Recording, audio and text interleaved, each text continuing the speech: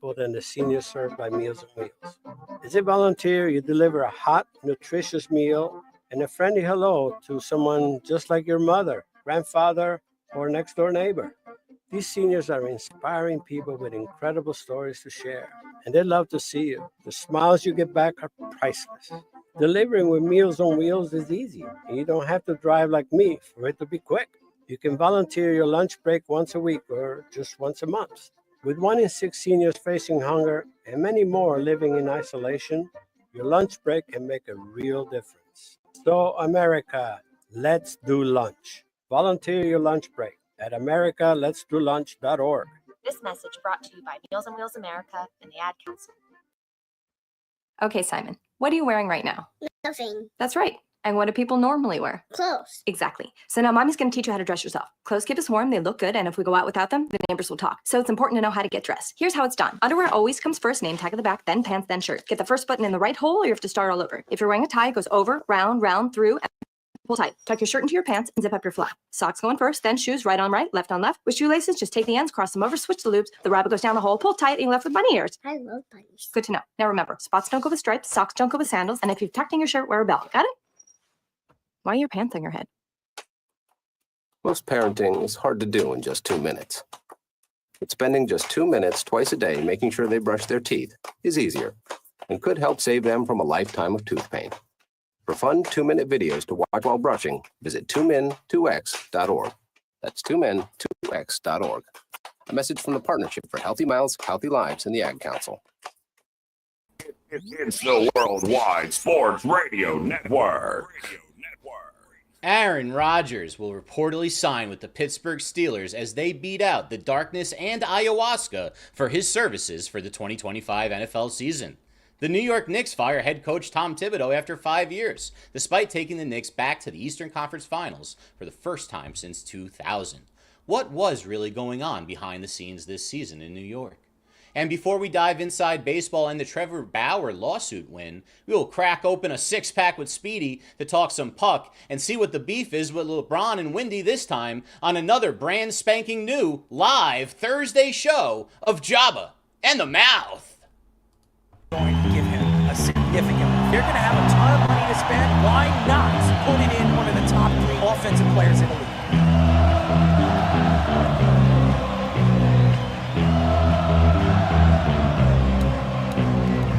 We're going to be looking at Aaron Judge and saying that he can't win the big game.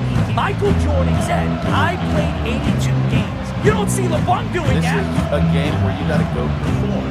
I told you, Giant fans, and Saquon Barkley, at this point, I'm gonna fight him all. A 7-nation army couldn't hold me back. They're gonna rip it off. Take it down. Say whatever you want about Patrick Mahomes. He's the best quarterback in the NFL. Really? And I'm talking to myself at night because I can't forget. And back and forth through my mind behind a cigarette. And the name's coming from my eyes. Can't get it all.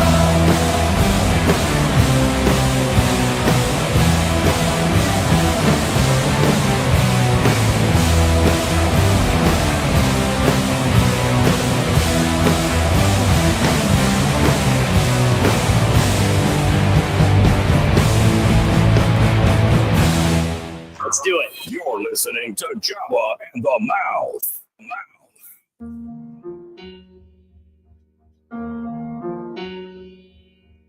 Yes, ladies and gentlemen, one of the interesting times of the year. The NHL Stanley Cup Finals, the NBA Finals tonight. It is a crazy, crazy week. As we all know, it's warm, 86 degrees. As you heard Mr. Aaron Fishman say, that it's a new show of Joba and the Mouth. I'm your host, Errol Marks. Joba hopefully will be joining us a little bit later in the show. We've got Speeder, the Speedy PD executive producer, Aaron Fishman, and Tommy Scoops, as we always say, and he is the producer, the audio man of the show. Go to our website at www.worldwidesportsradio.com. Check out all our shows throughout the week, including the one and only Joba in the Mouth. every single Mondays and Thursdays at 7:30 p.m. All you have to do to tune in and check out our local listings for all our shows is go to our website at www.worldwidesportsradio.com. 631-672-3108 is the number to call. And yes, ladies and gentlemen, it's been a crazy day. AARON Rodgers, as we will get into it a little bit later in the show, is now a Pittsburgh Steeler. Ooh. Let's jump for joy. What does that spell for the Pittsburgh Steelers? I would say Pittsburgh Penguins, the Pittsburgh Steelers. You know what it spells? It spells L-O-S-E-R. What does that spell, Speedy? Loser. That's what they're going to be this year. I don't know what the Pittsburgh Steelers are doing, but hey, at least they got their quarterback, and it's not Mason Rudolph. Yes, it's 86 degrees, and it's been a crazy, crazy week for me. And it's not just the weather. I always go into the weather, but it's the world. It's the world and what we're watching. And I'm not going to get into politics, and I'm not going to get into any of that crazy religion crap. No, I'm going to get into the Errol Marks life. And my life it stands still because obviously I'm going on vacation in about a week and a half. I'm going to go to Bermuda. Hopefully I get caught up in that damn triangle. I'm going to enjoy the wonderful beaches, which I can't even go in the water because I'm so deathly afraid of sharks. So you won't see the Big E in the water. I will have my feet just in the water, enjoying the aftershave of my feet, because I shave my feet, ladies and gentlemen. And by the way, I want to say something for people out there. Any guy that doesn't shave their feet, their hands, or their chest, shame on you. Because the first thing a woman looks at, as far as if you're barefooted, is your feet. If it's hairy, if it's dirty, and they look at your hands. They look at your nails, and they look how hairy your hands are. They don't like that. They don't like to see they don't want to shake a werewolf's hands. Okay, so that's all I'm going to say about that. So when you're approaching a woman, or you're looking, or you're trying to go out there and meet a woman, make sure you take care of yourself. And Speedy doesn't do very much of that. So we try to tell Speedy over and over and over again that you have to trim yourself. As we always say, we have a bunch of drops for him. And he says, why should I have to trim? And he says, I don't care about the ladies. All I care about is myself. Do you not say that, Speedy? Nathan cares about the ladies. But what about you? Nathan, you care about Nathan cares about the ladies. Speedy, I think you care about the ladies too, right, Errol? We've been finding out that Speedy's been caring about the ladies. He definitely does. And, you know, my producer forgot to put in the wire in this drop right here. And unfortunately, I had no drop. So I had the perfect drop for Speedy, and the plug wasn't in. But nevertheless, Speedy does like to reach out to women on Instagram. He has a ton of them. I think he's got like 12 of them lined up. He speaks to every single one of them every single day. He remarks to every single post that they have. I mean, Speedy's the real ladies' man, as we always say. He keeps saying Nathan's always about the ladies' man. Well, ladies and gentlemen, the speedster loves his women, right? Speedy, what would you rather, a blonde or brunette? You don't care? What do you mean you don't care? Don't care. Blonde or brunette? Don't care. Blonde or brunette? I don't care. You got to pick one. No, I don't. You got to pick one. No, I don't. What do you like, large or thin? You like large women? Do you like large women? I like people that are nice. So you're going to tell me if a beastly woman was hanging out with you, you would like her and you would I don't know. Make out with her? Is that what you're saying? He said you do. beastly. You know. He did. You know what it is, Fish? He knows what I'm talking about. He just doesn't want to answer it because he's ashamed of it. I don't know why he's ashamed of it. My biggest question, Speedy, how do you know that one of those women aren't Kevin Durant on one of his fake Instagram accounts? Speedy how probably do you not has, know that? You know, It could Speedy be. makes fun. You know, Fish. Speedy makes fun of Kevin Durant with all his Twitter accounts. Could you imagine if Speeder has about like 7 or 8 Instagram accounts and he's talking to multiple women? I could see Speedy doing that. I really could. What's his fake name? What's his fake name? Too legit to quit. That's what Didn't we learn this like a year ago? It was a James Greenbush. No, that would be his porno name. That would be his porno That's what name. it was. Yes. You know, if anybody doesn't know how to discover what your porno name is, it's very simple. Your middle name. If you have a middle name, you use your middle name and the first street you lived on. So just think about it. If you ever want to pick a porno name. If you're going to be in a porn or you're reaching out to one of these porn organizations, you got to use your middle name and the streets you lived on. So just think about it. You post it up. You guys can post it up on our board. I would love to see what your porno name would be. So mine would be Joseph Washington. That would be my porno name. Oh, Kevin says Michael Rollstone. That's good. Mine is Samuel Ocean. That's not bad. Samuel Ocean. Oh, Frank Ocean. I like Frank Ocean. I like that. Maybe that's how he got his name. Speedy's would be James Greenbush. His middle name is James and Greenbush. So it is pretty funny. And guys, if you ever want, all the people out there on all the social medias, if you want to post it up on our different social medias, we'll definitely read it out. We'll get all your names and we'll stack it up and we'll take the top 10. We'll take the top 10 porno names and we'll see. We'll vote on the next show. On Monday, we'll vote on the Monday show who has the best porno name. That would be cool. And we'll send you, here's even better. We'll send you a Joba in the Mouth t-shirt. That sounds cool. What about that? That'll be cool. So we'll work on that. Anyways, yeah, it's been a crazy one. And I'll just say this. Before we get into the show, we have a great show lined up for you. I will tell you this. Today, I was very upset. So I've been dealing with throat problems. All right. So there's a couple of things I have, but I have tonsillitis. Okay. So over the last couple of days, I went to a Vietnamese restaurant and I thought I was having an allergic reaction. So I rushed myself to an urgent care. So I had to wait on line. By the way, never go to an urgent care at 9:30 at night because it takes about an hour and a half to go and see a doctor or a nurse practitioner. Okay. So I got in there and she told me I have tonsillitis and she tested me for COVID. She tested me for, I don't know, everything, strep, everything in the book. She tested me for. It came up negative. All right. So then she looked at me. I was getting pus in my tonsils. She says, you have tonsillitis. So she sends me home with, I had to go to a CVS. I had to get myself an antibiotic and it hasn't been working. So the other day I called one of my friends. I'm not going to mention any names. I don't want to get him in trouble. And he's like, he's like a pharmacist. Okay. And he gave me some steroids, not the steroids that get you jacked up, guys. The steroids that helps your throat, and gave me some prednisone. And I've been on it for the last 24 hours and I'm feeling a little bit better. So these tonsils are getting a little bit stronger. So you might hear me screaming raw tonight because of it. So yeah, at 9:15, we'll be talking to Packers Hall of Fame safety, Leroy Butler. And if you don't know who Leroy Butler is, well, shame on you. He's one of only 6 safeties to be inducted in the Football Hall of Fame. He will be joining the show. He doesn't do a lot of interviews, guys. This is a treat. And if you're a Packers fan, it's a must listen to. I have a lot of questions to get into with Leroy. Again, only 6 safeties have ever been inducted in the Football Hall of Fame, and he was inducted in 2022. So it'll be fun to get into a conversation with one of the greatest safeties to ever play this game. So very, very interesting story, ladies and gentlemen. And we'll talk about Aaron Rodgers. I'm sure he has his own thoughts there, Mr. Aaron Rodgers.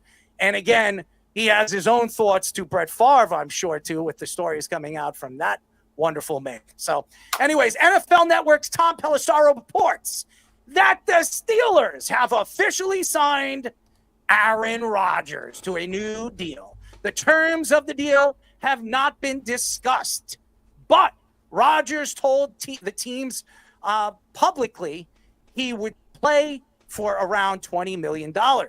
He added that the perimeters of the contract have been in for months, but it took a while to finalize the contract. Rodgers is expected to fly to Pittsburgh on Friday and be a full participant in the Steelers' mandatory mini camps on Friday. Steelers owner Art Rooney said that even though Rodgers said on the Pat McAfee show he was unsure of his future, they always knew he was going to play. Rodgers had 3,897 yards, 28 touchdowns, 11 interceptions, a 63 completion percentage, and a 90.5 passer rating last season. Rodgers will be 41 years old, entering his 21st NFL season. Here's the thing. We expected this to happen. We knew Rodgers was not going to retire because of the season he had last year. He did have a good team around him. Now, the Jets obviously put him in a good position. They went after Devontae Adams. They added all these different Packers. They thought it would make him feel comfortable. And he didn't, I wouldn't say he laid up a lousy goose egg for the New York Jets, but he didn't give the Jets what the Jets wanted him to give them. And that was a playoff appearance and maybe a contending team over the last 2 years. As we all know, Aaron Rodgers went down the first game of the season against the one and only Pittsburgh Steelers. Was it the Pittsburgh? I'm sorry, no. Bills. It was the Bills. I'm sorry. The Buffalo Bills. He ran out on the field with the flag, the American flag, looked like he was Captain America, and he was going to save the world in all of green where the lights were down and dim, and the lights were flashing on Aaron Rodgers. Ladies and gentlemen, he couldn't even stay on the field for 4 plays. He eventually tore his Achilles. He was out for the rest of the season. Tried to come back. Thank God he didn't. He came back last year. Netflix put on a documentary that made Aaron Rodgers look so special, look so fantastic. And again, he came in a season that looked like he didn't want to play. He seriously didn't want to play. And even though his numbers don't look bad, the perimeter of what you thought Aaron Rodgers was going to give the New York Jets is just absolutely appalling. Now, when you look at these numbers, they could be the best numbers we've seen a Jets quarterback put up in about 25 years. So when you expected it from the great Aaron Rodgers, did he deliver? The problem with Aaron Rodgers, he didn't deliver in a situation where it gave them an opportunity to win. His numbers basically came at the end of the game.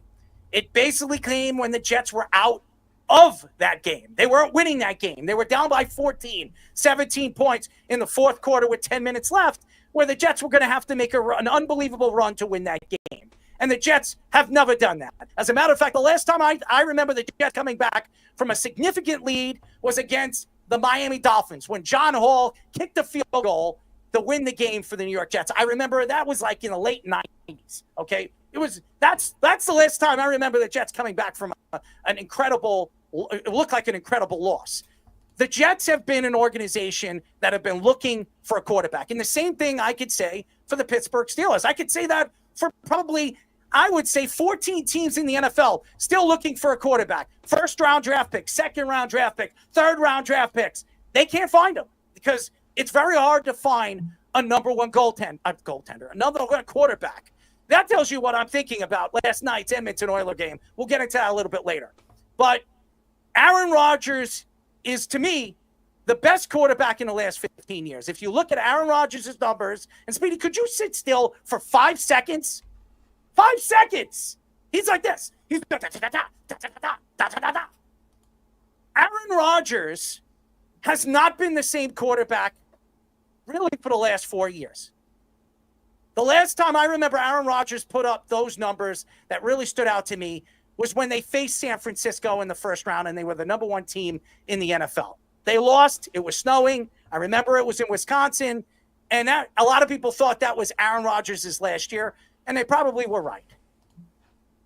And then you look at what Aaron Rodgers has delivered the last 3 years. It was one season because he missed one. And it's not good. And I'm not saying Aaron Rodgers going to the Pittsburgh Steelers is not going to give you a good quarterback play. Only time will tell. The Pittsburgh Steelers last year had problems with their offensive line. The Pittsburgh Steelers last year were undecided who their starting quarterback was. They had Justin Fields, who's now a New York Jet quarterback. It was kind of like a flip-flop.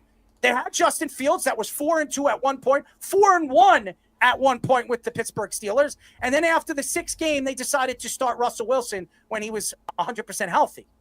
And Russell Wilson got him into the playoffs. And what happened?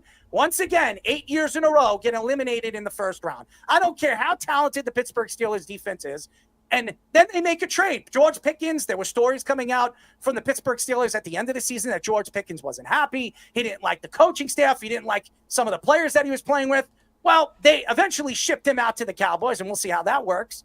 But they added DK Metcalf. They made a trade with the Seattle Seahawks. They get DK Metcalf, and then you heard that Aaron Rodgers was throwing with DK Metcalf over the last couple of weeks. Oh, Aaron Rodgers could be coming to Pittsburgh.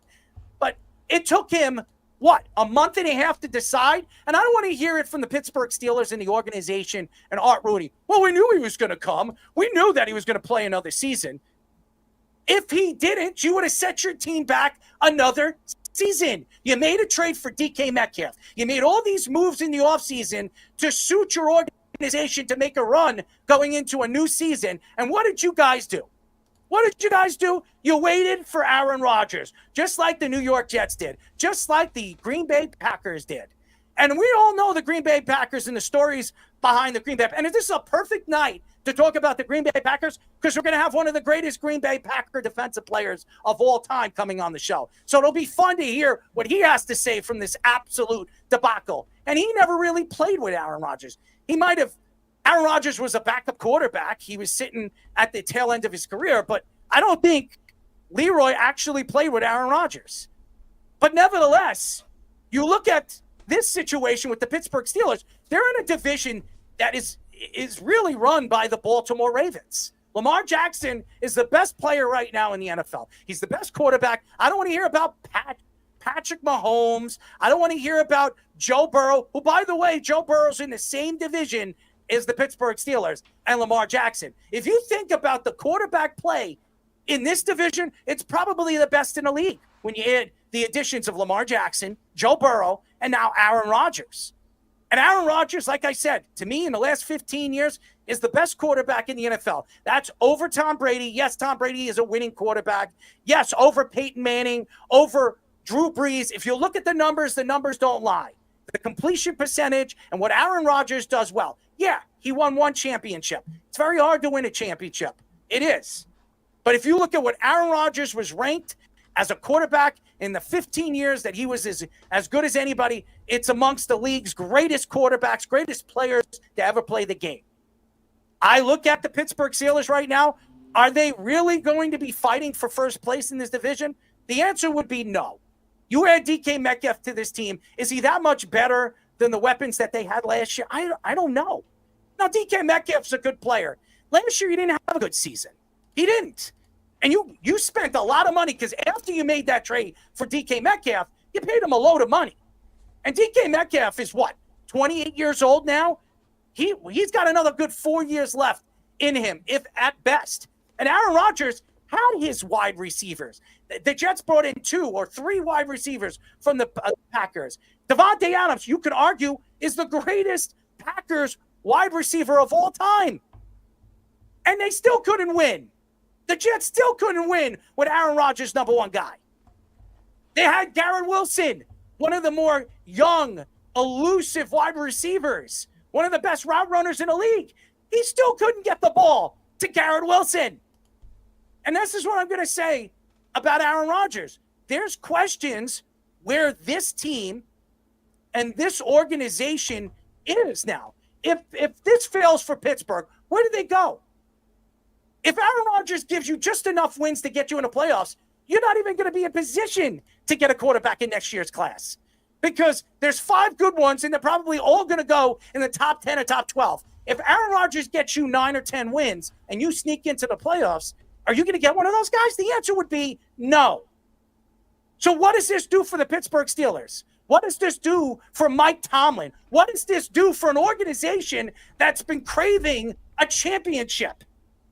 This isn't Ben Roethlisberger in his prime, guys. It is Aaron Rodgers, but it isn't Ben. And I'm going to say this, Aaron Rodgers is the best quarterback they've had since Ben Roethlisberger, even with Russell Wilson and Justin Fields. He's the best one. But that doesn't spell anything when it comes to a championship. Aaron Rodgers is at the tail end of his career. Again, when you look at his numbers, on paper, they don't look bad. But if you look at now the traditional new statistics, the PFFs, and the quarterback numbers that you're trying to compare to the great quarterbacks in the league right now, they were amongst the league's top 15, top 16 instead of the top 10. You have to look at these things. And again, I'm looking at the Pittsburgh Steelers, and I'm still wondering, is this the right guy with this team for right now? The problem is they should have taken Justin Fields. But they screwed Justin Fields last year after putting Russell Wilson in when he got healthy because he was the veteran and he won a Super Bowl. And then Justin Fields Fields was bitter in the offseason. He said, you know what? You don't want me. You didn't want me in the middle of the season when I could have taken you to the playoffs and maybe snuck a win in the playoffs, maybe make a run in the playoffs. Well, guess what? I'm going to the Jets. You could go after whoever the hell you want. You're not going to get me. That's for damn sure. And Russell Wilson's happy right now. I mean, Russell Wilson's happy right now with the Giants, and Justin Fields is happy right now with the Jets. As you're reading stories that he is so absolutely happy about Aaron Glenn as his head coach, that his performance has been much, much better in the OTAs, in the practices. He feels like he's going to be a better quarterback this year because he has a coach that believes in him. So that when you hear Justin Fields come out and say that, what does that say for Mike Tomlin, who everybody says is one of the great coaches in the NFL, one of the winningest coaches in the NFL? By the way, in the regular season, but in the playoffs, he lays a lousy goose egg up every single year for 8 years in a row. So what does that say? Aaron Rodgers is not what you call a flamethrower in the playoffs. Go ask the San Francisco 49ers that have crushed him many, many times that they've met in the playoffs. Kyle Shanahan has his number. A lot of coaches has his number. Bill Belichick had his number. This is a problem. And I'm going to tell you this right now. Pittsburgh, on paper right now, is not making the playoffs. On paper right now, they're not making the playoffs. Their offensive line is limited. Aaron Rodgers, the Jets they added so many offensive linemen last year. They added Smith. They added all these guys, Morgan Moses. They added all these guys, these veteran players to play with Aaron Rodgers to protect him. And even when he was in a better situation with the offensive linemen the Jets gave him, it didn't help. It didn't help. And Aaron Rodgers made excuses that he couldn't plant his feet. He couldn't stand in the pocket. He was running for dear life. You wanted all these guys. You asked the Jets to deliver, and they delivered it. They traded a third-round draft pick for Davante Adams. Davante Adams put up numbers. You didn't. And Davante Adams put up the numbers in the later quarters when the Jets were out of those games. And that's, again, goes to the situation for the Pittsburgh Steelers. Are you willing to believe in Aaron Rodgers, by the way, who's now showing up to mandatory OTAs? He didn't practice with the team. He hasn't gone to these camps. He decided when he wanted to sign that contract.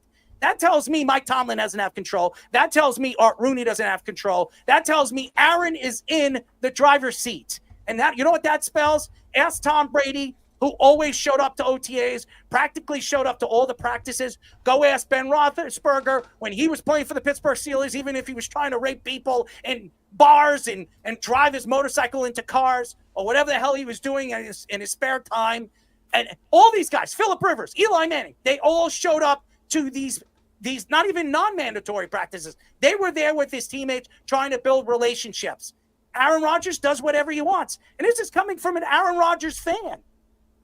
You don't want Aaron Rodgers to believe that he's in charge. You don't want Aaron Rodgers to think that he is in charge and he's in the driver's seat, because that tells the coach he has no control of this team. He doesn't have any control of what Aaron Rodgers is going to do in the locker room or what he's going to do on a football field. Yeah, and he created unnecessary hoopla this offseason, which is not something that the Steelers organization usually does. Obviously, Antonio Brown was a special circumstance because he's just that crazy. Le'Veon Bell had his own circumstances, just that crazy. But I think at the same time, those were a lot more player-driven. The Steelers could have said in March, Aaron Rodgers, you're on our radar, but we're going to prioritize bringing back Justin Fields. What did the Jets do the first week of free agency? Sign Justin Fields, because the Steelers dead in that relationship way too much. Russell Wilson signs with the Giants a couple weeks later and they dead in that relationship. Russell Wilson said he wanted to go back to the Steelers, which I thought was a bit surprising. I don't know how much I trust it, but that's the rapport that the Steelers are getting. And we discussed with many of our guests the NFLPA ownership rankings. The Steelers were third to last all of a sudden. This Rooney family that, like we joke about all the time, was respected for years, just like the Giants, respected for years. Now all of a sudden has to resort to the Aaron Rodgers drama in the offseason fiasco. That got more storylines for the Steelers during their draft than the actual draft picks themselves, because you were wondering, is he going to sign there? Is he going to draft this quarterback instead? Are the Steelers going to draft Dart? Are the Steelers going to draft Shedeur Sanders? Why? Because Aaron Rodgers was the only other QB option that they had, because Mason Rudolph was the only QB option on the team right now because nobody else wanted to play there. And it creates a culture that, like you're saying, Errol, is going to be parallel to Aaron Rodgers running the Jets. And you don't want to have to stoop so low if you're the Steelers to do that. There's a reason Mike Tomlin hasn't won a playoff game in 9 years now. And maybe he doesn't have any control of the players anymore. I don't think ownership does either. I don't know if it's control of the players. I personally think that they just are putting all their eggs in next year's basket because the draft is supposed to be good. And they're just going to go get their quarterback. And if they can't get their quarterback in the draft, they're going to trade a whole bunch of assets. They got 12 picks next year. They got 3/3, I think 3/4 or 2/4, 2/5, 2/6. They'll trade their higher end picks and the following year picks and just hope that they draft well and get those depth guys because they want to get their guy. This year, they just don't want to be an embarrassment. Aaron Rodgers, you might get into the wild card with Aaron Rodgers theoretically. I think that's the idea. And then, you get a seat at the dance, you got a chance to win. And that's what I think they're banking on. I don't know. I personally wouldn't have done it. I don't know why they kept Tomlin if they're trying to do that. They're like, maybe they think they could hold him over. And then when the team's good again in a year from now, we have Tomlin still. But smart money would have been fire the longtime coach, rebuild now, bottom out, and, get these high-end picks and rebuild your team like it traditionally is done. I respect them for not wanting to lose, but I got some bad stats on Aaron Rodgers. Aaron Rodgers, well, I'll start with this. I thought he moved around a lot better physically second half of the season because he had that Achilles. He didn't look great as mobile. He was famous for being able to throw on the run his whole career and be able to get his hips around and his shoulders around at a level that nobody else, we haven't really seen that until Mahomes. Well, he wasn't doing that at all the first half. He couldn't do it. And then the second half was a little bit better. He also had Devontae Adams in the second half, like you said, Errol. And it definitely made it a lot easier for him. Here's the numbers that make you worry about Aaron Rodgers. 25th in the league last year in QBR rating, 48.0. That's well below average. In the clutch, a 55.9 passer rating. That's out of like 148. So he had a 55 in passer rating. And this is the receiving core he has. Outside of DK Metcalf, they have Calvin Austin III, Ben Skowronek, Scotty Miller, Robert Woods, who I guess is still in the league, 36 or something, and the Michigan rookie that got hurt and didn't play last year, Roman Wilson. So I guess technically is still his rookie year, right? Because he didn't play. So that's it. Think about this. Garrett Wilson, who is one of the best young wide receivers in the league, one of the best wide receivers in all of the NFL. And then all of a sudden, Aaron Rodgers, you heard all these practices, Aaron Rodgers was juicing the ball to him in the end zone. He looked unbelievable. The press was writing all these crazy stories. The one-hand grab that, remember that in the regular season, which we have it in our clip, the unbelievable catch that he had. That was probably the best catch he had all season long. And the reason why is because during the season, this guy, Garrett Wilson, went to Robert A.K. Bambi Saleh in the middle of the season and said, I can't play with this guy. This guy and me do not get along on the field. And he got very uncomfortable really, really early in the season with Aaron Rodgers. And that's why they had to make that move for Devontae Adams, because it was never going to work with Garrett Wilson. And Garrett Wilson at the end of the season said, I am not extending with you guys if this guy is here. And that's why, what did the Jets do? The Jets went after his college partner, his college quarterback in Justin Fields. Why? To make Garrett Wilson happy this season. So if Garrett's happy in the offseason next year, he gets his contract. They get their number one wide receiver, who's only 24, 25 years old. He's got an opportunity to put up great numbers this year as the number one guy. He's happy. They're happy. This defense is amongst the league's best because really for the last two seasons, Robert Saleh's defense was amongst the best in the league, top 5 in the league. It'll be that way exactly what it was last year because you have Aaron Glenn, who had one of the best defenses in the league last year with the Lions, and he lost so many big players. Hutchinson was out for the season last year. They lost a ton of great defensive players, and they still had one of the elite defenses in the NFL. Why? Because Aaron Glenn is a great defensive mind. So, again, you have an advantage now, I would say Aaron Rodgers, because he goes to a team that's winning all the time. So there's no excuses for Tomlin and Aaron Rodgers. This team has had a winning season every single year Mike Tomlin's been there. So if Aaron Rodgers fails to have a winning season with this Pittsburgh Steelers team, it is not Mike Tomlin. It isn't the organization. It isn't the players on the football field. It is him. It is Aaron Rodgers, because Aaron Rodgers can't shut his mouth and just play the goddamn football game. And that's the problem right now with the Pittsburgh Steelers. You took on a responsibility, a guy that is not a leader. He's all about himself. And I love Aaron Rodgers. For all the people that are saying you hate on Aaron Rodgers, I love the guy. He's my favorite quarterback. But after watching him with the New York Jets and after seeing what he's all about off the field, going to all these different games, he's going to Ranger games, Islander games, Knicks games, Yankee games, and not really spending time on the football field, getting to know the players or trying to get these guys to play and play the way he wants them to play. Do you know what Aaron Rodgers was doing during the week they were off? What he was doing? He was in California hanging out with his friends and different, all his different friends and his new girlfriend, who, by the way, at that point, he was dating, I think, the Milwaukee Bucks. I think it was the Milwaukee Bucks' daughter, the owner's daughter. Okay? That's what he was doing in his spare time. And by the way, did you hear what Danica Patrick said on a podcast recently? I was wondering if you're going to bring this up. Yeah. Pretty wild accusations saying it was an abusive relationship by Rodgers towards her.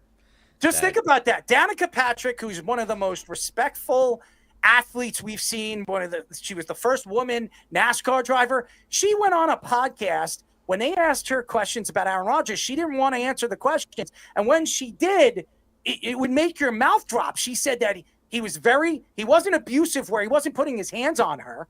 He was very mentally abusive to her, made her feel low about herself, and made it seem like he was all that and she was a bag of bones. She wasn't worth anything to him, and that he could do whatever he wants and he could say whatever he wants. And as a matter of fact, she also said that at the tail end of their relationship, the sex was bad. I mean, she was pretty honest about Aaron Rodgers in the bed. Just think about it. Aaron Rodgers, the first thing that pops into my mind now when it comes to Danica Patrick is, oh, this guy can't get it up. He can't really take care of his woman. Well, we were saying he couldn't get his hips around. He's struggling getting his hips around later in the career. Obviously some injuries affects the toll both in personal relationships and I guess on the field as well. Not great for him. I just think that if you're a Pittsburgh Steelers fan, you can't be very happy. And by the way, we had Benton on, and Benton told me there's no way Justin Fields goes to the Jets. He told me there's no way Justin Fields is going to the Jets. I said, once the offseason opens up and players can sign to a team, one of the first signings are going to be, it's going to be Justin Fields going to the New York Jets. I said, Benton, let's make some money. Let's make a deal. Let's spin the wheel, make the deal. He told me, no, I don't want to make a deal. Thank God he didn't, because one of the first moves in the offseason was Justin Fields going to the New York Jets. I told everybody that he was talking to Aaron Glenn in the offseason, that he wanted to be coached by Aaron Glenn, and Aaron Glenn wanted Justin Fields. As a matter of fact, he told the Jets if he takes the job, he wants Justin Fields. So I just, those are facts, and I don't know why anybody doubted that. No, I'm not always right, but I don't know why people doubt what I say when I say it. And I'm going to tell you this right now. This is a catastrophe for all you what do they call them? The black terrible towels. Terrible towels, because you're going to be absolutely terrible this year. So you're going to be waving those towels outside of the stadium when this will be the first time Mike Tomlin doesn't make the playoffs. So good luck to the Pittsburgh Steelers. This is a terrible, terrible move. There's no question. And again, this is coming from an Aaron Rodgers fan. So I don't want to hear it from people on social media saying I'm a hater and I can't stand Aaron Rodgers because he didn't do well for the Jets. I actually thought that Aaron Rodgers did better than any quarterback the Jets have had in over 15, 20 years. And that's not good enough. It's not good enough for what the Jets gave him. They gave him draft picks. And what I mean by that, you traded for Devontae Adams. You did all this. You made all these moves, signing all these guys, and it didn't work. It didn't work. You even went after veteran offensive linemen, and it didn't work. And then you heard Aaron Rodgers on the Pat McAfee show, taking down, pressing, pointing fingers at the New York Jets and coaching. And by the way, he was the one before the season started says, I wouldn't want it any other way. I want Saleh as my coach. I think he's a great coach. And then what was going on in the middle of the season? He said Aaron Rodgers went out on the Pat McAfee show, didn't mention any names. He said the coaching staff sucks. So what does that tell you about Aaron Rodgers throwing his team, his coaches, and everybody under the bus? Can't wait to hear what Leroy has to say. ESPN reports that the Knicks have fired Tom Thibodeau after 5 seasons of coaching for the team. The league source told ESPN that many Knicks executives thought that Thibodeau got badly outcoached in the Eastern Conference Finals, and their Game 1 collapse was a dagger? A dagger for Thibodeau unless they won the series. Reports say that Leon Rose met with every player after the Knicks lost against the Pacers. And while the team never turned on Thibodeau, there were some doubts if he could lead this team to a title. Thibodeau had 400 regular season wins and 24 playoff wins with the Knicks as the head coach.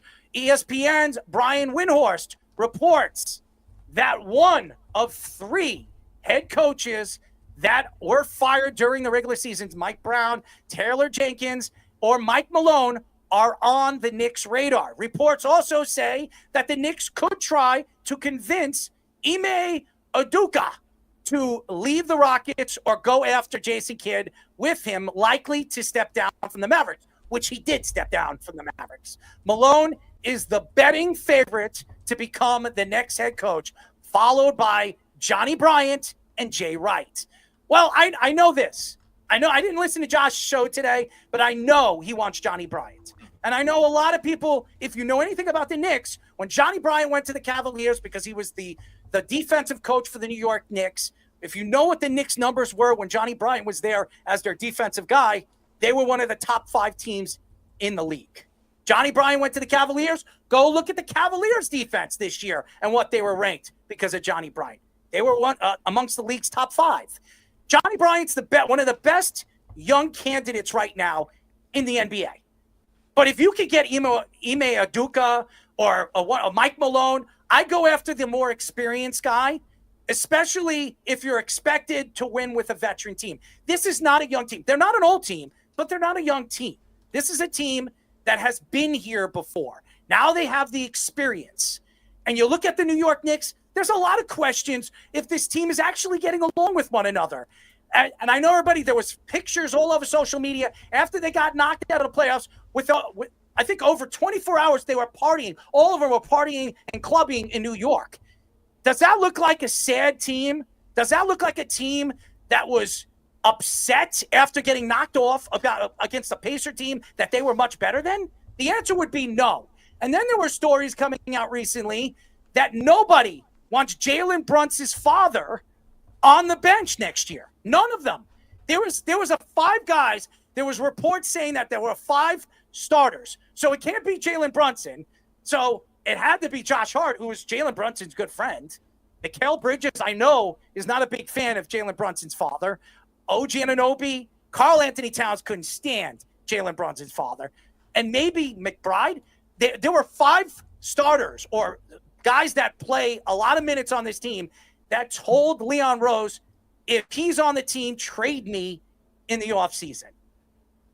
What does this do for the Knicks? Now, I don't think this is much of a story. If you're a Knicks fan, I know the press is trying to make a story and turn this into a team gathering that nobody's getting along, and this is going to be a cancerous team next year. I don't believe that. I really don't. If it's Mike Malone or any of these coaches, I do not believe Jalen Brunson's father will be on the bench next year because they have their own coaching staffs that they're going to add. Tom Thibodeau and obviously what's Jalen Brunson's father? Rick Brunson are very good friends. Rick Brunson worked with Thibodeau over there with the Timberwolves. He was very, very likable to Tom Thibodeau. Tom Thibodeau and them, Rick Brunson played for the Knicks in '99. Tom Thibodeau was an assistant coach for the Knicks in the '90s. He was Jeff Van Gundy's number one defensive mind on his bench. and he knew Rick Brunson. And so Rick Brunson's been following Tom Thibodeau for years. Now that Rick Brunson's no longer with the team, what does that tell me? It probably tells me Tom Thibodeau's no longer with the team. It tells me that Rick Brunson's probably not going to be on this coaching staff. Now, if he is, if I was any of these players, if I'm OG Anunoby or Mikal Bridges or Karl Anthony Towns, I would not be happy. I would not be happy, but I do believe Leon Rose will listen to the players. I do. And again, Jalen Brunson, if I was, and I'm just speaking the truth, Joba, your father was a big supporter of what you did. He went to all your games. He watched you play. He didn't ask Joe Torre if he could be on the bench, did he? No. He doesn't have to be on the bench. He could be out in with the fans, watching the games, and talk to you at the end of the games.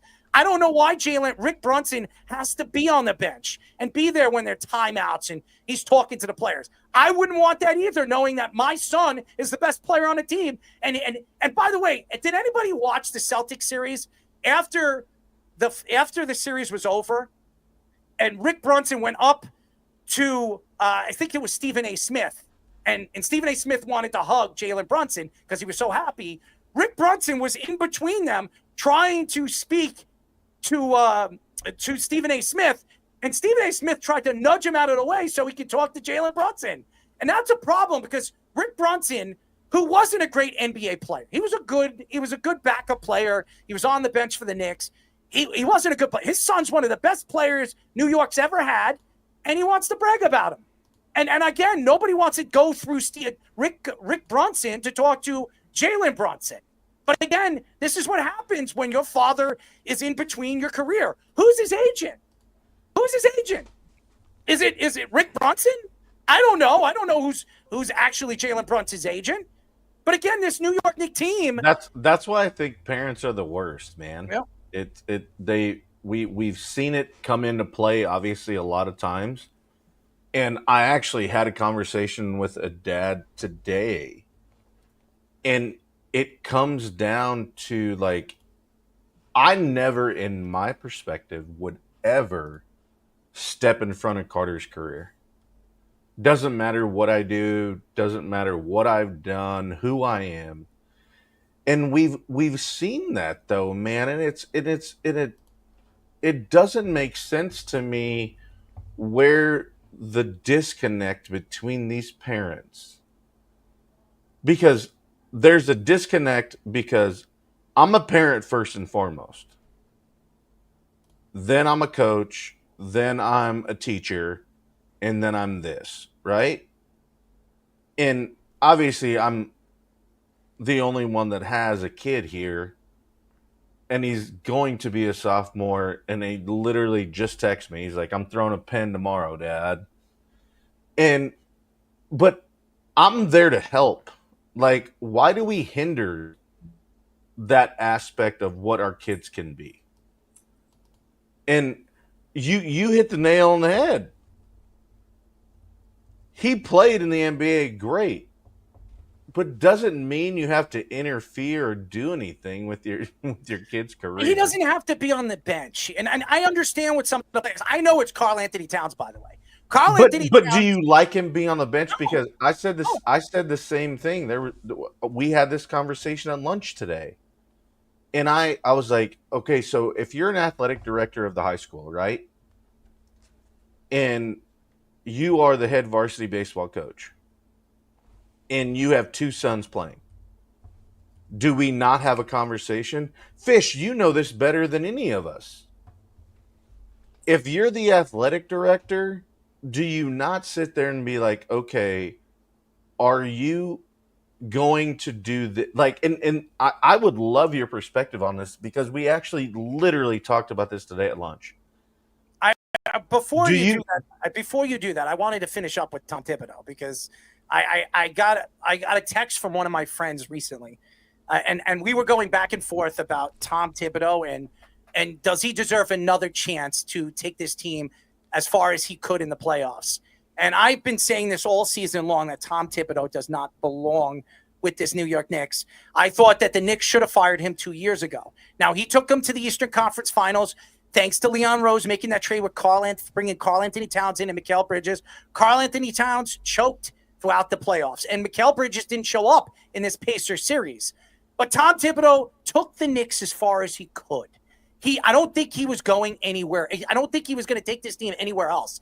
How far did he take the Bulls? He took them all the way to the Eastern Conference Finals against LeBron James and the Miami Heat. He couldn't get over the hump. Over there with the Timberwolves, the furthest he took them was in the first round of the playoffs with Jimmy Buckets and Karl Anthony Towns and Anthony Edwards. I'm not saying that he is not a great coach. I'm not saying he's not a winning coach. He is a winning coach, but he's not a winning coach where you think you're going to, as far as the regular season, like Mike Tomlin. Mike Tomlin won one Super Bowl, but he took Coward's team. He took the team that Coward put together, and he took them to the Super Bowl.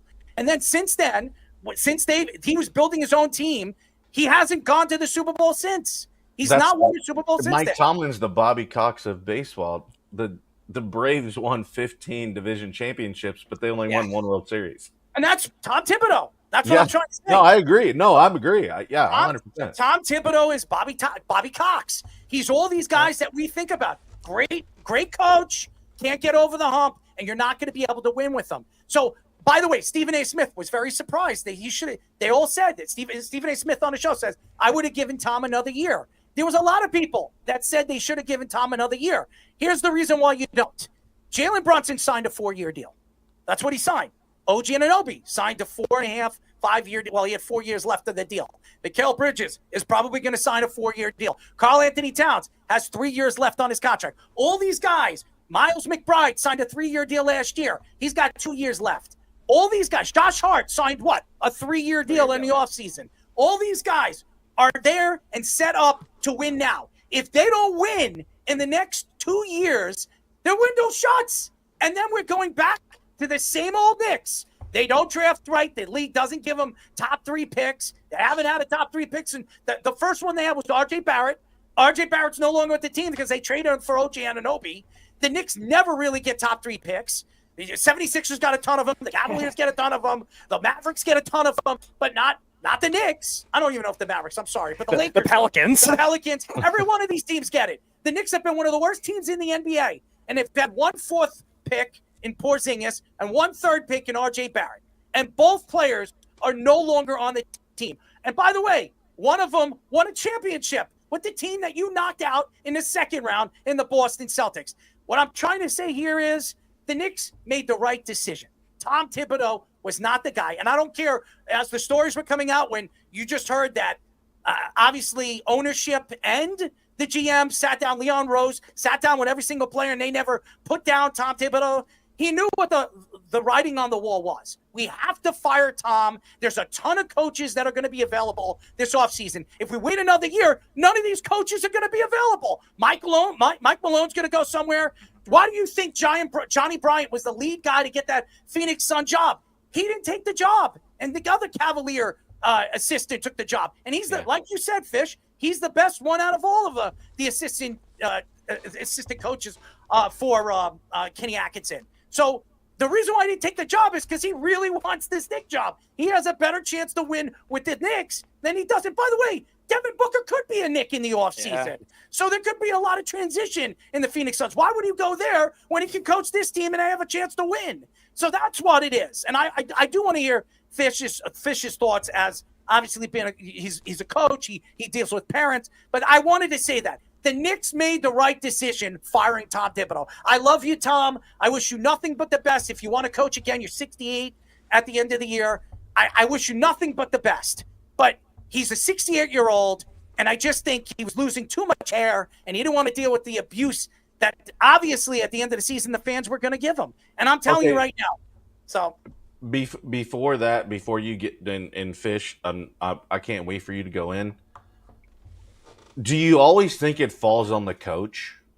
Because there has to be a fall guy, and we've talked about this. Well, in the NBA, we've seen the trends go in that direction. Where we were talking about with Malone, and Malone was the big one, but there was players run the league. Yeah, there was also Taylor Jenkins. I guess it's enough of a trend where they didn't want to think it could warrant something like for Tom Thibodeau. Yeah, maybe it's not all on him, but it wasn't all on Malone either for Denver. And Denver, I think their playoff run, getting as far as they did, taking OKC to 7 games. That was a shocker. Right. That actually might show that maybe some of that transition of culture could be a good thing for a team that maybe a coach ends up wearing out on you. Malone was there, I think, a little bit longer than Thibodeau, and I guess maybe the message was stale, even though the Nuggets are still a very good team. And the same kind of position with the Knicks. Like, you want to think that they're building something nicely, and you could say that maybe a younger coach transforms that kind of thing. You look at other teams that have won in the past. Zach in the comment section mentioned Frank Vogel. Frank Vogel goes to the Lakers. They get a culture change over there. Granted, LeBron and Anthony Davis are there, but he still was very good in other places that he went to. Like, sometimes that's all you need. Milwaukee with Mike Budenholzer. Mike Budenholzer wins a championship, I think, 4 years into his time there, after they had some previously good coaches, including Jason Kidd, over there. And now you get getting Doc Rivers, and they can't win a playoff series. So sometimes you just need that kind of impact. And maybe Johnny Bryan is that type of guy if that's the direction that they go in. Otherwise, you go for Malone, and Malone brings a different pedigree that you need too. So why do you always think it's usually the manager that's the fall guy? I'll tell you why. And it's pretty simple. The NBA is run by the players. Right. So what is the GM going to do? The first thing he's going to do is he's going to talk to the players.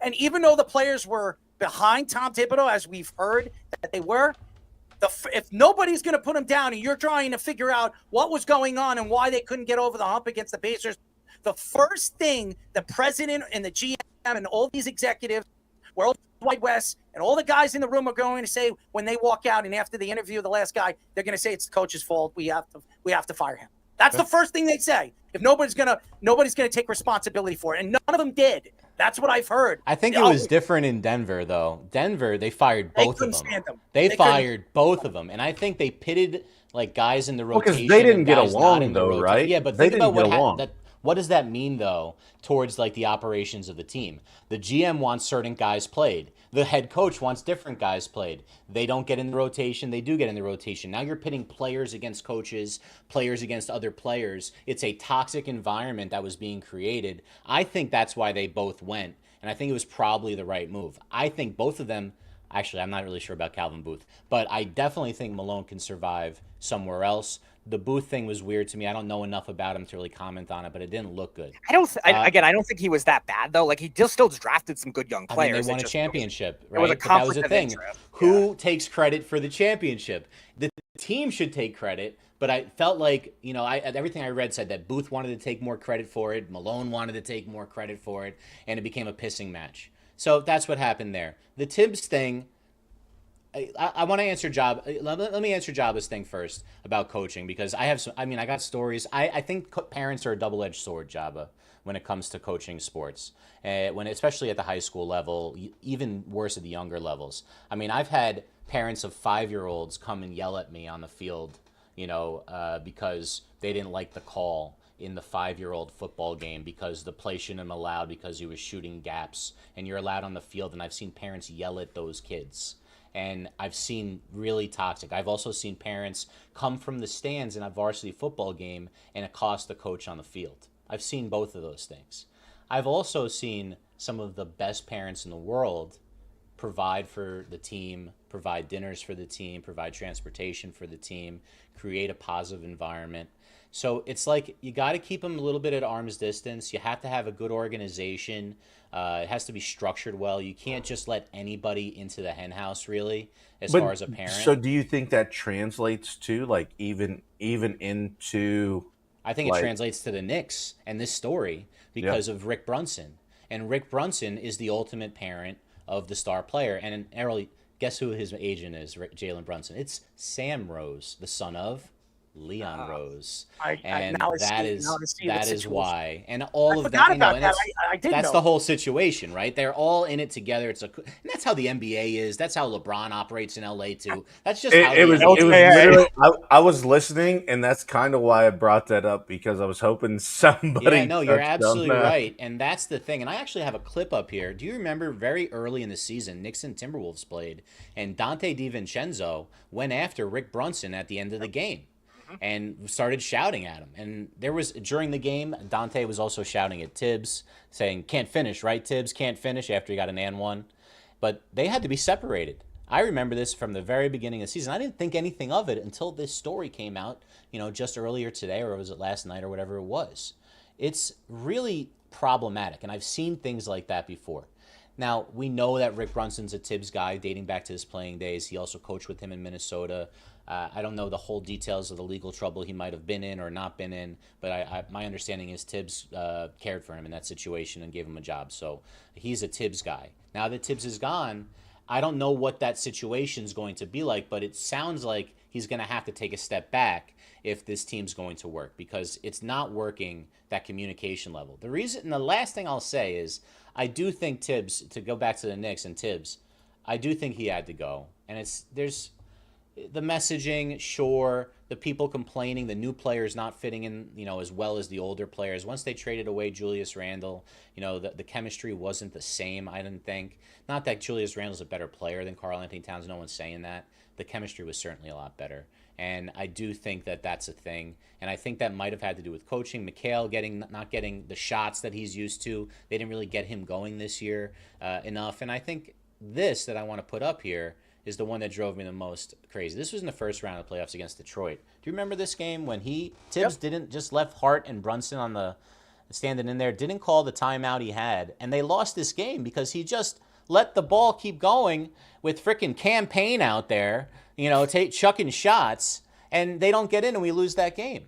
He'd had a number of screw-ups with getting guys in, not calling timeouts fast enough, I thought, throughout the playoffs. I think after Rick Carlisle just completely outcoached him in that series, that was the dagger. That's what pretty much Leon Rose... The way Carlisle made adjustments to what he saw that the Knicks were doing, it showed us all. And like I said, the Knicks did exactly what they've been doing all season long. There was... Right. He didn't really even have to adjust. He knew what the Knicks were going to do. And that's the problem with Tom Thibodeau. That's a problem with a lot of these old coaches. Doc Rivers being one of them. Oh, yeah. There's no adjustments. There's never adjustments. Doc Rivers hasn't adjusted for 8 years. And that's why, and the only reason why Doc Rivers still has a job is because of what he did with the Celtics. Let me tell you something before we go on to the next segment. And we have to go to a sportsman. I want to say one thing. Doc Rivers, I watched the Celtic City. And guys, I think it's a 9-episode part documentary. It's fantastic. It's great. I hate the Celtics, but it's a must watch if you're the basketball. Bill Simmons 30 for 30 guys, right? It's fantastic. It's great. Watch it. HBO. You can get it on HBO Plus. Go check it out. There was one thing I learned about the Boston Celtics in that series and Doc Rivers in that documentary. Doc Rivers was a loser all the way through. Paul Pierce, remember when he got stabbed 11 times and he almost died? I forgot all about that. And then Doc Rivers was the coach of the team and all that other stuff. Actually, at the time, it wasn't Doc Rivers. Doc Rivers got the job after that. But is that when Pitino was with the Celtics? No, that was when Pitino was with the Celtics. And by the way, Pitino... He threw a great first pitch, by the way. Pitino, that's pretty funny, actually. Pitino left the Celtics. When he walked away from the Celtics, he didn't even speak to the press. He never spoke to the press after that. That was so interesting because every single Celtic, Antoine Walker, Paul Pierce, and Pitino and Paul Pierce were very, very close. They said that Pitino was a bitch, that he couldn't even speak. He couldn't give his farewell speech. And this is the same Celtic team that gave Pitino $70 million to take that coaching job. And then he laid out the lousy goose egg, and everywhere he went, he was a winner, except at the Celtics. But that's not what I really wanted to get into. When Doc Rivers took that team over, that team sucked really 3-4 years until they made that trade to bring in Kevin Garnett, and then obviously they drafted Rondo, and then what's his name again? Ray Allen. Ray Allen was there first, and by the way, Kevin Garnett never wanted to go to the Celtics until they made that move for Ray Allen. Paul Pierce was reaching out to him and saying, come to the Celtics. He says, why would I go to the Celtics when I have the same situation over here with the Timberwolves? There would be no reason why I'm going to move my family over there if we're not going to win. And then when they added and then it was impossible as nothing as they win when he's on center court. And by the way, I remember, so Bill Russell, after Garnett was traded, Bill Russell talked to Kevin Garnett, and he asked Kevin Garnett, how many championships you think you're going to win here? And Kevin Garnett says, I don't know. He says, I think you're going to win 3. He says, and Bill Russell said, if you don't win any championships here, if you play your heart out, I'll share one of my rings with you. And then when he won his first ring and his only ring, he went to Bill Russell and he said, I won one. I don't need yours. I won one. Russell has 10. I'm just saying. Actually, he has 11. So he has 11. It is 11 total? He's 11 championships. And I think he won one as a coach, too. Two Player coach the last year. Yep. Two as a coach, which the documentary shows you that too. But people forget about Cousy and all that other stuff and how great Bob Cousy was. But nevertheless, got to check it out. But it was so interesting because after Garnett went down, after they won the championship, where they thought the Celtics believed they had the better team that year, when he went down and he tore his ACL, they never won again. They played the Lakers the next year in the finals, and the Lakers torched them. So I want to say something, and I wanted to say that because I just look at Doc Rivers. Doc Rivers had one great season with the Celtics. And because of that great season with the Celtics, that's why he's gotten all these jobs. The Clippers, and he's got Milwaukee. That's the only reason why, 76ers, that's the only reason why he got a job is because he won one championship with the Celtics. And by the way, me, you, Speedy, probably would have coached Kevin Garnett in his prime. He had a pretty good defensive coach, didn't he? Helping him out there as well during that championship run. I forget his name. It's on the screen. Tom Thibodeau. Yeah. Look, we know Thibs is a great defensive coach, and I guess we should wrap it up on him. It's sad that he brought the Knicks back to relevance, complete relevance. Four playoff runs. We had one in the previous 25 years. You realize that? 4 straight. He's good to get you in the playoffs. Got to the Eastern Conference Finals. He's the modern day Mark Jackson, right? Hopefully we can get our version of Steve Kerr and get the championship. Let's go, Knicks! Stop with Steve Kerr. All right, let's go to a sports minute. When we come back, we got a new segment, Speedy's Six Pack. We got LeBron James feud with Mr. Brian Windhorst. So we'll get into that, and we have the Deuce of the Day, and then we'll have Leroy Butler, Hall of Famer. But first, our sports minute with the one and only Mr. Fisherman himself. This is the Joba and the Mouth Sports Minute. All right, guys. Aaron Fishman here with your Sports Minute, giving you some scores. But before we get to that, we got some stories. First off, White Sox owner Jerry Reinsdorf has entered into an agreement for the succession of the ownership of the Chicago White Sox with billionaire investor Justin Ishbia. Reinsdorf, who's 89 years old, will continue on as owner until 2029 the earliest or 2033 the latest. During that time, Ishbia will pay down debt, make capital infusions, as well as, quote-unquote, support ongoing team operations as a limited ownership partner. Here's the quote. Having the incredible opportunity to own the Chicago White Sox and be part of the Major League Baseball for nearly 50 years has been a life-changing experience. I have always expressed my intent to operate the White Sox as long as I am able and remain committed to returning this franchise to the level of on-field success we all expect and desire. Well, he's 89. Maybe didn't see the product that well last year because the White Sox set the MLB record for futility with a 41 and 121 record. Ishbia is the brother of Phoenix Suns owner Matt Ishbia, who will also be a significant investor in the White Sox. Reinsdorf can sell the team to Ishbia during that 2029 to 2033 window or default control to him in 2034 when he would be almost 100 years old. And in football, Colts quarterback Anthony Richardson is having more shoulder trouble and will miss time with another injury to his throwing arm. Richardson, who is currently battling Giants cast-off Daniel Jones for the starting quarterback job this year, re-injured his shoulder and that required surgery in 2023 and will miss an undetermined amount of time, according to head coach Shane Steichen. Not going to put a timetable for training camp on it, but when he does come back, we'll ease him into throwing and then we'll go from there. With Richardson out, Daniel Jones will have the inside track for the Colts job. 6th-round pick and friend of the show, Riley Leonard, is now QB2 on the roster during Richardson's absence. Not going, just about to tip off. In fact, it just tipped off. It's 4-0 Thunder in Game 1 of the NBA Finals. And in baseball today, we've got a few finals from earlier in the day, starting with a real crazy game in Atlanta. Atlanta blew a 6-run lead in the 9th and lose 11-10 to the Arizona Diamondbacks on a Eugenio Suarez go-ahead 2-run double. off of probably soon to be not closer Raciel Iglesias. It is in 10 innings. The Cardinals came back and beat the Royals 6-5. The White Sox in 10 innings knocked off the Detroit Tigers 3-2. The Blue Jays 9, Phillies 1 earlier today. 14-3, the Athletics over the streaking Twins, not streaking anymore. And the Orioles beat up on the Mariners, actually just squeaked by, my mistake. The Mariners 4-3. The Giants beat the Padres 3-2. The Mets blew it late once again.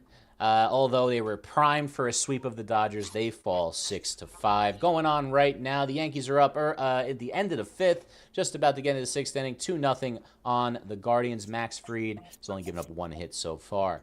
It's raining in Pittsburgh between the Astros and the Pirates. In the bottom of the seventh, 5-0 Cubs over the Nationals. 1-1 Rangers and Rays at the bottom of the fourth. 5-5 Royals and Cardinals in the second game of the doubleheader today. In the bottom of the third, Reagan's only 2 1/3. Has already given up 5 runs in that one. Guys, we are streaming live on TikTok, Twitter, and YouTube on our Joba in the Mouth handle, and on Facebook and Instagram under the Worldwide Sports Radio Network handle. Keep downloading on Apple Podcasts and watch us on Spotify, now in video. Make sure to like and subscribe to all our shorts, reels, TikToks, and longer videos you see from us throughout the week. Now back to Errol, Joba, and Speedy for our next segment on Joba and the Mouth. Any questions? We're back. This is the Joba and the Mouth Show. I gave up Fruity there. Like, I always gave up Fruity. I wouldn't piss on him if he was on fire. Breaking news. Eagle Hole. 672-3108 is the number to call. You're listening to Joba and the Mouth. I'm your host, Errol Marks, my co-host, Joba Chamberlain and Speedy P. The executive producer, Aaron Fishman, our producer, Mr. Tommy Poops. Tommy's Poops It Up. Head to our website at www.worldwidesportradio.com. Check out all our shows throughout the week, including Joba in the Mouth every single Mondays and Thursdays at 7:30 p.m. All you have to do to tune in and check out our local listing for all our shows is go to our website at www.worldwidesportradio.com. By the way, I just want to let everybody know tonsillitis is horrible. I'm trying to drink and keep my tonsils as wet as they possibly can. Speedy, you know all about spitting on things, right? I don't hear you. Your mic's not on, so I'm kind of lost there. I don't know. Something's going on with the mic. What's going on? It was muted. All right, so there it is. I'm a little lost with this. We have a new producer, and we're just trying to get this sound right. But I just want to give a shout out to all the fans if they're waiting for Leroy Butler. Leroy Butler will be on with us at 9:45. He's doing some things, so we will have Leroy on the show. We're just going to push it off for about a half an hour, but he will be joining us at 9:45. So all the Packer fans and all the people that are looking forward to listening and hearing Leroy, I have a lot to get into with the Packers, some stories that I definitely need to get answers from. So Leroy will definitely give us all those answers, especially being a Hall of Famer and being part of that organization for such a long time. You know, speaking of a guy that's been in the league for a long, long time, and boy, oh boy, why isn't he not being talked about so far on this show? Well, why don't we get into it? Because it seems like every single show, there's something about this guy. On his podcast, Mind the Game, LeBron James took shots at ESPN insider Brian Windhorst, who said NBA fans want less good basketball analysts and more league drama. LeBron and Steve Nash, who does the show with him, fired back at Windhorst, saying it's ridiculous to think basketball fans don't want to hear two NBA legends talk about the X's and O's of the game. LeBron also mentions how Windhorst was riding his coattails for years to find good content to report on, or so he shouldn't be complaining. Windhorst responded by saying that LeBron should be more focused on how he can make the Lakers roster better after their first-round playoff exit against the Timberwolves. Nash also took shots at Windhorst, saying, "It sucks. Nobody listens to a podcast about two guys who know nothing about basketball." Windhorst has been taking shots at LeBron on several occasions. the last few months, and also attacked him when LeBron was going after Stephen A. Smith over the comments about his son. Well, Brian Windhorst, I don't know him personally. I read his stuff here and there. This is a guy that likes to stir up stuff. And I like this. You like when you see an analyst come at a player, but you come at the most famous player in all of basketball. The guy that really stands out, owns the world. He owns the NBA, as we call it, the LJA. And you go after him, just like Stephen A. Smith. Now, Stephen A. Smith is a big name. So he can't end Stephen A. Smith's career because Stephen A. Smith just got a $20 million a year contract from ESPN. So his career is set in stone. But Brian Windhorst, his stone might be out with the NBA. Because here's the facts right now. LeBron James has his own podcast, and what LeBron James says usually means it has some kind of truth in the NBA affairs, okay? So if LeBron James says it, a lot of players would back him up. Kevin Durant, Steph Curry, they all have a love fest for LeBron James. He is the leader, the man when it comes to the NBA. But here's the thing. When Steve Nash, who's a quiet guy, very respected, not just by NBA players, but even analysts, when he's coming at Windhorst and saying these things, there might be some truth to it. Now, I don't know Brian Windhorst, but I do know this. When an analyst comes at a player, you got to make sure that you have facts. You got to make sure that there has to be factual information that you're going to put out there. Because if you don't, the player is going to eat you up alive. Stephen A. Smith, he stood there and took it from LeBron James. He took it, and he went at LeBron James. As a matter of fact, LeBron James are butt buddies. So is Kevin Durant. What did Stephen A. Smith do after LeBron? He went after Kevin Durant. These are guys that looked up to Stephen A. Smith for years. I've been on his show for years on First Take and respect him very, very much. When you look at the NBA, it is a players' league. We went over this, and I'll say it again. The NBA players run the league. LeBron James has run the NBA since Michael Jordan and Kobe Bryant retired. This guy has been everything to the NBA. He's brought in endorsements from companies that you wouldn't even expect internationally and Americanly. I look at right now what's going on here. It doesn't seem like Windhorst has a battle to win here. I don't think he's going to win this battle with LeBron James. And LeBron James, he has had his hands dipped in everything from pizzerias to production from LA, all over the place. Why do you think LeBron James went to the Lakers? Do you think he went to the Lakers because, it's the Lakers? He couldn't give a crap about the Lakers organization. He went there because he wanted his sons to go to one of the best high schools in the country. And build a brand. And to build his brand, not only commercially, internationally. And when you're in LA or New York, which he didn't want to go to New York, as we all know, he wanted to go to an organization that was going to help him set himself up to go where he wanted to go after basketball. And when he went to the Lakers, how many years did he have left in the NBA? Probably 6. And what is he going into this coming year? I think it's his 6th or 7th season as a Laker. His career is practically over. And now he's sitting there with his podcast. And by the way, who was the other guy on his podcast before? It was Steve Nash. It's the Lakers coach. So JJ Redick, he was part of that mind. What's the show called? I'm sorry. Mind the Game. Mind the Game. So you're seeing all these guys, including, I just saw something. I forget who was doing it. Who's the other guy that's doing everybody's got a podcast now. Gilbert Arenas. No, there's a podcast on. Gilbert's pretty good. No, it's a Laker podcast. I've been watching it a lot, and I can't believe it'll pop into my mind. But he gets a lot of Laker players on the show, and LeBron James was on the Lakers. He was on the show recently, and he was attacking so many different analysts and former players that have been opening their mouth. And I got to give a shout out to a guy that's been on the show, Tim Hardaway. Tim Hardaway doesn't shy away from some of these young NBA players and stars when they come out and they speak publicly about the league and how they think they could have fit in the 90s type of basketball.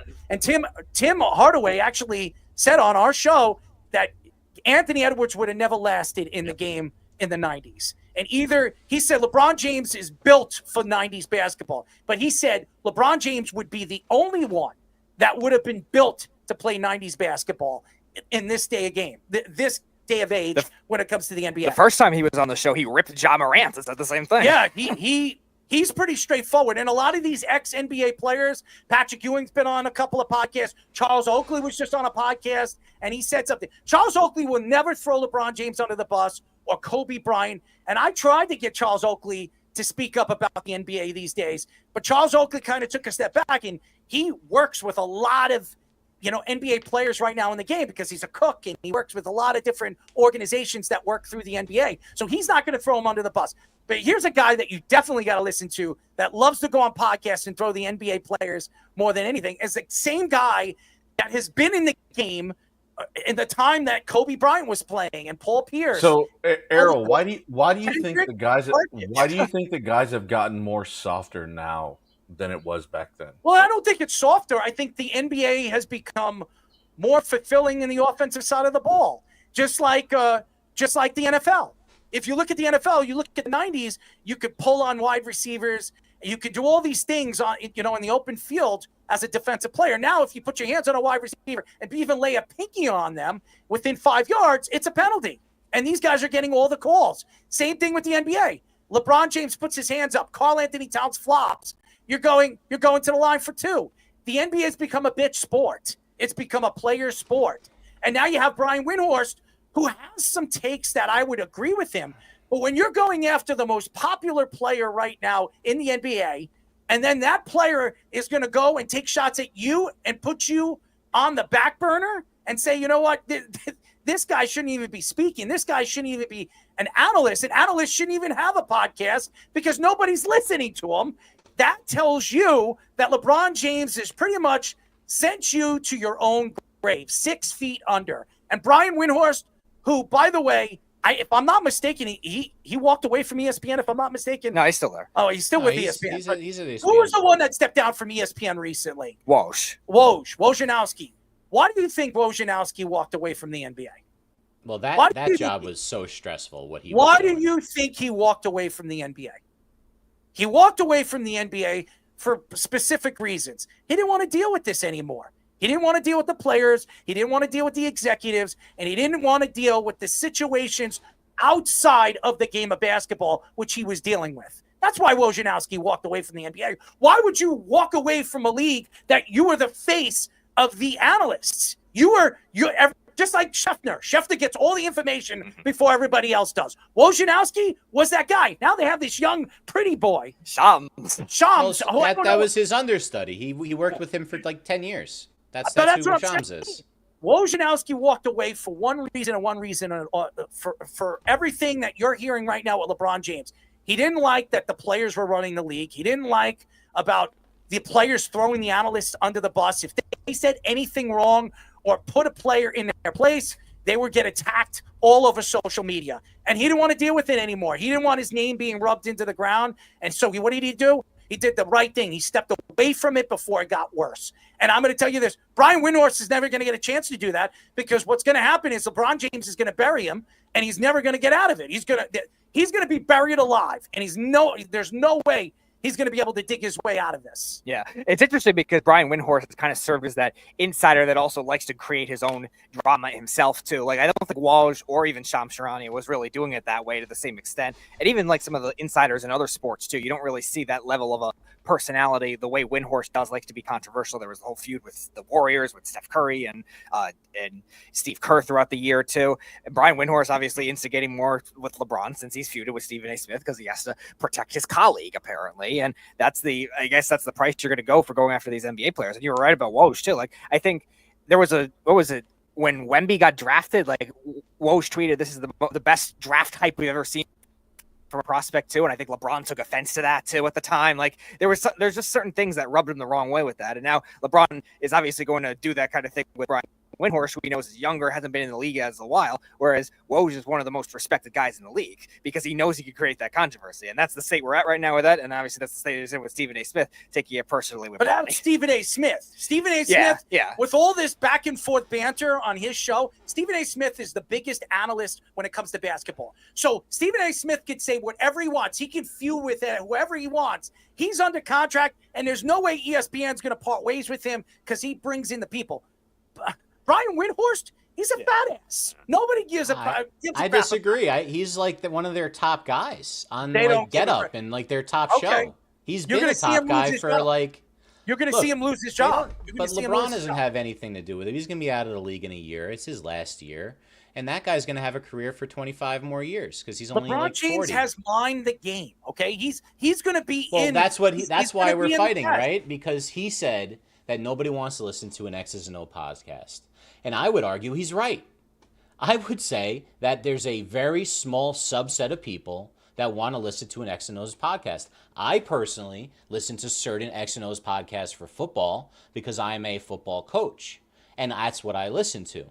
There are basketball coaches and basketball like super duper fans that played and actually understand or really want to learn the game and listen to those guys. Although It's I'd argue you might not LeBron learn the game from them. James. I want to hear whatever LeBron James says, and But Steve Nash. He didn't say anything that was that crazy. LeBron came back and said something pretty crazy, in my opinion, going after him. For honestly, he's been taking shots at him. Now, it's weird because we know Windhorst made his career off of LeBron. From when he was in high school, he was writing about LeBron and getting on TV. And that's how Windhorst became who he is. And there's always been like, he's not friends with LeBron, but he's been the guy that's profiled LeBron since he was 18 years old, maybe 17 years old. But that's had the access. Too, what do you think too? And Errol and Speedy, you can do this too. Where do you think like that plays a part, like the social media aspect of it? Because now it's more prevalent, right? Also, ESPN has been LeBron's network since 2010. You said it best, Fish. LeBron giveth, and he'll take it away. And that's I think what he's losing do. power, though. I think Oh, this is you're part of out him of being your mind. frustrated You're out of that your he's mind. Where losing do you power. get this? It's How do Luca's you- team That's now. the LTA. He doesn't even have Hold his on. own team anymore. It doesn't matter. Yes, he does. He has the Lakers. He runs that organization. It's going to be Luca's team. Right now. Watch it's what LeBron happens James. this Luka year. does not have GM power. You're going to love it because it's going to if they don't win, James- it's going to be ugly. When LeBron James walks away, yes, it's Luca's team. But guess what? When all these guys have their own podcasts, he's going to be center stage when he walks away from the game because he's going to make money off his podcast. Look what the Kelseys are doing right now. They're both going to walk away from the game, and they're still going to be voices for the NFL because they have their own show. They just got $100 million. What do you think Mind the Game's going to get when he walks away? Kelsey showed up to the meeting about the tush push. Yes. And he was the one that made the difference. Yeah, that's. I'm telling you right now, LeBron James is going nowhere from the game. As a matter of fact, I think it's going to open up these podcasts and the way you can analyze things. These are going to open up avenues for these guys when they walk away from the game. You're going to have Chris Paul. You're going to have all these guys have their own. Yeah, Carmelo Anthony has his own podcast. He's going to want to run a team. Draymond Green already does. He's going to want to run a team, like a president or owner, maybe. But why does he have to? Why does he that have to would be right the now? thing a guy like that does, not run a podcast. When you have $2 billion, you buy He could teams. do both. He could do both. JJ Redick was trying to you're do it during saying, the why season. would he need to? But you're He's doing telling this me now that- for fun. You're telling me, but that's the problem, Fish. You're actually coming out and you're telling me right now that he's losing control. He is not losing control. He is the LJA, LeBron James Association. He has everybody's voices coming through him, and It's he's just speaking for the weird, players. though. He lashes Why? out at Why? Windhorst. Don't Like, speak if you about it. have all that I don't do power, it. I don't why are give a you shit what punching LeBron says down? about me. You're punching down at this guy. This guy's just a reporter. And he's got a lot of attention. It's not like he's coming after your son like Stephen A. Smith. It's not. LeBron's been a little out of pocket this season. Let's face it. It's been a little bit more in your face with the media than he's ever been. It's a little different now that he's 40, now that his son's, nepotistic. Well, his son's playing with him, too. His son's in the league with him. Like we just said with our previous story, right? With the father and son playing together or coaching with each other. Yeah. None Yeah, of with the that's help of great. football. Here's how you're saying LeBron James is losing it. Oh yeah, it's just averaging 24, 7, and 8. Not basketball wise losing it, like he's as not his losing composure nothing. as like the top guy. Do you think he's a top 15 guy in the league still?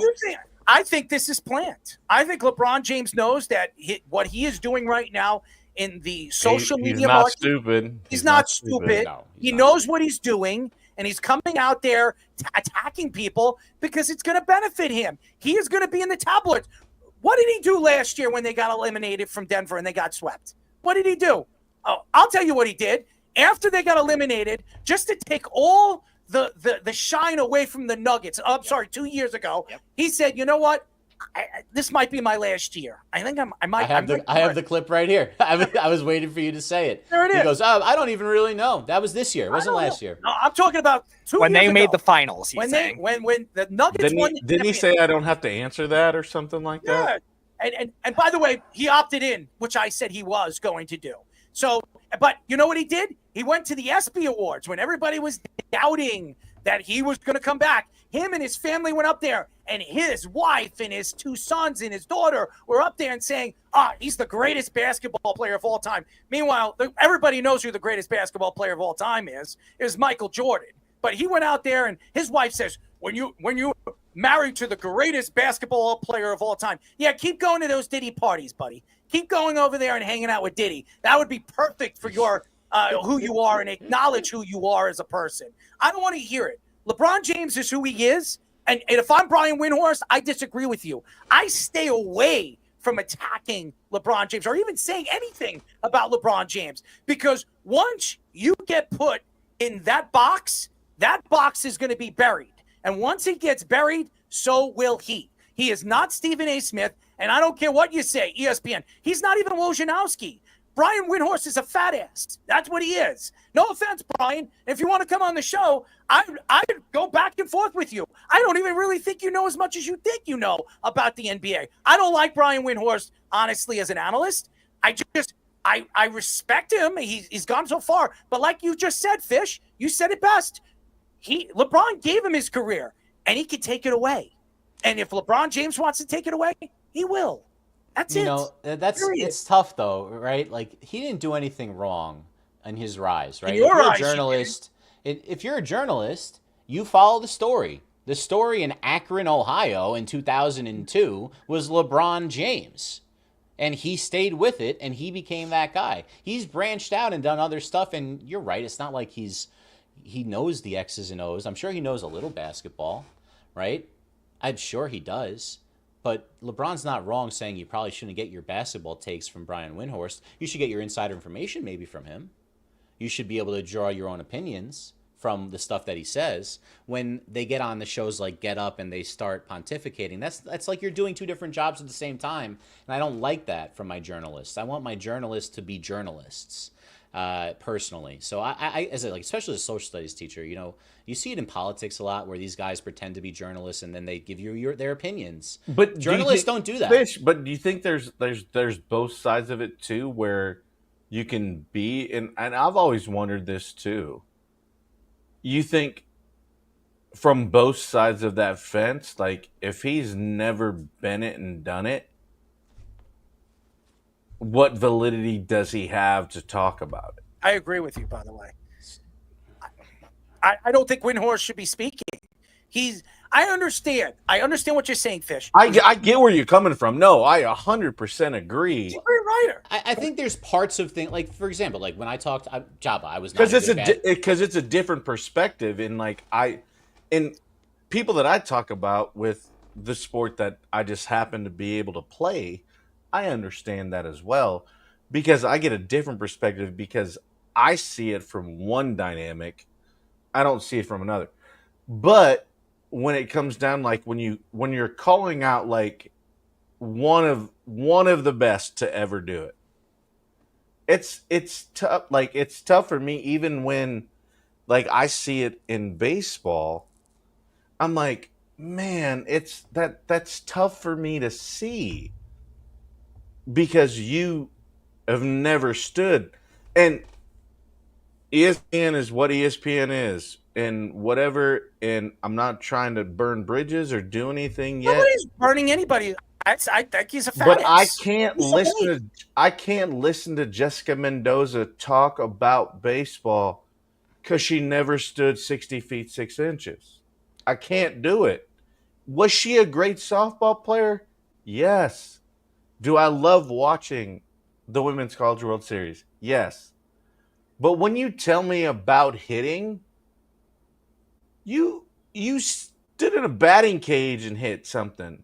You didn't grind and play 162. And these that's where in what Windhorst was doing, we value those guys because they are very, very knowledgeable people. I want to say something. Stephen A. Smith. All right. Stephen A. Smith, he's got a lot of knowledge in basketball. I called Stephen A. Smith's show years and years ago on the radio, and he was talking about boxing. And he's got a good relationship with Floyd Mayweather. I've told everybody this story over and over and over again. Okay. And if nobody's ever heard it, I'll give you a story. And this is why I don't listen to Stephen A. Smith. Besides basketball, and even with basketball, I'm starting to step away from listening to what Stephen A. Smith has to say about basketball because I think he's an idiot. Okay. But here's the facts. He was talking about Mayweather and talking about he's the greatest boxer of all time. And he was comparing his skill to Muhammad Ali and all this other stuff and comparing and contrasting. And by the way, I think Muhammad Ali, as much as people probably attack me, is one of the more overrated champions of all time. And I could give you reasons why that, because I'm a boxing enthusiast. I watch boxing religiously.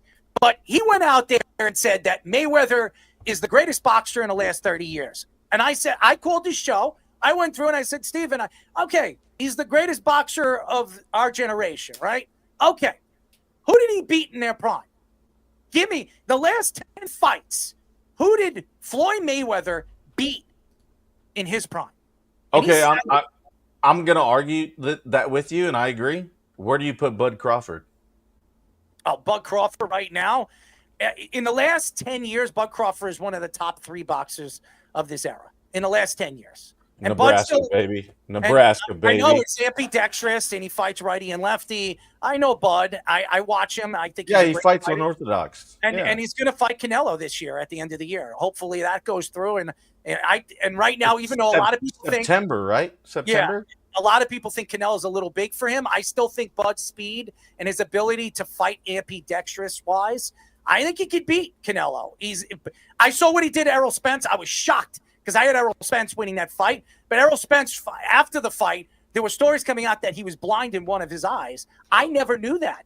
But after that car accident, he was actually blind in one of his eyes. And he won the belts back after the fact. But nevertheless, and by the way, one of the worst accidents I've ever seen. How he came out of that and got back in a boxing ring is unbelievable. But he went at it, and he was going back and forth with me, telling me, and I was naming fighters, and I said, all these guys that you seem to think were in the prime, even when he fought Manny Pacquiao, he wouldn't fight Manny Pacquiao 5 years before because Manny Pacquiao was at the top of his fighting game. He was fighting all the best fighters in their prime. And then when Manny Pacquiao 5 years later, when the fact was Manny Pacquiao was what about to step down from boxing, he took the challenge on with Manny Pacquiao, and Manny Pacquiao fought him with a torn rotator cuff. Okay? He fought him, and he did lose. And Mayweather absolutely killed him. But if Mayweather fought him 5 years before, he would have lost the fight. And then he went back and forth with me. I was yelling back and forth with him. And I said, listen, if you can't come up with one guy, you know what that tells me? You know what it smells like? It smells like dirty poo-poo. I said it in a different way. It smells like poop. Because what it tells me is you don't know nothing about boxing, and your enthusiastic background in boxing has no bearing to the conversation. That's they kicking off the UFC fucking like this shit too. Yeah, well, he doesn't know anything. That was another thing. That's a whole nother thing. Jabba, I had a great professor. I didn't finish the story before you get into it. I'm sorry. I just want to let everybody know. After we went back and forth, his producer hung up the phone on me, and while for 6 months I tried to call back the show, and it kept going. They blocked you? It was going through block. I couldn't get through to the show. I couldn't get through to the show. He would never speak to me again. And isn't it fitting that the guy, my, and I'm just going to say it, and he doesn't like, my agent is, his father is Stephen A. Smith's agent. And I told him in a conversation a couple of months ago about this story, and all he could do was laugh. And he says, that seems like Stephen to do something like that. And he's known Stephen since he was 15, 14 years old. So it's very fitting that Stephen A. Smith, but again, Stephen A. Smith is a bigger name than Brian Windhorst. If Stephen A. Smith says something, a lot of his fans are going to believe what comes out of his mouth. If Brian Windhorst says something, nobody gives a shit. And that's the facts, Fish. I don't care if he's the lead guy in ESPN. I don't care if he's the lead writer on Newsday. It doesn't matter to me. To me, he shouldn't be speaking unless he has pure facts to what he is saying. Prove it. Prove it before you come out there and say it. And you said it's not bad. LeBron will think anything is bad, especially if his name's being brought up in the conversation. Well, but that's unfair. You know, like he doesn't. He Life's unfair. He gets Life's one unfair. vote in elections the same way Brian Windhorst. This show does. should be he on doesn't ESPN. have more rights than another this- human being in the United States of America. This show another should be citizen. on ESPN. This show should be on CBS. That has But nothing we're to do not. with it. That's I'm just not the saying. law. I'm telling you the law. The Well, law here's the is law. they have I don't equal give a rights. shit. I don't give a You- shit about the law. Well, How's that's that? that's very 2025 of you. But I'll tell you right now, the most important thing that I learned and why I would never do something like what Windhorst did, because he put himself out there for this type of criticism now. He did. He shouldn't have put himself out there. For me, Joba, when I talk about baseball, I know there's things I don't know. And why would I pretend like I know what I'm talking about in certain situations? But there's a lot of guys that are huge blowhards that do. And they get paid for being like that, so it keeps happening. And that's what the problem is. We keep having people that are not knowledgeable being put in these situations and just flying off at the handle because they're entertaining. And guess what? No one's being educated and people just get angry at each other. That's why LeBron's upset, because he thinks him and Steve Nash are sitting there like the fucking geniuses. Sorry for cursing. The geniuses of all time. Look, they are, but it's not like they're the only people who know basketball and they should look down on everybody. How many That's MVPs different. have they won together? LeBron Look, James, I think, but won you 3, don't look down and on Steve- people. You and bring Steve people Nash won up to 2. your That's level. fine. Punching down instead of pulling up You try is to a big teach, difference. You try to teach them. Exactly. And we have an opportunity to be where we're at, right? And what we do, and I don't know if everybody believes this. This is what I do. This is what my father taught me. God rest his soul.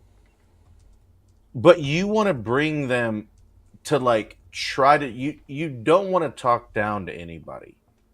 You want to bring them to be like, hey, this is why I said this. This is why I did this. And you as a coach, Fish, you know this as well as I do. It's like, how do I make you better? Like, how do I bring the fan in and make them better for the understanding of what it is?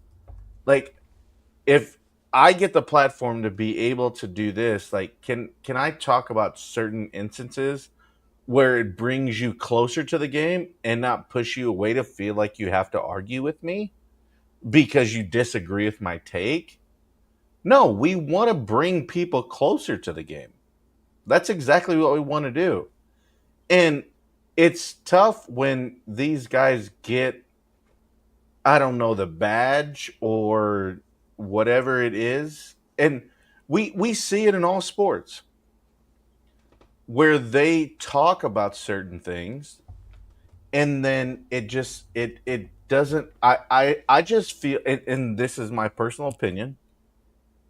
Joba, just think about this. Brian Windhorst, by LeBron James opening his mouth and speaking about Brian Windhorst, is putting him center stage in front of the public. So it's only helping Brian Windhorst's brand when he mentions him. If there's 100%, that's exactly what he's like. Because if you look at the dude, you're like, yeah, did you ever run 92 feet and play basketball? No, it looks like he ate a bunch of Twinkies. Or is it 92 feet or 90, those things 94 taste good. feet? I don't know if you knew that. Good for you. You're gonna eat Twinkies right now? Are you gonna eat Twinkies? I'm doing really well. I don't know if you know. I mean, but I'm down about 15 right now. I'm not a sweets person, so I'm good. I'm a sweets person, so I love sweets. And if there was nothing else in the world to eat, I would rather eat sweets than any chicken. So do you think, Errol, too, like when they basically like when not necessarily like come at somebody, but like have the topic of somebody, do you think they're like, is it clout? Is it clicks? Is it whatever? Because we all know that that's relevant today, right? Do you think he's doing it out of jest, or is he just doing it because that's really what his take is? Or if I get LeBron to come back at me, like if we got LeBron to come back at us, it would be kind of the same thing, right? He's a writer. He's an analyst. So when he brings up LeBron James and LeBron James hears him out and he speaks about him, it's good for Brian Windhorst. So maybe Brian, that was his game plan. Hey, I'll say something about LeBron James. LeBron James will come at me and I can write all these stories and sell it. Maybe that's what he's doing. The problem here is it's LeBron James. If you were doing it to Chris Paul or Carmelo Anthony, nobody gives a crap. Nobody cares. I think it would still have a little bit of legs to it, right? It would, but nobody cares about those as much. Guys. Nobody cares about those guys. I mean, what? Remember when LeBron James, Dwayne Wade, Chris Bosh, Carmelo Anthony went on the stage at the ESPY Awards a couple of years ago with obviously Black Lives Matter. Does anybody remember that? And when they spoke, and all of them spoke, who was the last person to speak? LeBron. It was LeBron James. You know why LeBron James was the last person to speak? Because LeBron James is the leader. Everybody looks up to LeBron James. Nobody cares what Carmelo Anthony has to say. Nobody cares what Dwayne Wade. No offense. Nobody cares what Dwayne Wade has to say. All those guys are Hall of Famers. The guy that is the face of the NBA or the LJA is LeBron James. So that's what people want to hear. And if LeBron James is going to speak about Brian Windhorst, it makes him stand out from all the other guys talking about him. Why do you think Stephen A. Smith went after LeBron James' son? Do you think it was calculate? I think he calculated how he can attack these guys. He went from LeBron James to Kevin Durant, two guys that have been the faces of the NBA. He won't go after Stephen Curry, because Stephen Curry's still playing, and he's still like really one of the big faces right now in the league. Even though, he's also not that dynamic figure of what LeBron is, because LeBron will face that fact. Steph's like, I'm good. Like, I don't really like.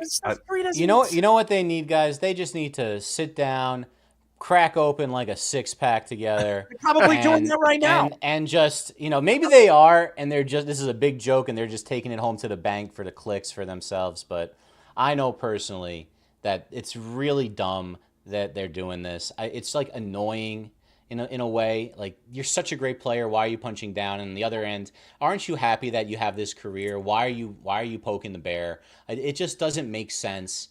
It's like a smelly snatch. It's like a smelly snatch you don't want to smell.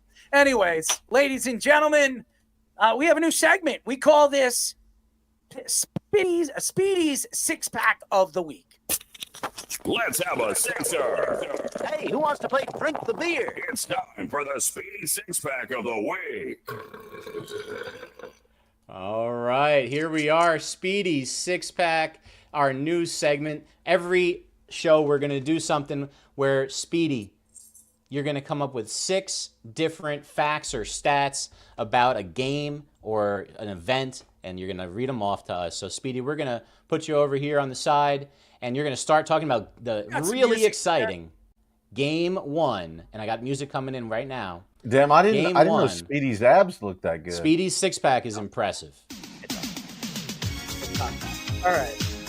Whew, I like this. Good choice, Fish. All right, so first one of the day. This is the 2 selfie trophy centers we were talking about on Monday, Markov and Reinhardt. Meanwhile, the Panthers just possessed 41.5% of the time with him on the ice and 38.9% with Reinhardt on the ice. doesn't seem like they're getting a lot of defense and takeaways against those Edmonton big guns. All right. Well, what can they do about it, Speedy? Give me a break. Well, We yeah. have the instrumentals of this song. That's what we should have. Yeah. Go ahead. So, yeah, it's something that you would think that a team like the Florida Panthers, especially face-off wise and defensively, the way they are able to stick handle, should be able to get them out of the zone a lot faster. They were not able to do that on that end. And then it leads me to the second part of the six-pack as well. Leon Draisaitl on the other extreme. 67% of the time he was on the ice. They had the puck, and 60.6 in the offensive zone alone, which leads me to believe that either the line combinations were not working with Paul Maurice as much as they probably should have, or the Rangers ex-head coach Chris Knobloch did not do as well or did a great job in terms of getting those matchups to keep them off the ice in the matchups that they get them off the ice against those two Selke Trophy guys, which is something that the Rangers did not do very well last year with their centers, and that's why Mika Zibanejad had those awful postseason stuff like that. But Knobloch was able to do it with his stars and all of the other depth pieces that we were mentioning. Fish, you were concerned about Zach Hyman's presence not being there, but those other depth players did a very good job even possessing the puck too. So leads me to believe they possessed the puck very well. What are your guys' thoughts? What was that? What was that music over there? I'm trying to get you the instrumental version. Give me a break. Sorry. I could get the instrumentals, but I can't. I got it. It took me 5 seconds. Well, we got it on, so you might as well not even play it. It's maybe next time. So, do you have any answers to what he was saying about these stupid analytics? I mean, I have nothing to say about the analytics here. What was the question, Speedy? Spit it out.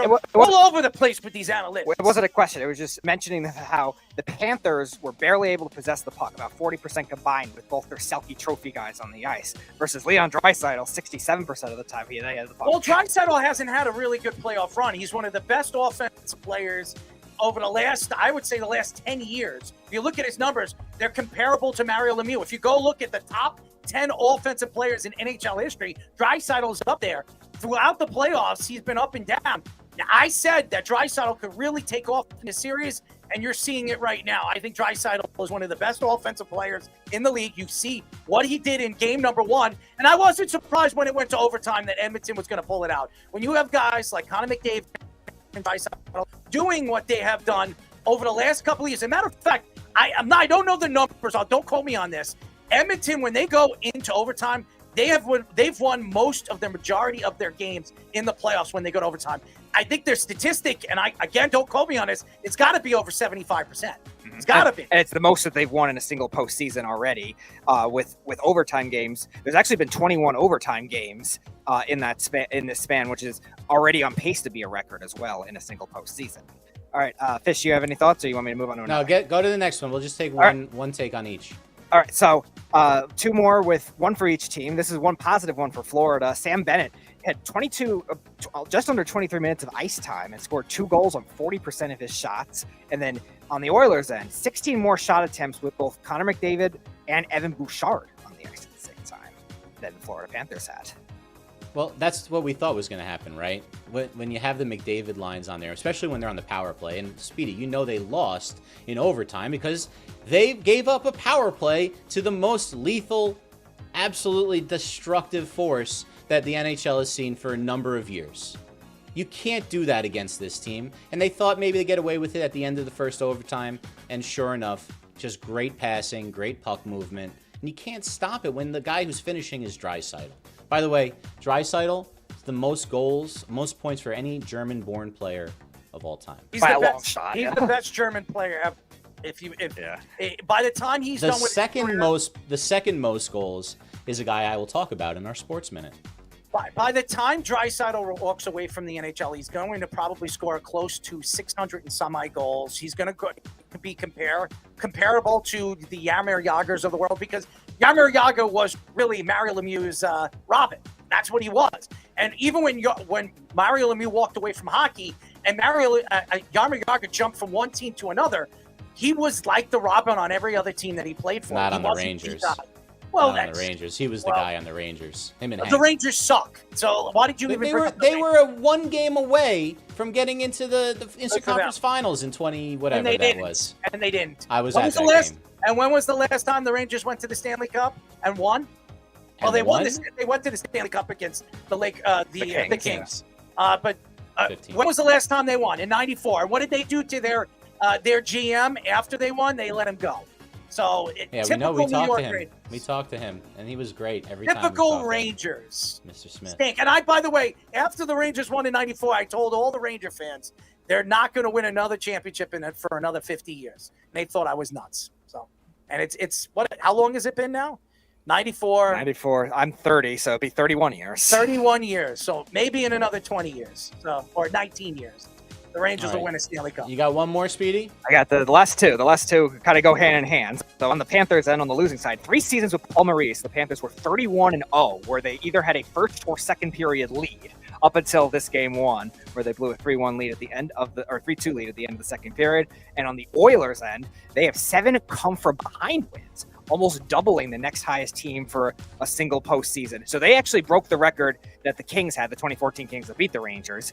They broke that record earlier this postseason, and now they've just cemented it even more, which means they likely maybe could even double it. They could get 8, they could get 9 even at the point if it comes down to it, because Florida, we've talked about, they have a good playoff identity because they really know how to play when they're ahead. And that's something that the Rangers had trouble with last year. That's something that Carolina definitely had trouble with in both the times they ended up losing to them. So Florida is very good at sitting on a lead, probably more than a lot of teams we've seen in the past. And just Edmonton is the other extreme. I compared it when we were talking about the Stanley Cup when they beat the Stars. They're like the Florida Gators of the NHL. They kept finding weird ways to win this game.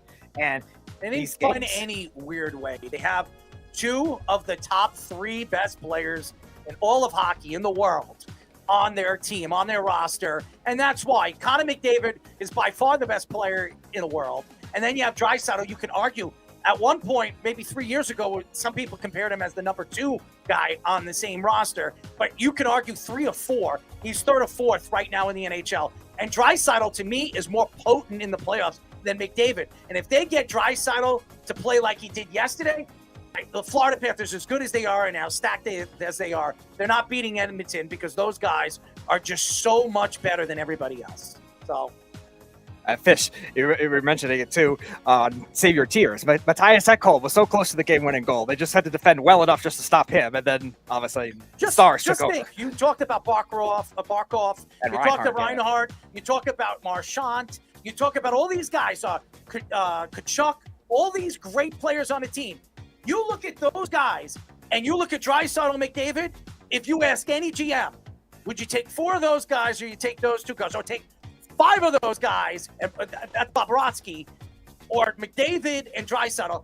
I guarantee you, every single GM would take those 2 guys over those 5 guys. Yeah, foundations that you could build. We've seen, especially now in today's game, we've seen a lot of teams win with either randomly new goaltending. They have no goaltending. I don't want to hear Skinner as a good goalie. He stinks. That's what I'm saying. Vegas won with Aiden Hill, and they rotated 4 different guys all year. Pittsburgh won with Matt Murray. So there's definitely like a way that you can make that kind of system work in today's game, where you either have a goalie by platoon or just goalies that they don't feel as much pressure as it was too. Even the Blues with Binnington, as much as you hate him, that was very random too, because Jake Allen got hurt that season. So they were trying to make that system work, and Chris Knobloch deserves a lot of credit for that.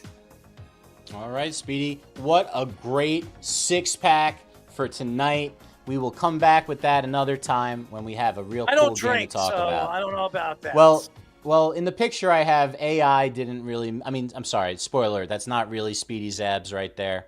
But AI did give us a nondescript drink that didn't really say anything on it, so I had to write the word beer on it. The others don't say beer on it. Errol, you can have those. I don't drink beer, so I don't drink anything. The only thing I drink is my Mio water, ladies and gentlemen. If I was promoting, look, it's kind of disappeared. There it is. My Mio water, ladies and gentlemen. It's delicious. Mia? Yeah, Mio water. Mio water. M-I-O. So why does it look like you pissed in it? It's purple, you idiot. Look. Purple? It's purple. This is looks purple. It looks like apple juice more than urine. It is purple. I'm telling you, it's purple. It's acai berry. It's actually the best Mio you can drink, and it'll make you swallow this down. Speedy, you know all about swallowing things, don't you? Are you sure? Because I don't. Maybe Speedy, I don't what think I'm color is this? colorblind. Looks like a reddish purple. It's purple. What color is this? What color is this? You turn me dumb. It looks like you just ran 5 miles. It is purple. I don't know why it looks sort of like an iced tea color on this on the camera here. But It's purple. It's absolutely They're going to purple. think you got some of the ayahuasca in there if you think that's purple. It's absolutely purple.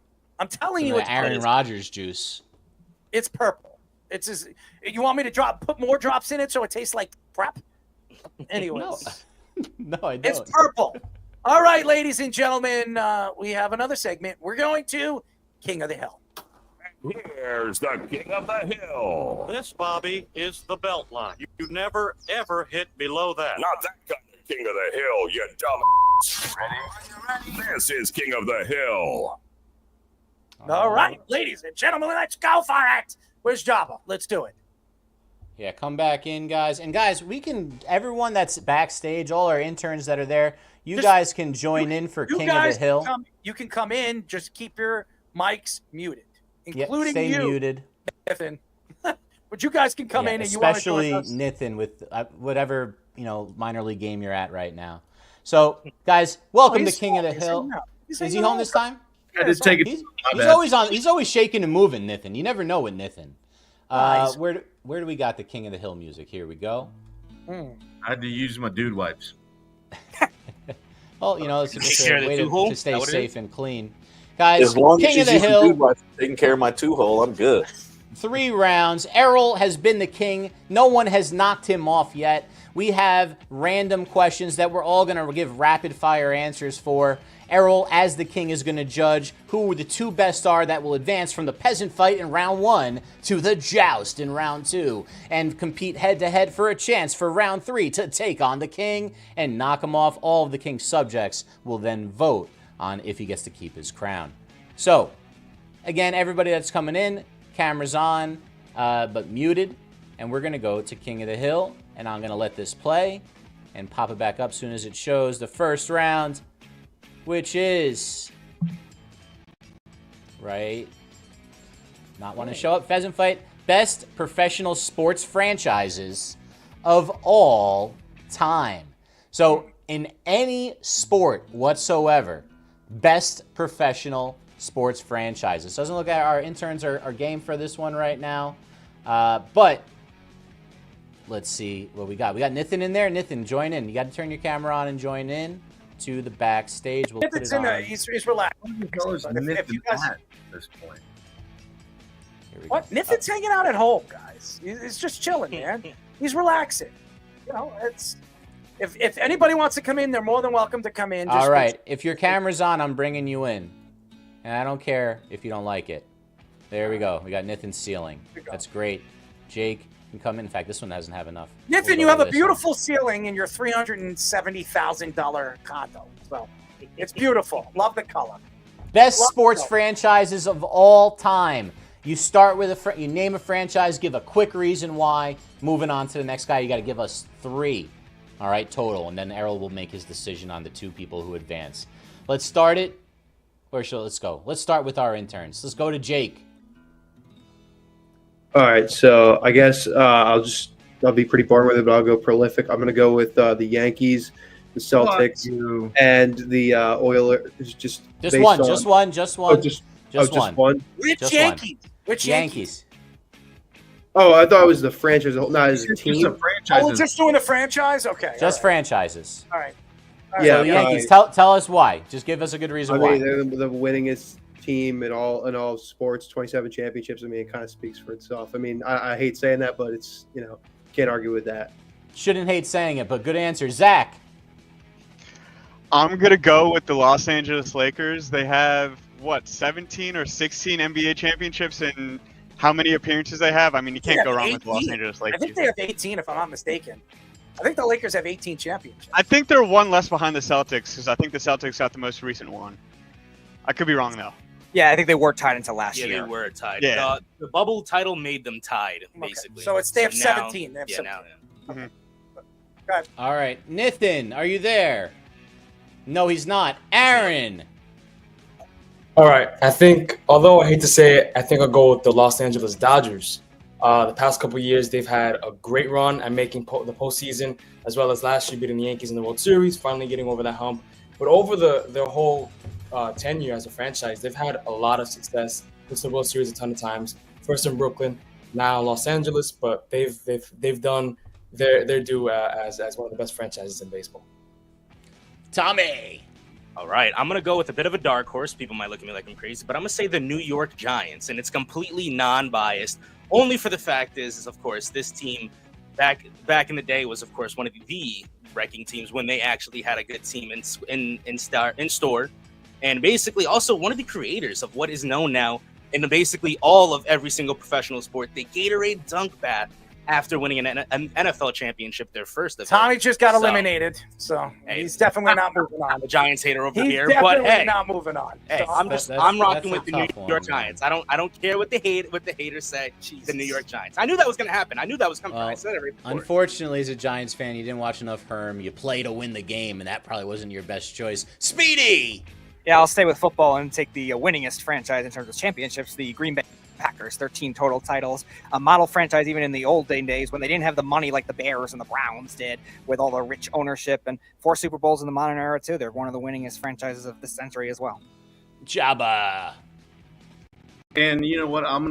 As I always do, I try to go off the beaten path. I'm going to go Real Madrid. The highest grossing, worth $6.6 billion. They've won 71 championships.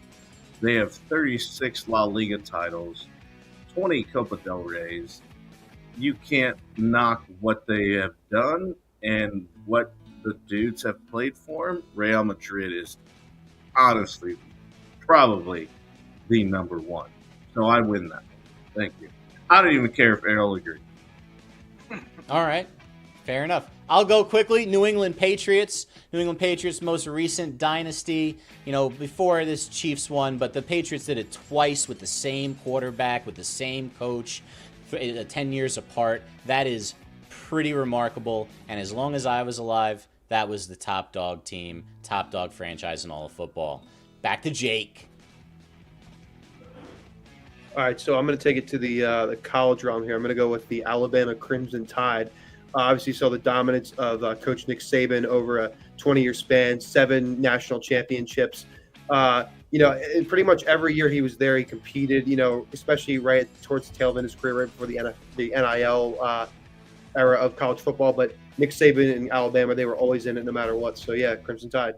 Errol's going to have to decide on that one because Alabama, depending on what you believe about Alabama, is not supposed to be a professional sports franchise. However, that it might be a loose term. It's a franchise. We'll let it go. But professional. I wasn't really trying to go college, but that's fine. Zach. I appreciate that. Well, I don't know if it's been said. I kind of forget. But I'm going to go with the other team that the Lakers tied with. I'm going to go with the Boston Celtics. As much as I'm not a Celtics fan, I don't like the Celtics, but you can't go wrong. 18 championships. Pure dominance all across the board, all the way back from Bill Russell. You can't go wrong with the Celtics. Guaranteed, Zach, you just took that from Aaron because Aaron's face when you said that, I knew exactly. I have it written down too. All right, Aaron, you got something? I would say at least recently the Golden State Warriors. I mean, hey, you build yourself up from not being that relevant, having a championship, I believe in the 70s, I want to say, and building yourself back to relevancy with Curry and Draymond and Klay Thompson. I mean, they've built themselves up to be one of the better franchises in the NBA right now. All right, Tommy. All right, I know I'm going to get death stares once again from Errol over here, but I'm going to have to say one of the more other dominant NFL teams recently. I'm going to have to say the Kansas City Chiefs. I mean, one of the teams that, basically hadn't won a Super Bowl in over 50 years. You have the Kansas City Chiefs. You got Andy Reid and all the surplus of guys that they get. Franchises of all time, you picked the Kansas City Chiefs. Yes, I'm picking the Kansas City Chiefs for how dominant they've been and how much of a dynasty they've established themselves very quickly. So I'm going with the Kansas City Chiefs. All right, I'll go back to baseball. I'll say the St. Louis Cardinals, the second winningest team in Major League history. You always say the Cardinal way, like they're bad in recent years, but they're never really that bad for long stretches of time. They had a streak of consecutive winning seasons that I think that was just broken 2 years ago. Obviously, been a factory of pitching for a while, and don't do it with like spending a massive amount of budget like you've seen a lot of other teams do. Joba. I'm gonna go the Atlanta Braves. The Atlanta Braves in the 90s, yes, they won 15 division titles in a row, one in 95, and we're in it every year. Yes, they only won one time, but to be in that situation with the talent that they had, and what people don't understand is when Bobby Cox, before he was a manager, he was the guy that actually drafted Chipper Jones. He was the GM at the time. And they won 15 in a row, won one World Series. They had a run where you just can't. Nobody's ever done it before them. All right, I'll finish this one up and go with the Montreal Canadiens with 23 NHL championships. The Rocket, Richard, Guy Lafleur, all the way to Carey Price. Hard to argue with the Canadiens. Last ones, guys. Jake. All right, so my last one, I'm going to take it back, similar to Joba, back to the 90s. We'll go with the Chicago Bulls. Much recently, you can't really talk much about the Bulls, but, in the 90s, they ran that decade. Michael Jordan, probably the greatest player of all time, and also as well, arguably the greatest team of all time, the 96 Chicago Bulls, holding the record still today of 72 wins and winning a championship. So, yeah, they were dominant through the whole 90s, so going to go with the Bulls. Jake throwing freaking gas tonight. Zach. I'm going to stick with basketball like my other two picks. I'm going to go with the San Antonio Spurs. Early 2000s, even mid-teens, like they were running the league. They had, 5 championships? I forget how many appearances. But, Greg Popovich, Tim Duncan, Manu Ginobili, Tony Parker, Kawhi Leonard even, like that team was just unstoppable. All right, Aaron. I'm going to say the San Francisco 49ers. I don't believe anyone has said that yet. That is you really think about it, going all the way back to the 80s, the 90s, they've always been relevant, obviously with Joe Montana, Jerry Rice, and even in the early 2000s with Colin Kaepernick, Michael Crabtree, and then even now Brock Purdy and George Kittle. They're always relevant. They've been a really, really good franchise for the past, the whole tenure, actually. Excellent. Tommy. I'm going to do a full football sweep, as all my teams are going to end up being NFL here, but it's going to be the Dallas Cowboys. You see, with the Dallas Cowboys, similar to what Aaron said, that prime 80s and 90s Dallas Cowboys and 49ers team were always going back-to-back NFC championships, always a big rival, one of another. And I know Fish is over here looking at me funny because I did say the Dallas Cowboys. But, hey, the amount of players, the amount of talent that's actually come out of that team from the 80s and 90s, great coaching in time, great coaching, great quarterback overall. It's gonna have to be the Dallas Cowboys. All right, Speedy. All right, I'll go to the St. Louis Cardinals of hockey. I think the Detroit Red Wings, another team that's been a model of success. Johnny, I want to give a shout out to Johnny. You're going to have to get out because Leroy's going to try to get in, and he's not going to be able to get in if we have 10 frames. And guys, you got to produce this and let them know that. Yeah, Leroy's actually coming in around 10. That's all right. We're going to take Nathan out. Yeah, now. Leroy's actually going to come in around 10. So if any of you interns get eliminated, Wes will be coming in a bit. We'll do Let's Parlay, and we'll go to our guests after that. Okay. Speak up, guys. Yeah, we got it. It's been in the chat. We're all on the same page. Okay. So Speedy, go ahead. I want to say the Detroit Red Wings. I think another team that, like the Cardinals, they've been having a winning tradition with not an over amount of spending. They obviously won in the original 6 era, but they weren't like the Leafs or the Canadians, like having to rely on the original 6 era the same way. They've still been a great model for a while. Obviously, had that massive playoff streak as well. All right, Joba. Well, and I'm gonna go on the same wavelength. I'm gonna go the '90s Nebraska Cornhuskers. Had over 40 NFL players. We won 3 national championships, won 6 conference championships, and I don't care if it's professional or college. That is a franchise when you get to win that much and you produce that much. And we won. And that is my Nebraska love. All right. I can't believe I'm saying this, but the Boston Red Sox. Oh, my God. Oh, no. I just threw up in my mouth. Oh, that was so hard to do. I can't believe I just said that. But they have 9 championships. They've obviously been better than the Yankees title-wise since the year 2000, the 2001 especially. You know, those titles, I still remember everything about that 2004 year. Devastating to me. My roommate punched the wall and broke his hand. He was so mad, trying to show that he was such a big fan. I thought it was a little excessive at the time. But, man, those Red Sox, you got to go back to some of those earlier titles. Remember what they used to chant? Well, remember who was one of their best players for that team? It was Babe Ruth. Yes, Babe Ruth was over there in Boston once upon a time. So it's not like they didn't have one of the greatest players of all time way back when they were winning before these current I days. would have So I guess definitely they gotta go not Boston. picked them. I would have never picked them because it's 80 years until they won a championship. What is it? There's no way I put them. There's It was no way. it was the curse of Ruth. Yeah, well, there's no way. This was the 21st pick of everyone's picks of top franchises, so they didn't make it into the top 20, but they made our list. Errol, who are the 2 people moving on to the All right. joust? Yeah, it's pretty interesting. I usually pick Speedy, and I pick you, Fish. I like your team's Fish, but I'm gonna go with the kids. I'm gonna go with Zach and Jake. I'm gonna go with them. So Wow. yeah, I'm gonna go with them. I like, even though I'm not a Spurs guy, and I have always thought that Greg Popovich is one of the most overrated people. But nevertheless, I'm going with Zach and Jake. And tell Wes that we have Leroy in, and that's why he can't get in. Okay. So Yeah, Leroy is in, so I guess we're gonna have to. why don't we do this? Let's go to a quick break, and we'll finish the King of the Hill after Leroy. Yeah, we'll do rounds 2 and 3 after our interview. After Leroy and after, obviously, Let's Parlay. Let's Parlay. All right. So let's go to a quick break. Leroy will get you in after the break. And when we come back, we'll have one of the greatest safeties of all time. Yes, ladies and gentlemen, he's been waiting. It's very interesting. I definitely want to hear his take on the Green Bay Packers. And when he was there, we will be talking to Packers Hall of Famer Leroy Butler. But first, our Sports Minute with the Fish.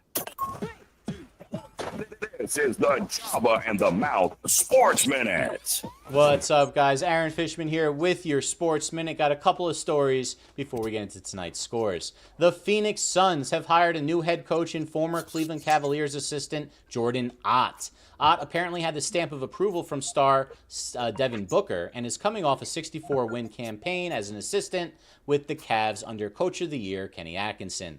In fact, both Cavs assistants, Ott and Johnny Bryant, were finalists for the position. Bryant has also been a hot name in coaching hires and has been linked to the Knicks, where he was an assistant before joining Cleveland. The Suns did not make the playoffs last season and bottomed out despite paying big money to 3 stars in Booker, Durant, and Bradley Beal.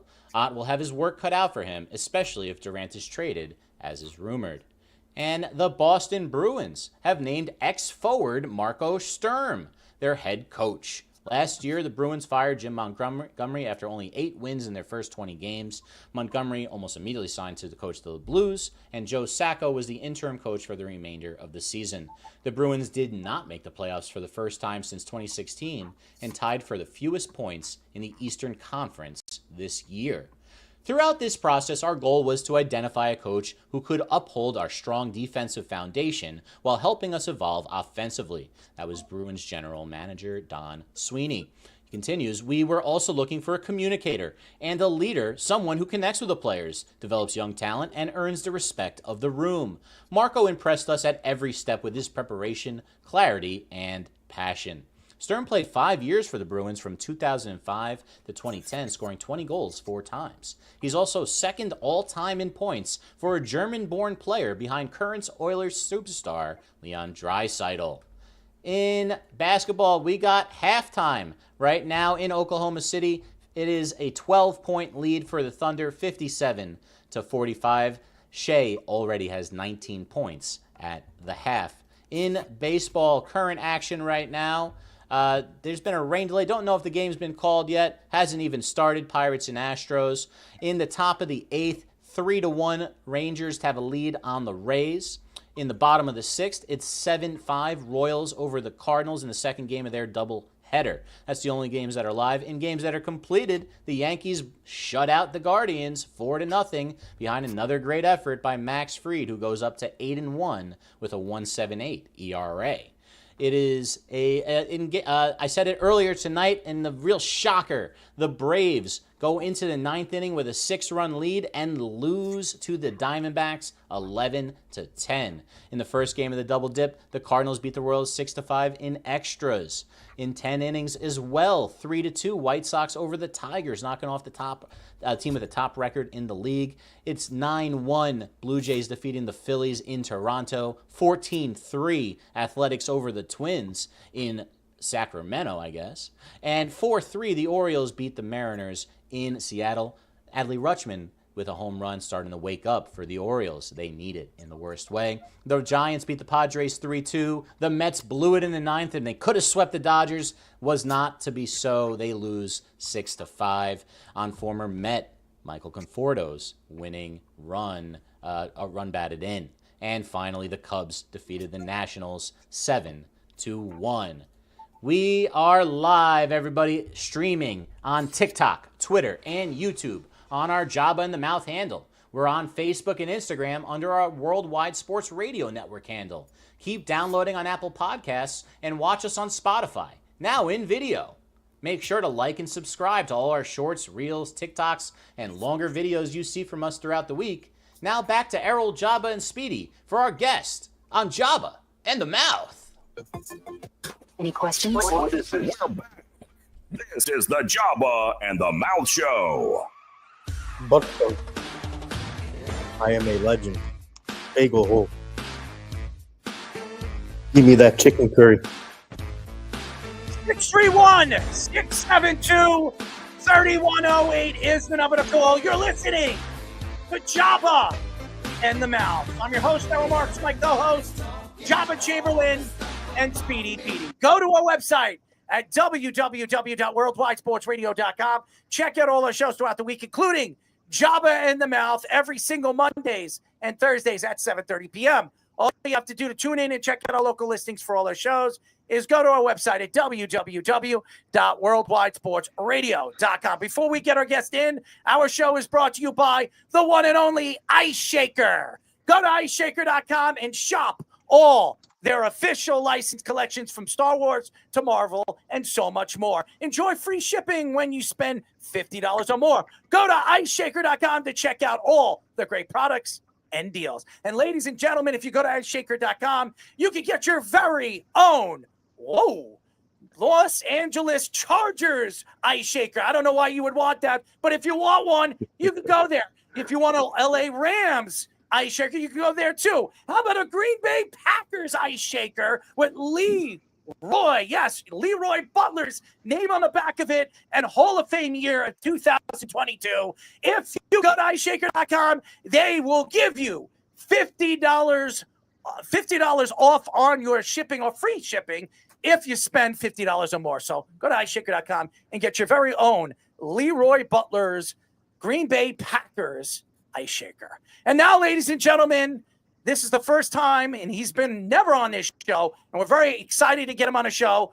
2022 Safety Hall of Famer, the one and only Hall of Famer himself, Leroy Butler. Leroy, what's up, buddy? Errol, we have a Hall of Famer on this camp. That's right. Holy cow! Thank you so much. Holy shit! Like we all. I'm glad to be here. We weren't as good as you. That's for damn sure. Trust me, I tell you what, you guys do a great job. So God made everybody good at something, you know. Well, I don't know about that. So there's a lot of people. There's a lot of people that think they're better than us. He made us. That's yeah, a but whole I'm not nother on their show though. No, that's true, and I'm happy that you decided to come on this show. And it's so interesting because Leroy, I remember when the names were getting called up at the award show. That was the year that Revis went in and Joe Klecko went in. Joe Klecko was obviously waiting to get in for 30, 40 years, and he finally gets inducted. But Leroy, you stood out more than both of those guys. I'm a Revis fan. He's one of the greatest corners of all time. But there's only 6 safeties that have ever been inducted into the NFL Hall of Fame, and you were the last one inducted. Tell us a little bit about your journey to the Hall of Fame. I think the thing about it, most players, you don't, if you're not like a number 1 pick or highly touted, growing up, you really don't even think it's a possibility. That's why there's few safeties in there. But I'll tell you this, when I made the all-decade team, I remember Lee Rimble, he was our media guy for the Green Bay Packers. He said, you made the all-decade team, and then he just walked by my locker. And then he came back, and he said, if you made all-decade, you may one day be in the Hall of Fame. And at the time, I really didn't believe that, because I think it's about quarterbacks, receivers, I mean, the LTs, the Reggie Whites. And then our era, I thought about it was just obviously Brett and Reggie, I thought would be first ballots, which they were. And then I started thinking about myself, and I was a first semifinalist. I said, okay, this is fun. But I'm the same guy. It's baked in the cake, whether I make it or not. So people really didn't know. But 2020, guys, that's when I started to say, man, I was a first-year finalist.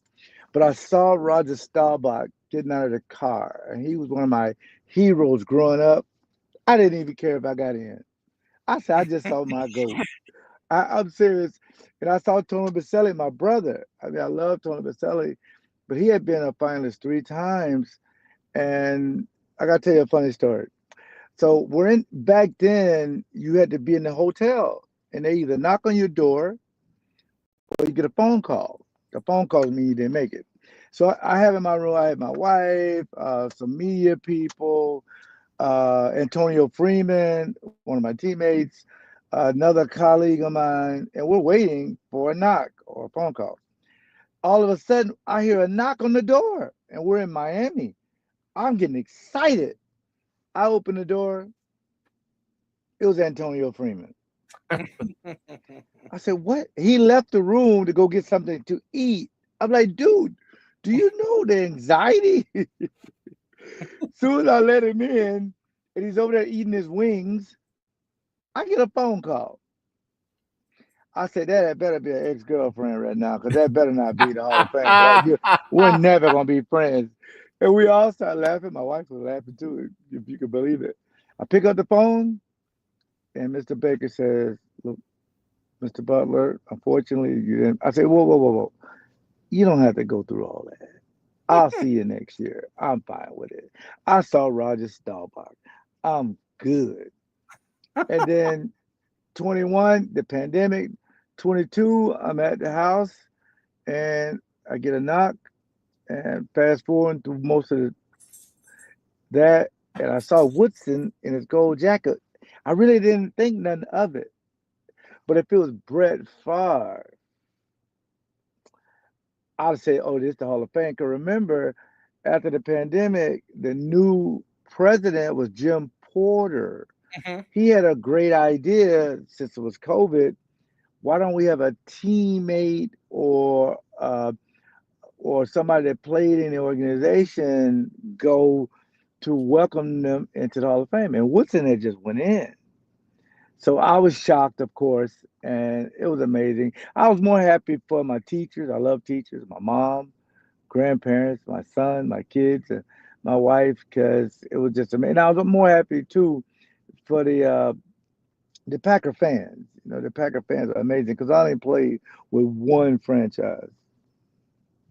So you were the one who invented the Lambeau leap back in the day, in the early 90s. Now we've seen, obviously, a lot of Packers players do it. We've also seen some rival players do it, and Packers fans like to push them. So what is the origin story behind that? Here's the thing. 1993, none of you were born, but 1993... I was. Well, just play along for a second. Right now you weren't. So this is my dream. Now I'm trying to make you younger. Now, I get over to the locker room, and I'm a diva. Everybody knows me. I'm from Florida now. I've never been to Wisconsin. When they drafted me, I've never been to Wisconsin. And I'm thinking, okay, I get over there and I look at the thermostat and it's a minus next to a 20. I say, guys, do they forfeit games? How does this work?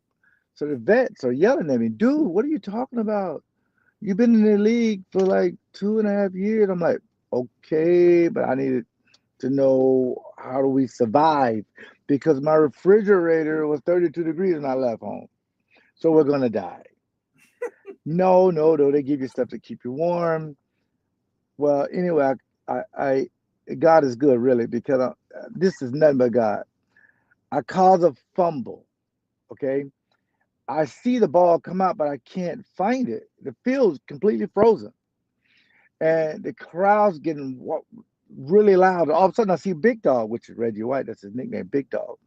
So Big Dog's struggling to run, and I see Bryce Pop, my teammate linebacker, and our other first-round pick linebacker in my class, Tony Bennett, he fell because he couldn't keep their feet when you see it on YouTube. So guess who did not fall? Yourself. God is good. I mean, God how do you make God this is up? Everybody fell but me. Even Reggie was falling down. But God say, since I gave you bad feet at birth, because I had these bad feet, I'm gonna give you good feet now. Okay. And I run over to Reggie. I said, Reggie's been lateral this ball. Oh, for any Bears fans, Detroit fans, or people in our division, the North, a lateral is when you throw it behind your guy. But let me get back to the story. Reggie laterals me the ball.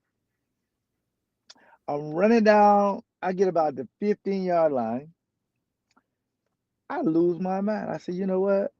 I'm going to jump in the stands. And as I was getting closer, the people were yelling because they see me scored. The other half of the people like, did Reggie step out of bounds? Was it really a fumble? Like, I love your production. I love that. While I'm talking about it, this is amazing. Great show. Right about there, I make my jump. And was it blew me planned? away. Because when I jumped up there, no, it was spontaneous. Can't you tell by this interview? Everything is spontaneous. I'm serious. That's how I am. It's baked in the cake. I'm only one way. And when I jumped up there, some guy yelled at me. Not the guy Somebody hit was my butt. smacking you in the Forget about ass. that part. That's what somebody was smacking you I in the know, ass. right? That's what And I didn't even get it. I didn't even get his phone number. That's for Pride Month. So when I get up there, a guy spilled his beer on me. He says, man, you owe me a beer. I spilled my beer. And then I came down, went to the bench, and you see Favre come over there with this Superman cape. He get this cape on because you just throw it off and run in the game. And we did some weird dance, and Doug Evans came out there. I remember going to the bench, and Holmgren says, boy, they're going to find your ass. I said, why? I'm celebrating with an owner. Well, what do you mean? Well, we don't have an owner. Our owners are shareholders. I want to show them, thank you for staying to the game. We were winning like 20. We won 28-0. If you're sitting in that cold weather drinking beer, I think I should jump up and hug you. And that's how the league was born. That's crazy. Leroy, my dad got the epidemic in polio in 52. And so he went through a lot, and I had just lost him 3 months ago. Oh, my condolences. As an athlete, you going through what you went through, what made you keep the grind? Like dad was always my grind. Yes. Because I was doing something that my dad couldn't do.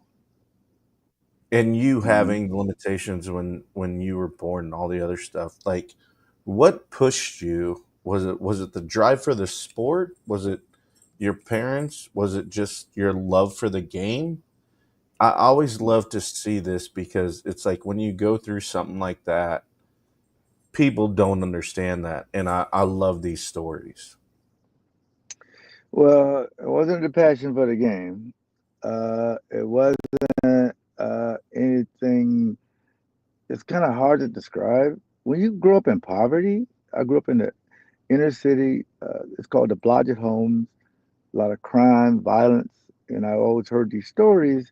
If you don't have a father in the house, your kids are criminals. Because my mom raised 5 kids by herself, God and you bless her. got God bless her. 2 of my brothers. Thank you, I appreciate that. My brothers, 2 of my brothers were in the military. My sister was a nurse.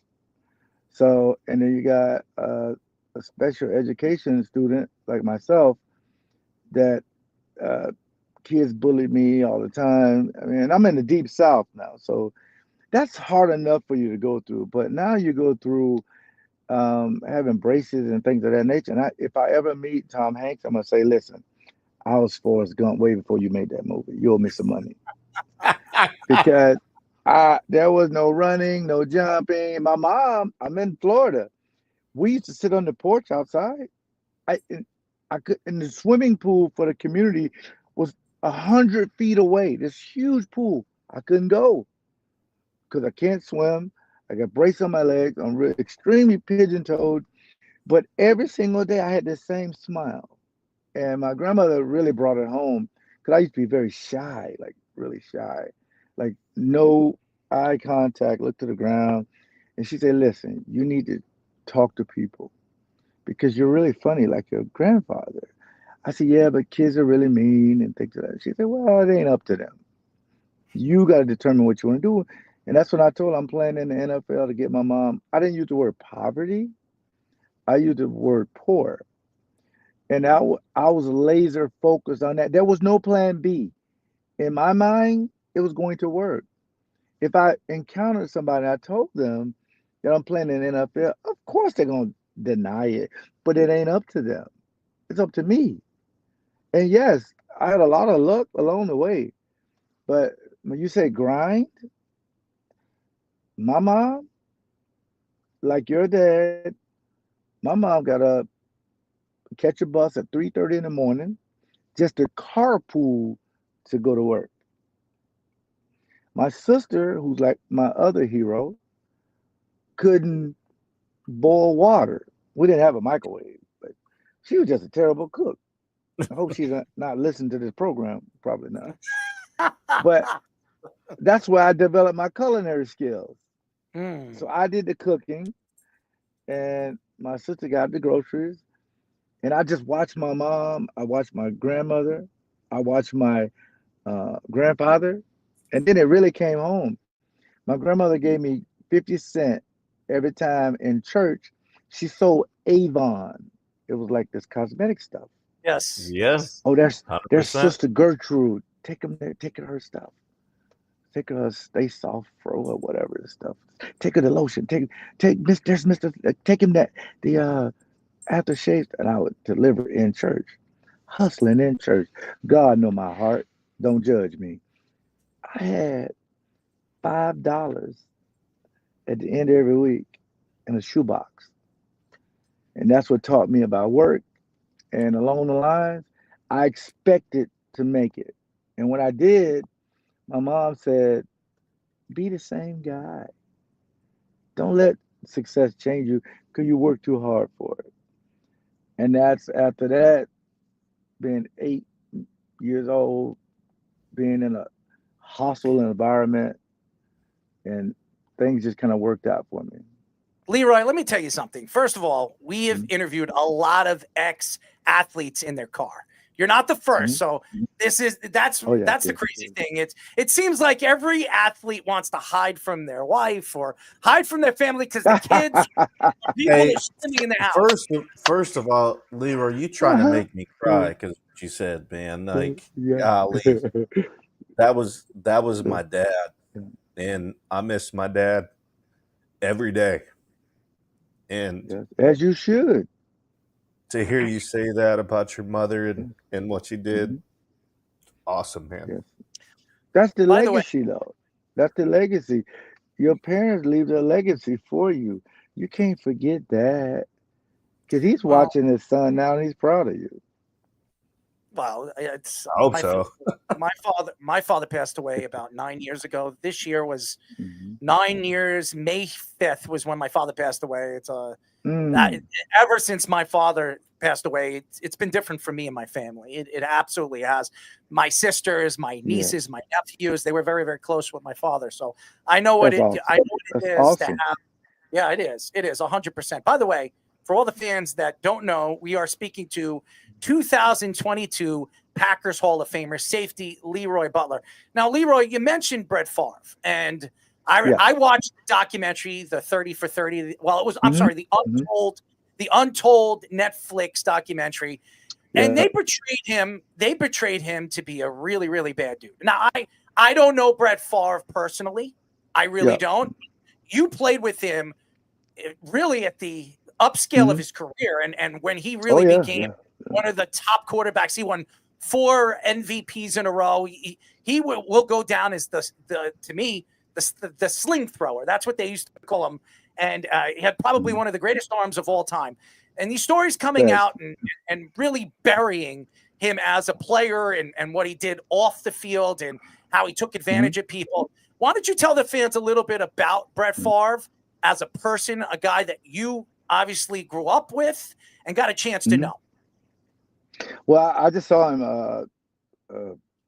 like a week and a half ago. We Mhm. were at a golf tournament, and I told him we were doing a kind of a benefit for a mental health therapy company, which I get therapy every Thursday, and I did it basically through phone call because I was at another golf tournament for junior achievement. But what I told him a week ago, the people here, 'cause we had something that it was like 200 or 300 people. Right. The people here, they don't care about that because people know that it was coming out. Don't even talk about that. Just tell us what. So that was one event. Then we went to a second event, and he had a little anxiety, thinking the media was going. This Wisconsin, we don't even have TMZ here. There's no media here following you around. Be yourself. That's baked in the cake. Everybody know that story. It's new to a lot of people, but I didn't know that they could put out stuff about you without you using your likeliness and stuff like that of that nature. But all that stuff it was nothing new. So your fans gonna support you, but in this day and age, with the Diddy stuff Mhm. Ooh, the and diddler. all the other, I mean, a lot of, I mean, sending pictures. I thought that's how you make your career. I didn't know that hurt your career. That was a head scratcher for me. I mean, she missed the window. That window closed now. Yeah, come on, man. She supposed to, this thing was gone and I'll come back. We knew this stuff already. Man, yeah, that Busby guy, that lawyer, they be calling up. They be trying to get me. Man, she missed that window. So your fans, they support you on and off the field. Now, again, having transgressions and having some issues. He's on Parkinson's scale, and Yes. you still do some horrible stuff now at the field. Yeah. I mean, you can't get around that. And one of the most horrible things is owing me $13 because I beat him in golf. That's more egregious than Netflix. I want my $13. And when I went up to ask him, he thought I forgot. I said, nah, I ain't forgot. I got a dude like that too. I got called up to AA, and I moved in, and he got sent down. I was like, "Hey, Yeah. you owe me $142.37." Still Ooh, that's remember a it to lot. this day. That's a Paying lot. I was paying the $13. electric bill, dog. I was paying the electric bill. Leroy, Oh, but he got you. what type of player was Brett Favre on the football field? What Hey, type man, I'm of gonna tell you leader something. was he, and what type of personality was he on and off the field? Again, certain players is baked in the cake. He's just like me. He's only one way. He lived his life back then a little risky. He on the field a little risky, but that's what I wanted. I remember he threw an interception in practice. He was very upset. I said, wait, don't do that. Don't kick the grass. It's my job to get it back. And on the rare occasion, somebody caught a touchdown on me, I'm thinking on the bench, man, I'm going to be on Sports Center. He would hit Sterling Sharp, the newly inducted into Hall of Fame, 80-yard bomb. Guess what? They forget about what I did. So we help each other. Anybody can have a friend where you're Hall of Famer and things are going great. You have a friend, somebody to talk to when things go bad. But the thing that really changed quickly was Reggie White. Reggie White was obviously, people thought he was the leader. Reggie White gets up. He gets up and he says, you know what? It's not my team. I said, what you mean it's not your team? Yeah, it's not my team. It's Brett Favre's team. I said, wait a minute. Brett Favre don't give speeches. He just plays. But everybody, remember, my grandmother said this, God made everybody good at something. Because if you think about it, Reggie was correct. And when he said that in the meeting, me and Brett was in the back. He was teaching me how to play backgammon. It was like, man, why do white people play backgammon? What is this stuff, man? So he said, we play sheep's head too. I said, what is that? And he said, what y'all play? I said, we play spades. Next thing I know, Reggie's calling him up front. You're the face of the franchise. And Reggie was right. You know why? Troy Aikman, the face of the franchise for Dallas. Steve Young, face of the franchise for San Francisco. Our face was Reggie White. Reggie thought to help the team, don't look at me as the face. Brett's the face of it. Because I wasn't a rah-rah guy, neither was Brett. And then he didn't want to give no speeches. But when he first went in, we took over from McCaskill and throw the pass, only he can throw, I said, oh, I like this guy. Yeah, we good. Yeah, we good. If you think you can make that throw, make it. And that's why we love playing with him and for him. And go back and look when his dad passed away. Because we talk about fathers on this show and mothers. When his dad died, he said, I'm still playing. I remember his ankle was the color of a crayon box. I said, man, your leg all pussy. You can't play. He said, Roy Lee, ain't nothing wrong with my arm. I'm playing. It's hard to argue with. I know they go by the GOATs with championships. It's hard to argue with a guy that never missed a game. And he played for 3 franchises. Leroy, it has nothing to do. You can win 1 million championships. As much as they want to say Tom Brady is the greatest player, the greatest quarterback of all time, I'm still taking Joe Montana over him. I'm sorry. I'm taking Joe Montana over him.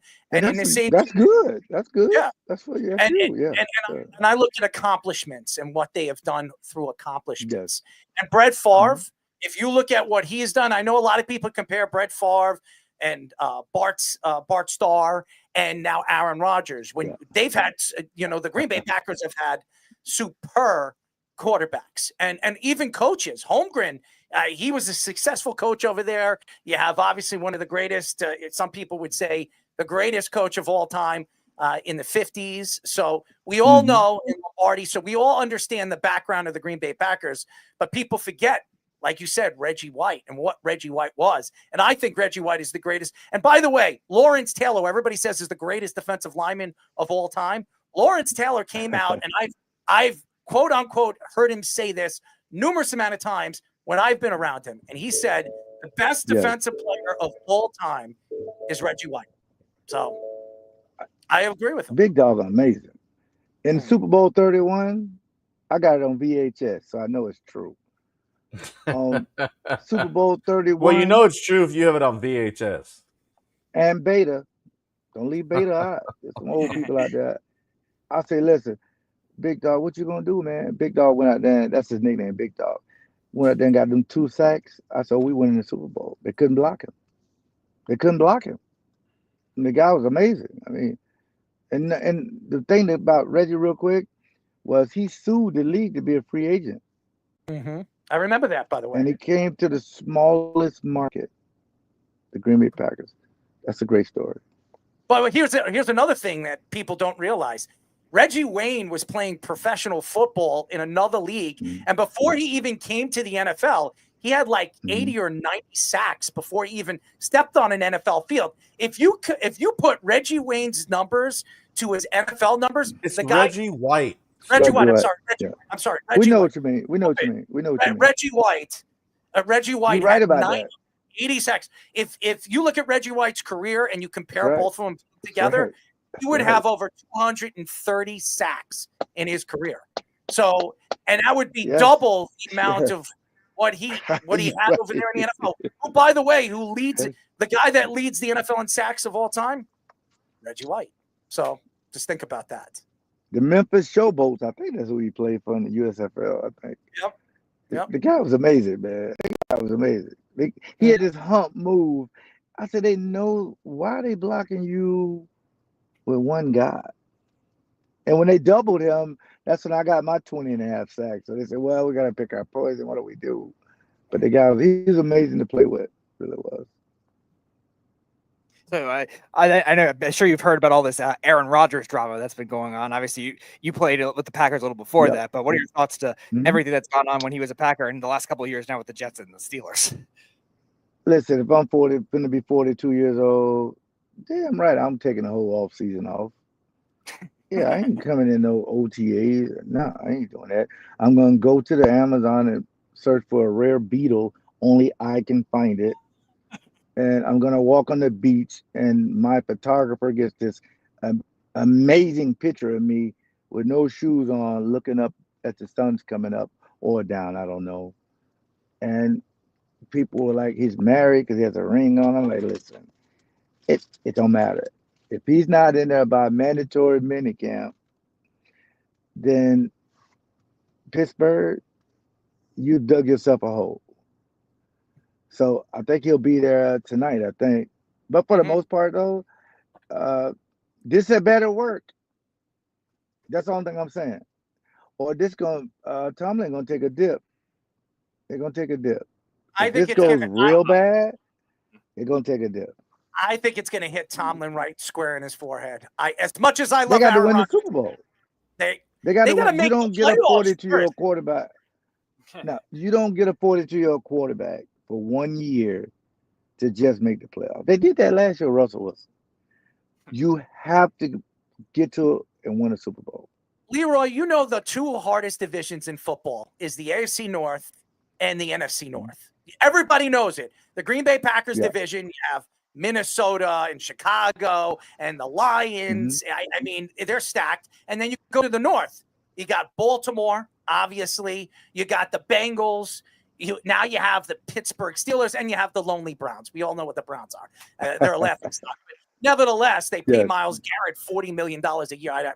I have no idea what they're thinking. They're giving the Deshaun Watson, they gave him a $240 million guarantee contract after he was getting his chain jerked a couple of times a year. So, I mean, obviously we know the whole story. So we all know that the divisions, and again, you say Pittsburgh needs to win a Super Bowl. Pittsburgh's got to make the playoffs. And I'm going to tell you this right now. Aaron Rodgers going over there, Tomlin's had a winning record his whole career. If Aaron Rodgers if he goes there this year and they don't have a winning record and they miss out on the playoffs, who do you think they're going to be pointing their fingers at? Aaron Rodgers. So, well, it'll be another Netflix special. You have two of them now. Well, please, I don't want to talk about his Netflix. He made the Jets paid for it. Dude, he made the Jets look like a joke. He made the Jets organization even look worse than they ever did. We couldn't get past it without having to bring up the Jets. Well, they haven't been to the playoffs since I was in ninth grade. I mean, stop, Leroy. The Jets on thing we talked about. It's not that long. It's not that long. It was like it's 15 years ago. Moby Dick was a minnow. It was the Rex Moby Ryan. Dick was a minnow. It was just, I mean, come on. Oh, now we're going to talk about Oh yeah, the guy Odell. that. That's Well, he had to start from his parents, so he was small, and it took a long time to you grow. dropped That's how down long over it took to there. just to You win like anything. stick up your ass or something. Hey, we all came from a nutsack. It happens. Well, Yeah, I mean, I don't know, Job. I mean, don't know where you came from. Okay, you're not human. You're like a pretty little sure I did. tadpole. You're like a tadpole. Okay, that's where Jabba comes from. But You guys are I funny. it's crazy, man. And I think that your story, and Mm. by the way, I got a chance to kind of see the background of who you are and how your journey began and where you really finished. It's an amazing story. And even you telling us the story about the Hall of Fame and how you got there and during COVID, that's even more interesting. Yeah. But you know what's even more Yeah. interesting about you, more than anything, is people forget that if you look at the Packers and how many Hall of Famers from the 90s to the early 2000s have gone in, a lot more than you think. And I don't have the number, but if I'm not mistaken, there has been 5 Packers from 88 to 2003 that have gone to the Hall of Fame. Did you know that? I just know that the one that people keep bringing up because I live in Milwaukee, that the Bears has 1 or 2 more guys in than we do, Mhm. and guys really, because sometimes you play for multiple teams, you don't really go in as a team. But when you did most of your damage, like Aaron Rodgers, because he's gonna be first ballot. Yes. Right. I mean, I think that'll either tie them or we'll be down by 1. So overall, the Bears, they everywhere I go, people hold that over our heads. They do. They just do. They just want the overall record, not the modern record. Yeah. So Leroy, when you guys go to the Hall of Fame, like Mm-hmm. baseball, they choose a hat for them, and obviously, like you just said, that a lot of guys play. Yeah, for we both don't. teams. Yeah, we don't do. Yeah, we don't do it. Yeah. It's just a gold jacket. Yeah, but to your question though, all 4. If say you play for 4 teams, let's do it like this real quick. They could have an Aaron Rodgers day at Lambeau, which they will, and we'll put his name up. The Jets are going to do that because he was there for enough for a Coke and a smile. Actually, I like the break. Pittsburgh definitely going to do that. He played 1 season there, and they're gonna go 6-11, and they'll put his name up. You can do as many parties if you want. It's that kind of up to you and the team.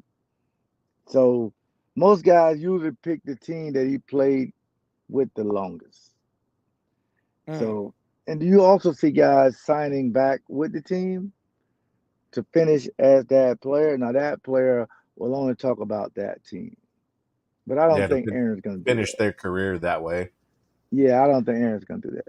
But we'll welcome him back once, he the Ravens blitz everybody at him, and he said, "Man, you know what? Maybe I need to go get some ayahuasca and chill out because this is not good." So, by the way, I'm getting the numbers right now. There have been 4 from 1990 to 2024 that have gone to the Hall of Fame from the Green Bay Packers. 4. That's nice. So, especially with Sterling, yeah. So I'm Yeah, kind of that's nice. I'm just looking. I know Brett Favre. I know you. I know Woodson. Actually, 5. And then you have Matthews. And if I'm not mistaken, it was who was the other guy? Who was the other Donald guy? Driver? No, it wasn't Donald. No. Campman. I think was it Campman? Aaron Campman? Aaron Campman. That was Damn. Leroy, that was a quick Like no you talk- on Donald Driver. Wait, y'all talk about the Green Bay Packer Hall of Fame or the Green Bay Pro Packer Football Hall of Fame. Green Okay, Bay my Packer. bad, my bad. I thought you said Green Pro Bay Packer Football Hall of Fame. Fame. Well, pro football is a little different. Yeah, it's a little limited. I think Matthews is still trying to get in. He does. Matthews is getting in. Yeah, I don't think Campman will but get in. He's a good player, but not Hall of Famer. Yeah, but in is basically my era, me, Brett and Reggie, Woodson, Sterling. Right. But Kramer and Dave Robinson got in a few years back after waiting 38 and I think 40 years or something like that. Yeah, Kramer was a while. And Leroy, Yeah. was Sterling better than Shannon? Oh yeah. Yes. 100%. 100%. Yeah, Well, I never told. played in the NFL. I'm asking all of No, it's favor. okay. It's No, okay. Yeah, they're both yeah. great My son players. is You know that, Leroy. You know that. They're both Well, great players. They're both sensational players. But yeah. Sterling was certainly better. Yeah, than Shaq. If Sterling, I said this X or whatever, Twitter, whatever they call it. I said if Sterling Sharp would have played 4 more years, he'd be the GOAT. He did 100 catches when they doubled him, and who cares? Just throw it to me, Brett. I'll catch it. Now in fantasy football, everybody got 100 catches. The man was truly amazing. So he's a little shy right now, so he's not been making a lot of appearances. But Sterling Sharp is great. Other than you've talked about Reggie, right? Who was the best player or most athletic that you ever played with? And Play with? Out of it. Or against. The most Himself. No, definitely well, he ain't can't me. count himself. I wouldn't, because I don't want to lie to y'all. I ain't nowhere in this conversation. Let me see. Randy Moss is sick. I don't know if he's human. But the best athlete of all time in any sport, football, it don't matter that he was born a grown man, is Deion Sanders. It's not even close. He didn't have to work out. He didn't have to run. He was born with grown man lungs, all of his teeth. I think he got married at 3. This guy was just better than everybody. And he taught me how to protect your brand. He got everything. We played intramural basketball. We were not playing until he got there. I said, where is he? Well, he's qualified for the 100 meters for the Olympics. Why? Because he can. So I got a question for you before we let you go. I have to ask you this question because you mentioned him. Did Deion Sanders hurt his son's draft stock because of what he was saying? Or was it Shador just opening his mouth at the combine, not speaking or saying the right things the way he should have? Well, it's definitely not Deion, because we've seen other fathers, Eli Manning, dad, say he ain't playing for the Chargers and get him over to the Giants. I mean that's not unprecedented. But interviews and workouts, I think if they had to do it again, this is my opinion, I would have had him playing in the Senior Bowl. So the teams can work with him and see him. Because that's where you make your jump. To all the kids out there, the biggest thing, going to the Senior Bowl, not the combine. I would advocate, if you're not going to work out, don't even go.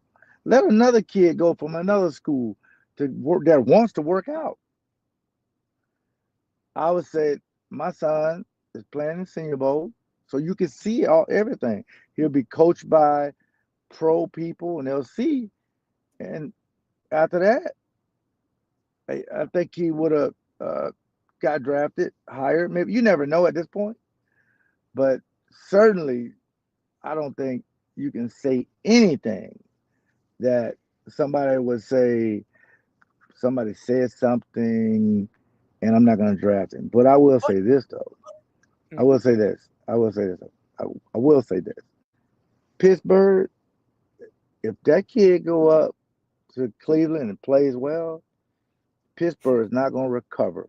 Because instead of drafting him, you chose another route, which is fine. The Jackson Dart kid. They got 26,000 quarterbacks with the Giants. And he came proved back himself. in the first.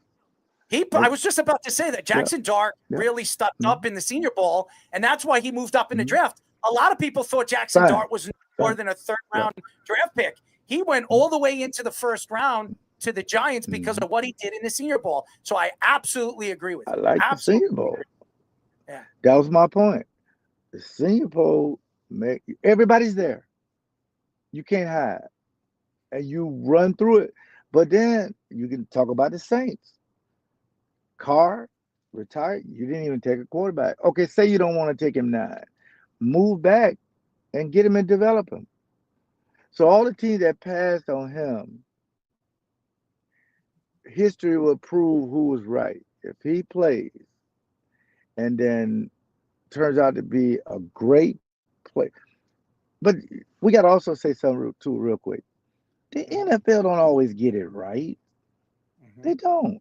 Who thought these draft rooms, all 32 of them? Mel Look, how many Kiper's an first idiot. round- Mel Kiper's an idiot. He has no idea. He has no idea what he's. He doesn't know anything. Dude, Mel if Kiper, you ever look at Mel his board, Kiper- the guy's blind. He is blind. Have you ever seen his draft boards? They're some of the worst draft boards I've ever seen in my. And ESPN's paying them. He's making like 8 figures, sitting there and talking his crap. How do you watch Man, football? why you hating on Mel Kiper, man? Mel Mel Kiper's Kiper- horrible. It's horrible, Mel- Leroy. Mel Kiper is the GOAT. Oh, stop it. Stop I it. just said everybody on. I would take Mel Kiper over anybody out there doing any kind of draft stuff. I would. I'm just telling. Just take my word for it. This guy puts in a lot of work. When we're sleeping, Mel Kiper up, talking to people, looking at film. The guy's amazing. Maybe you don't like him because his hair is still great. The guy's Sure, he's not amazing. hanging out with Deshaun Watson or Bill. Robert Errol, Kraft. you gonna argue with the Hall of Famer? You gonna argue with the Yeah, Hall of that's Famer? what makes it a good show. If you look at Mel Kiper, if you look at his draft board over the last 15 years, he has absolutely struck out in practically every single. Well, draft see. Here's where we can agree to disagree. Mhm. He would never strike out, and why? Guess why? He's not picking the players. The teams are striking out. So, because you can't go by what Mel Kiper say, go look at your own tape. These scouts. That's just a lazy way these scouts do it. I'll just look at Mel Kiper. And then when Mel Kiper gets it wrong, you're like, oh, well, that player didn't go. But if you do the history on Mel Kiper, you say, look at the history of all the players he projected, a lot of them in the Hall of Fame. I mean, he's the GOAT. He is the GOAT. All right, Leroy. It could be a Billy Goat. It could be a Billy Goat. It's old now, but that's the sword. It's Billy Goat. So Is we that can what agree you're? to disagree? Listen. You know what your new nickname is? It's Leroy the Billy Goat Butler. I like it. I'm gonna trademark that. We're gonna split the cash. Leroy, I want you to do something before you go, okay? I want to get this recorded, okay? I want everybody to mute their mics because I want you to record this. I want you to say, you are now listening. This is Leroy Butler's. This is Leroy Butler, Hall of Fame Packer safety, and you are now listening to Joba in the Mouth. Could you do that for us right now? Nice, loud. That's too long. Come on, man. That's Just too give it long, to man. us. You gotta give it. That's too. You gotta make it tight. All right, give us tight. Give us your tightness right here. Well, you need a drop. Yeah, give us a drop. I want to take this drop and I'm going to put it on something so people can hear it. From the great Okay, Leroy. so give me the premise of your drop again. Okay. This is Leroy. I know who I am. I know who. Don't say me. I know who I am. Give me you guys. Well, we're Joba in the Mouth. Because I thought you didn't. I like you knew what show you was on. I'm starting to forget, man. I'm a little lost today. I don't know. I'm dealing with tonsillitis. You believe it or not? I'm doing this. He's been sick, so we got to give him a little break. I've been very sick. As a matter of fact, I have been. Well, I hope you feel better, but you made it very entertaining, though. Thank you. I really appreciate that, Leroy. And we want to get you on again, by the way. We'd love to get most you on. definitely. Yes. Oh. Yes. All right, give us a drop. Give us a drop, Leroy. You are listening to the best show ever on Pro Football Hall of Famer Leroy Butler, number 357. Joba and the Mouth. Best in the business. I love it. I love it. I love you, Leroy. We really appreciate the time. You're fantastic. 307.49, baby. Cut that damn thing. Well, I'm about to cut some cheese if I don't get to the bathroom and go to a break. Man, y'all crazy. It was good to talk to y'all, man.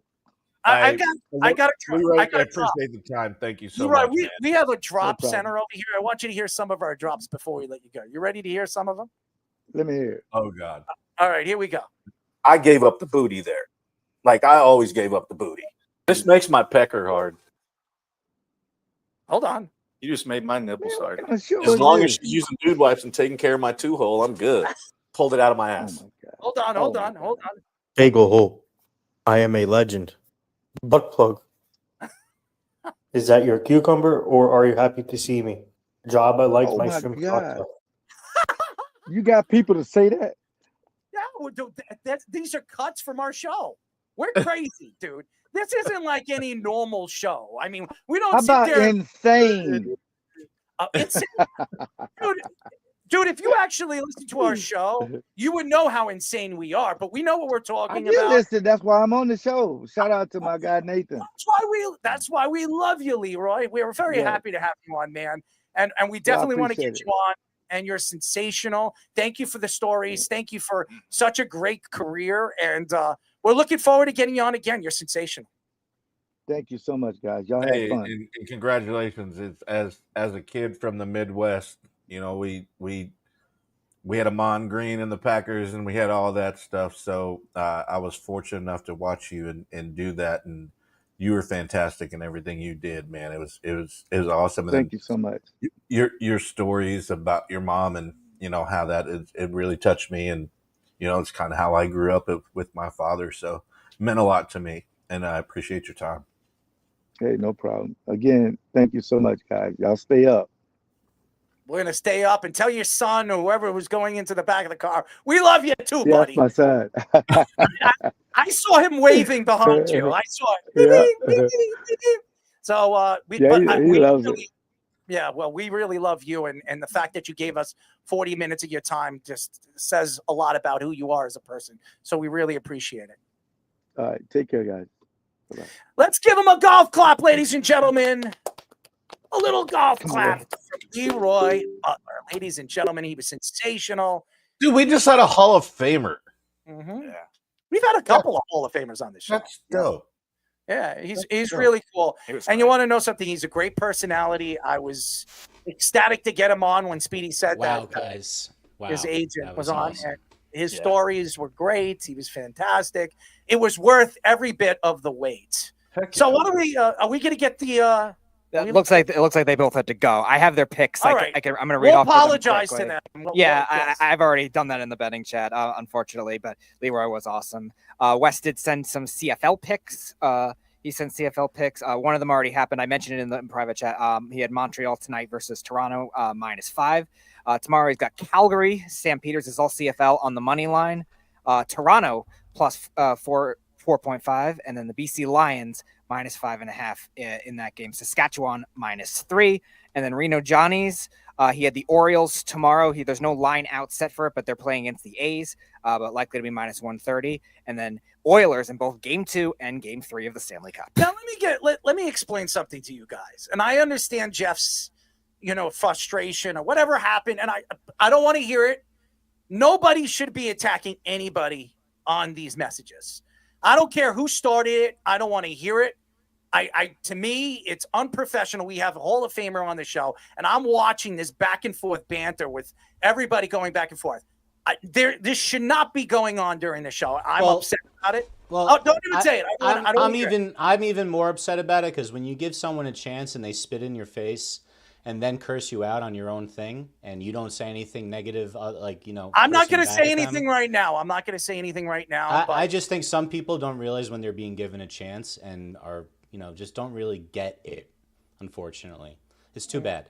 But that was amazing by Leroy Butler. I wish I was able to spend more time focused on. I can't wait to watch it again when we cut it up for everybody to watch on YouTube, on Instagram. Expect to see a lot of that tomorrow for sure.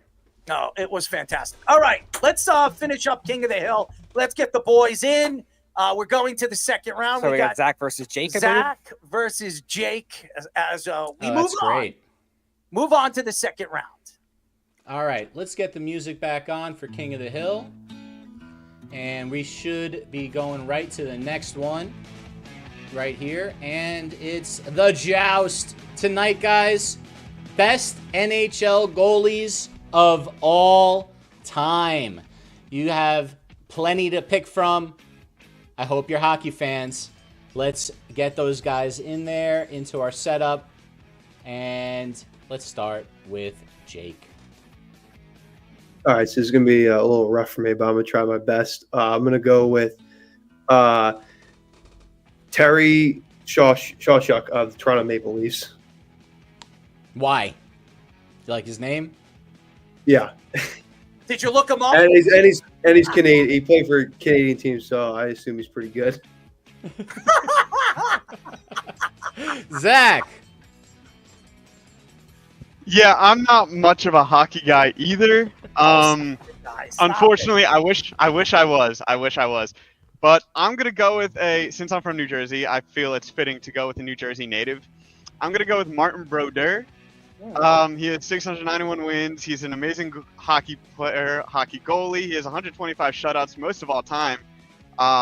Unfortunately, I did look this up. I'm sorry, but It's fine. It's fine. Yeah, but I have to go with I just have to go with the New Jersey native. You know, being from Jersey, I got to represent. All right, let's go back the other way. Jake. All right. I don't want to make too much of a mockery of this, so I'm gonna concede. I'm gonna concede to Zach, and I think I'm gonna let him go to the finals. Really? Come on, man. Come on. You gotta pick something out. Go look it up, man. Give me another one. All right. I can tell you a bunch of them, and you can pick one. How about this? You guys, there's Eddie Jockerman. He was a great goaltender, one of the greatest of all time.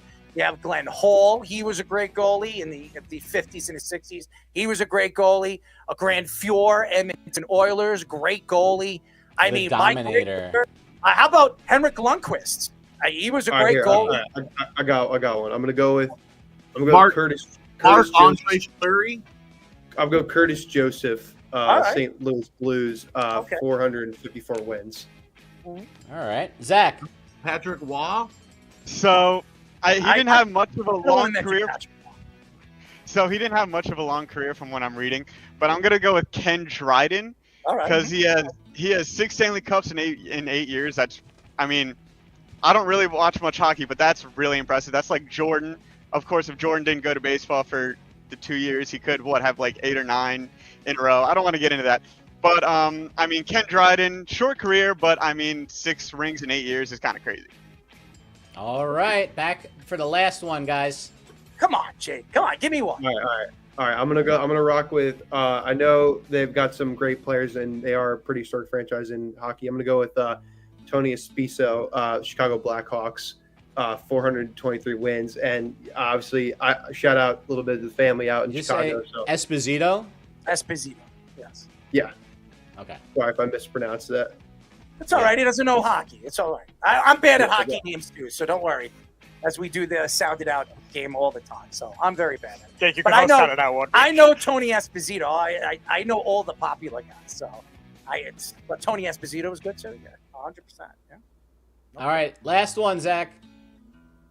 All right, I'm gonna butcher this name, so I apologize in firstly, but I'm gonna go with the Montreal Canadian Jacques Plante. Jacques Plante. Jacques Plante. Yeah, he had 6 Stanley Cups. He was actually the first to wear a mask regularly for hockey goalies. So I just find that really insane. It revolutionized the sport. So I got to go with Jacques Plante. That's where the Jason mask was developed. That's where it all began. Jacques Plante was the first person to wear the Jason mask. So you guys want to know a little story behind it. It was Jacques Plante that was the first person to wear the Jason mask. So there you go. All right, Errol, who are we going with? I'm going to go with Zach. All right. Zach versus Errol in the final. Let's get everybody back in to be the judges of this last round down here in the bottom. So everyone who's out will come join us in the bottom here. Welcome back. And Joba, if you're around, there you are. Awesome. Let's see the last round category for King of the Hill, where you take on the king. Zach, best NBA championship winning teams of all time. Specific seasons. All right? I need a specific team season. Best, and they had to win. So don't give me this, that Warriors year where they didn't win. All right? Let's do it. And the king gets to decide if he wants to go first or second. All right. I'm gonna let you go first, Zach. I'm gonna let you get first. Wow! Look at you, Errol. You giving a little love. He's a merciful king. I'm gonna give him a chance. Let's Little see what love. he's. Yeah, let's give him a chance. Might as well. All right, so the easiest choice, but I'm not going to do it. It would be the 96 Bulls, but I'm going to go to the 2017-18 Warriors with Kevin Durant on the team. The most dominant team I've ever seen. I feel they can beat any team in NBA history. You're on and that's my personal preference. You've I don't lost- think anyone's stopping KD or Steph or Clay. I'm not. Listen, I'm going to be honest with you. You just lost, okay? Anybody that goes with that team, of all the greatest basketball teams of all time, you went with the Warriors. Are you on drugs? Zach, he gave you a layup. I don't want to choose the Bulls. It's just too easy to choose. I need a Zach had a layup and did a turnaround fadeaway jump shot. Exactly. I like to make it more complicated.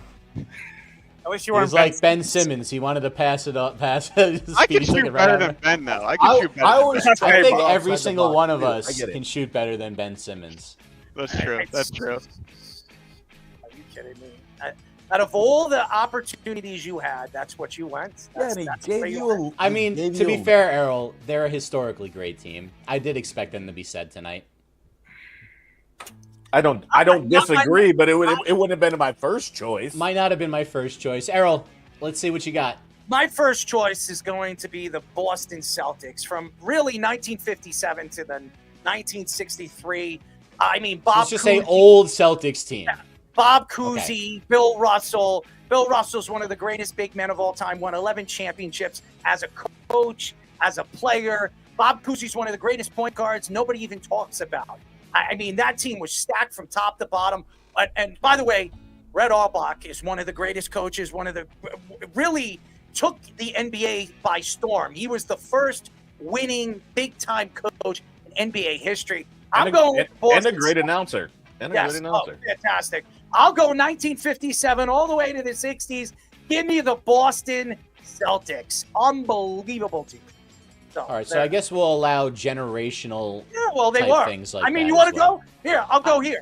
1961 was a great team. 1963 was a great year for the Boston Celtics. I mean, you could go on and on and on. Bill Russell, you can argue what he did to Wilt Chamberlain, and we all know what Wilt Chamberlain was. He shut Wilt Chamberlain down when it came down to the big game. Wilt Chamberlain put up his numbers. Numbers don't matter. Championships mean everything in the NBA. And Bill Russell, you can argue, was the best champion of all time as a player. So I'm going with the Boston Celtics. True. Wilt did sleep with like 100,000 women or something, though. So No. Zach, back to you. Hey, he's got a Chamberlain name. He did it right. Well, I'm going to go with the 96 Bulls if you give it to me. Attaboy, Zach. Wow. 72 wins, 10 losses, completely destroyed everyone in the playoffs. Jordan, Pippen, Rodman, Kerr. I think Kerr was on that team. I don't know who played the center. It didn't really matter. I mean, probably the greatest team of all time. If you don't, I still think the Warriors are. But greatest team of all time, 72-10, championship on top. Got to go with the 96 Bulls. Errol, you just let him use the ace of spades. I don't really think he did. I mean, I'm going to go with the Lakers, and I'm going to go in the early. Need to give me a year. Give you a year. All right, I'll give you. Let's see. Zach, by the way, the center I'm is gonna Bill I'm going to go the 1982 Lakers. When Magic Johnson dominated, by the way, yes, Kareem Abdul-Jabbar went down and he hurt himself and he was out practically the whole finals. Magic Johnson had to defend the last 3 games of the finals. He had to defend at 5, 4, 3, 2, 1. This is why Magic Johnson is the greatest point guard of all time. You could take your Steph Curry and shove it in your rear end. That was what Magic Johnson did in that year and what he did. By the way, Magic Johnson. He's a shooting guard. Relax. Magic Johnson. No, he's a point guard. And Magic Johnson. What did he shoot? He was a guy that passed. Magic was definitely a point guard. I'm saying Steph Curry, not Magic. Well, he's a point Steph guard. Curry's He's considered a point guard. Today's point guard. Yeah, he's because he's short. No, because he shoots and he's a shoot first point guard. And by the way, Magic Johnson did it in his practically rookie year, and he was practically a rookie when he did that. So I'm going with the 1982 Lakers and the way they did it, and without Kareem Abdul-Jabbar, arguably the best offensive player the NBA's ever seen, besides Michael Jordan, of course. So there you go. All right, Zach, last one for Well, a chance to be the king. I'm going to go the same team, but I'm going to go 2000-2001 Lakers with Kobe and Shaq. Shaq, the most dominant center of all time. No one can stop him. And Kobe Bryant, he played well, but he didn't play. Like, he was still getting into the league, but he still averaged, 25 plus. Shaq averaged like 34 and 20 that series. Like, you got to go the Lakers in 2000-2001. I feel like that just destroys any other team. Like, you can't guard Shaq and Kobe on the same team. It's just impossible. I think he gave you an opening, Errol. What do you got? I'm come on, Errol. What do we got? There's a lot of great teams, and honestly, you could look at the Detroit Pistons, but I'm not even going. I'm going the Boston Celtics. The Boston Celtics. Give me the year. I know exactly where he's going. I'm going to go. I think it's the year I was born, the one that you're talking about.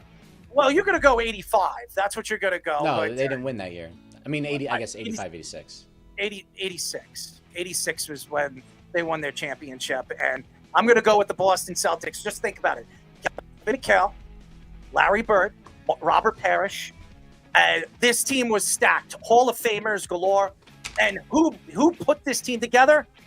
Red Auerbach, one of the greatest coaches of all time. He didn't coach the team. He was the creator, the GM of the team and the organization.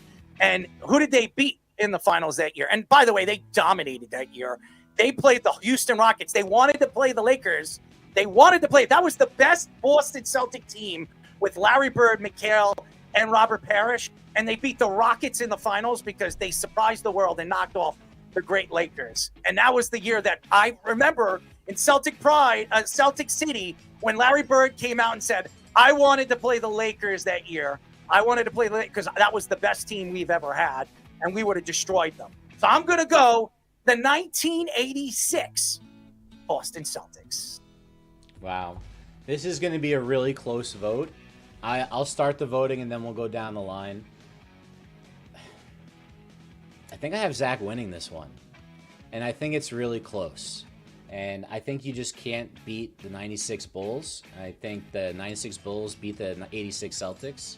I think the Warriors Durant team beats the 82 Lakers. And I would give the old Celtics the edge over the Kobe Shaq team. I thought the second Kobe Shaq team was actually a little bit better, to be honest with you, when they came back. Personally, I Danny like Ainge that on that better. team too, the Celtics team. But 85, 86. But I thought teams took them. I think you're crazy. I think you're crazy, but I'm just saying. I think it's really close. But you gave him. You gave first off. I don't think you can say the Warriors team isn't in the top three. I just don't. They're think not. you can. They're not in the top with the three. amount of wins They're they not had in the top and three. how they You dominated. You cannot compare. Dude, it's a historically great you team. You can't compare a game that's completely different from the 90s and the 80s. We've always talked about eras. Yes. But it comes down to whether you win or lose. Mm-hmm. It absolutely dominated the era. Complete domination. Steve Kerr was part of both of them. I know you dislike a majority of the players on that team and their coach. I disagree. And perhaps their general manager. I disagree. But I think the it's Celtics blinding were you. better. The both Celtic teams that I mentioned. The Bulls team is better than the Celtics. The only team that I would pick out of his group of teams, and by the way, Shaquille O'Neal and Kobe Bryant, give me a break. Besides Kobe Bryant and Shaquille O'Neal, who else was on that team? And don't tell me Derek Fisher and all that guy, Rick Fox. I know all the players. He didn't even know the players. I know the players. One of the most overrated championship teams. Well, yes. Sacramento played him really tough, right? Stop with that was Sacramento the other. Mike well, that's Bibby, what I'm saying. Mike That's what I'm Bibby, saying. And You Chris know, like- Webber, the guy that doesn't even call a timeout when he's playing on the Fab Five. Get out of here. Get out of here. I was Go. just saying with Go, Zach, Fish. that was the Go, only one Fish. that I could You're see gonna, an you're argument gonna challenge me with basketball. Go. Go. Next guy. Errol, you don't even realize when I was on your side for that one. Go. You don't even Next remember. guy. I Next gave guy. you a 2-1 to Next him. guy. So Next you're discrediting Derek Fisher and Rick Fox? Oh, they suck. Derek Fisher's Rick one Fox of the was most- great in odds. Rick Fox sucked. So overrated. The only thing great about Rick Fox is he was married to Vanessa Williams. Okay, that's the only thing great about Rick Fox. He was a And good as actor, far as too. Derek Fisher, he's done sleeping with Matt Barnes, his wife, and everybody else. Hey, Get by outta the here. way, you always want to push and discredit.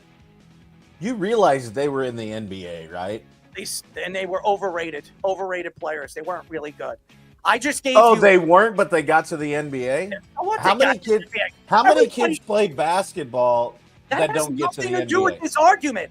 Okay, let's compare that team to the Celtics in 1986. Let's go. Danny Ainge, practically he's a Hall of Famer. Kevin McHale, Hall of Famer. Larry Bird, Hall of Famer. Robert Parrish, Hall of Famer. You could put them in the top 50 of all time. Actually, top 30 of all time. Do you know who else was on that team? Who? Rick Carlisle. Yeah, I know Rick Carlisle. I've seen him on the Celtic City, and you could keep looking at You didn't say that though. Rick Carlisle Bill- wasn't a great fat basketball player. Bill Walton great was the player. big linchpin that year Yeah. as well. Was the Yeah. big move for them in that Yeah, offseason. that's another one. Bill Walton, Hall of Famer. To And me, you're Bill gonna- Walton is the thing that made that. That was my top. For me, it goes. He was Bulls, a college Dennis, Hall of Celtics, Famer. 86. He didn't play long enough to be an NBA Hall of Famer, but he's a Hall of Famer. He had terrible injuries. All right, let's go down the line. So I gave the vote to Zach. Let's go to Aaron.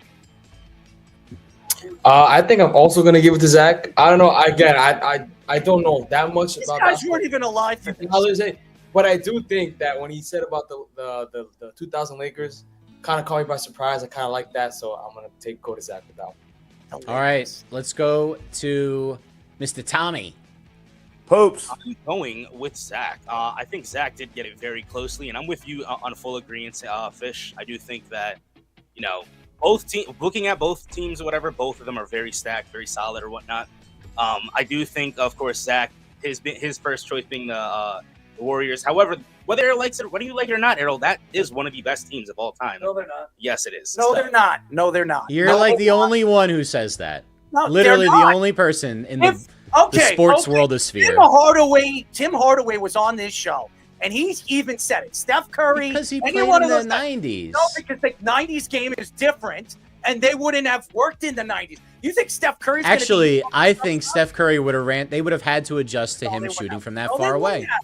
They wouldn't Yes, have. they. No, They. How do you? Then they're not going to pick him up when he's going to hit shots from like Let me ask 30. you a question. Let me ask you a question since you know all about basketball. Jerry West was just like Steph Curry, and there was no three-point line. How many championships did Jerry West beat the Celtics? Well, he kept How many running into the championships? Celtics, obviously. You know it all? How many? Oh, all right. And I just mentioned the Celtics. He got the one. All right, we know. Stop. You're so butthurt right now about this. No, because I think no, I'm not. I think this is crazy. I can't believe you, who thinks you know everything about I said it was close. You gave him the wasn't 96 Bulls. That's giving him the ace of spades. And you guys picked the Lakers, the 2000 Lakers, over the Bulls. I said that was an opening. I didn't think that was the right pick. Both But Boston you won teams two. are He better won than 2-1 any other over you. team he picked. Better than Golden State. Both Boston No. teams are better than Golden State. Yes, it was. I don't think you can say that. I really don't think you can say How, that. how can you pick a team that had 72 wins?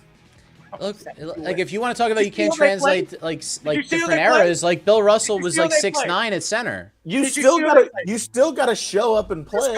Just go pick it. You guys don't know anything. All right, let's go to Speedy. basketball- I want to hear I'm a Speedy's vote basketball fan. first So, before we keep going. Speedy's up next. I would have both 80s teams. I like those picks a lot. and this is a guy that's an analytic genius. Okay, 90s are the one. I you think both guys 80s don't know are what you're talking about. Fish, Yep. I've lost. I don't know. I don't know anything. In your basketball knowledge, I thought you knew basketball. You've lost me. You I lost have a me ranking system. I'll give He it to has Zach, he you has come 1, back 3, and 6. You come You back have 2, 4 and 5. He gets more points because he was number 1. Mute him. I lost a lot of respect for Fish tonight. I'll give it to Zach. Enjoy the last couple of minutes of being able to mute me, King. Enjoy the win. I think this guy is out of his mind. Wait, it's 3-1. It's 3-1. Jake and Joba still have to vote. I'll give it to Zach. Wait, are you abdicating your throne like Kaiser Wilhelm II?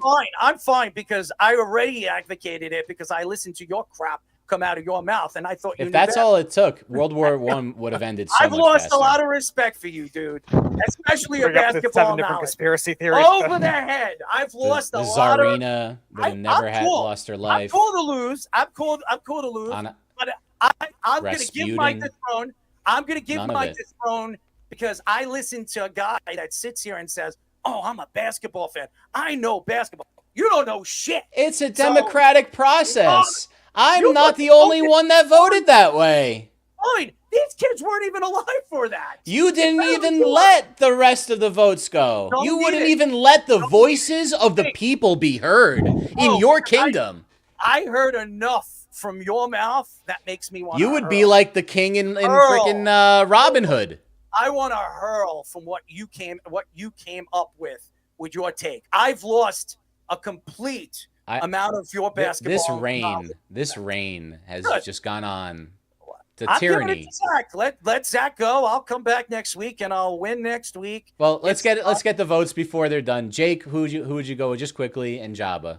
Yeah, no, I was just going to say really quick, I'm with Zach. I mean, literally Basketball Discourse talked about the 17 Warriors team and the 96 Bulls. They would go back and forth, say who was going to win. That was like a discussion for like years I know about. And then, of course, the 2000 Lakers with Kobe and Shaq, that was the last NBA team to three-peat. So, like, to me, it's not even really close. I mean, no offense to the Celtics. They were great back in the day, but, shout out JJ Redick. Bob Cousy couldn't dribble with his left hand. So, there you go. So, congrats, Zach. Oh, hold on one second. So, we're going to Jake, go. I love it. That is fantastic. You just don't even quoted know who JJ Bob- Redick at Errol.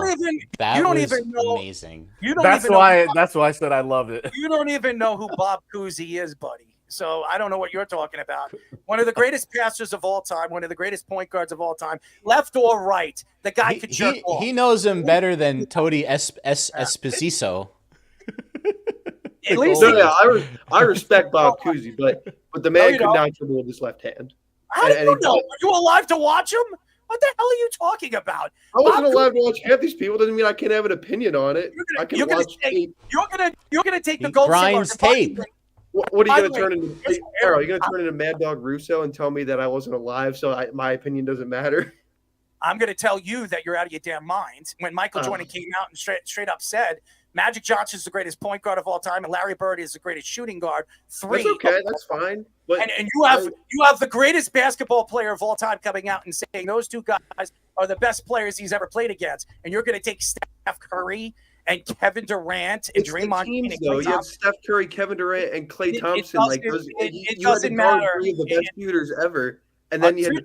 They wouldn't have never have been able to play in the '90s game of basketball. Oh, why? None of Because they were soft. Because they are soft players. Because you could players. hand check people Yeah. and you couldn't Charles play defense. Barkley, now. Shaquille O'Neal, all of them came out. Even Kobe Bryant. We've also said you can't compare eras. You can't. Wait, did Halliburton just do it again? Yeah. Hallie hit a shot. Yeah. You got to be kidding me with this guy. They don't keep it in. It was like a Oh my long. God! Yeah, they're up one. Are you kidding me?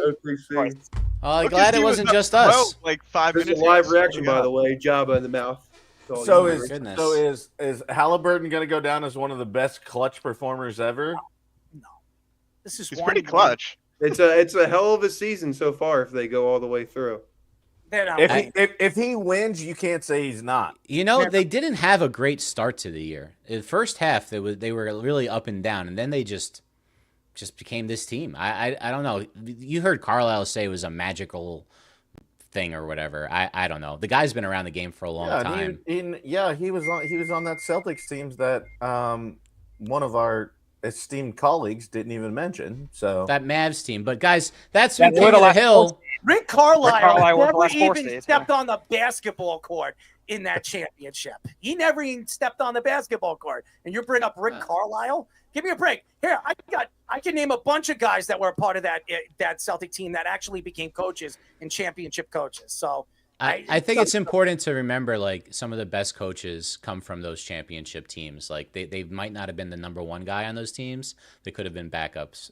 And that happens a lot. That happens a lot. Baseball's usually catchers. We got a lot to get into, so we're going to move on. We do. We'll get to Zach, yes. So Guys, Zach, you are the king of the hill. You get to defend your crown next week. Nice job. I'm looking forward to it. That's awesome. Oh, Pacers won, by the way. Just so you know, they just won. Wow. Enjoy it. All right, guys. I just want to. Yeah, absolutely, Zach. I'm not mad at you. I just want to. I want to give a. I want to give a. No, I don't care about what you guys are kids. You guys don't know. All right, I'm gonna go after the one guy. I'm not gonna hear the rest of this until next week. I thought that he knew basketball. He came out and told me, "I love basketball. I know the game of basketball." This guy doesn't know shit. So I'm just going to tell you, I love it because this. You are so butthurt about this. Because I disagree completely. No, because you tried to mute me. You didn't want to hear my reasoning. You didn't want to hear everyone's vote. I've lost a lot of respect for your thought and your opinion. That is a horrible. You lost a majority decision. Well, that's fine. We have 3 kids that never saw those teams, that don't even know anything about those Celtics and Lakers teams. They have no clue. I didn't see those teams either. I did. To be fair, I wasn't born, and you were like an infant. No, I wasn't. In '82. No, but I was alive for the Celtics when they were dominant. And in even '86, I was months old. '86, you were 4. 86, I was 4, and I was I grew up a basketball fan. Anybody that knows anything about me, I know everything about basketball more than any sport. I know basketball, and I'm going to sit here. And he brought up the basketball. When you talk about knowing things in the back end of sports, I know about basketball. Speedy knows about football, baseball. Speedy will tell you when it comes to basketball, I know my basketball, and that, ladies and gentlemen, was horrible. So just my thought on that. Anyways, so we got Let's Parlay. We did King of the Hill. Are we doing Inside Baseball? Are we going to skip over that because we still have to get to the tournament? Well, it's you could probably do one or the other. You know, what do you want to do? I don't care. It's up to you. I want to go. Do you want to get into that one, or do you not want to? I think the Trevor Bauer story is really, really good. Yeah, I think that's why I separated it as its own thing. I could have led Inside Baseball with it, but we could talk baseball on Monday for sure. I could just like kind of talk quickly about the baseball stuff. Just, we did some power rankings. See that the Mets are still crushing it. Even I was going to put them ahead of the Dodgers if they swept, but I still have the Tigers on top and those 2 guys behind them. I'm trying to find the drop of some injuries. Pablo Lopez out 2 to 3 months with a shoulder strain. That's pretty bad. He's definitely their best arm. So they've been hot. I expect them to fall back a little bit.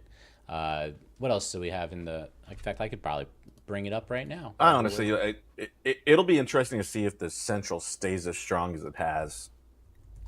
Yeah, Cleveland. The Yankees are playing Cleveland right now. I'm not super impressed with them. Goody seems to think that they just win close games. They're good like that. I don't know. I think there's a lot of teams kind of in a similar state. And I'll just show you what I had up here. So just quickly, and we'll just move on to this story. But Pete Alonso crushing it for the Mets was a big part of everything that happened over the weekend, and had another home run today.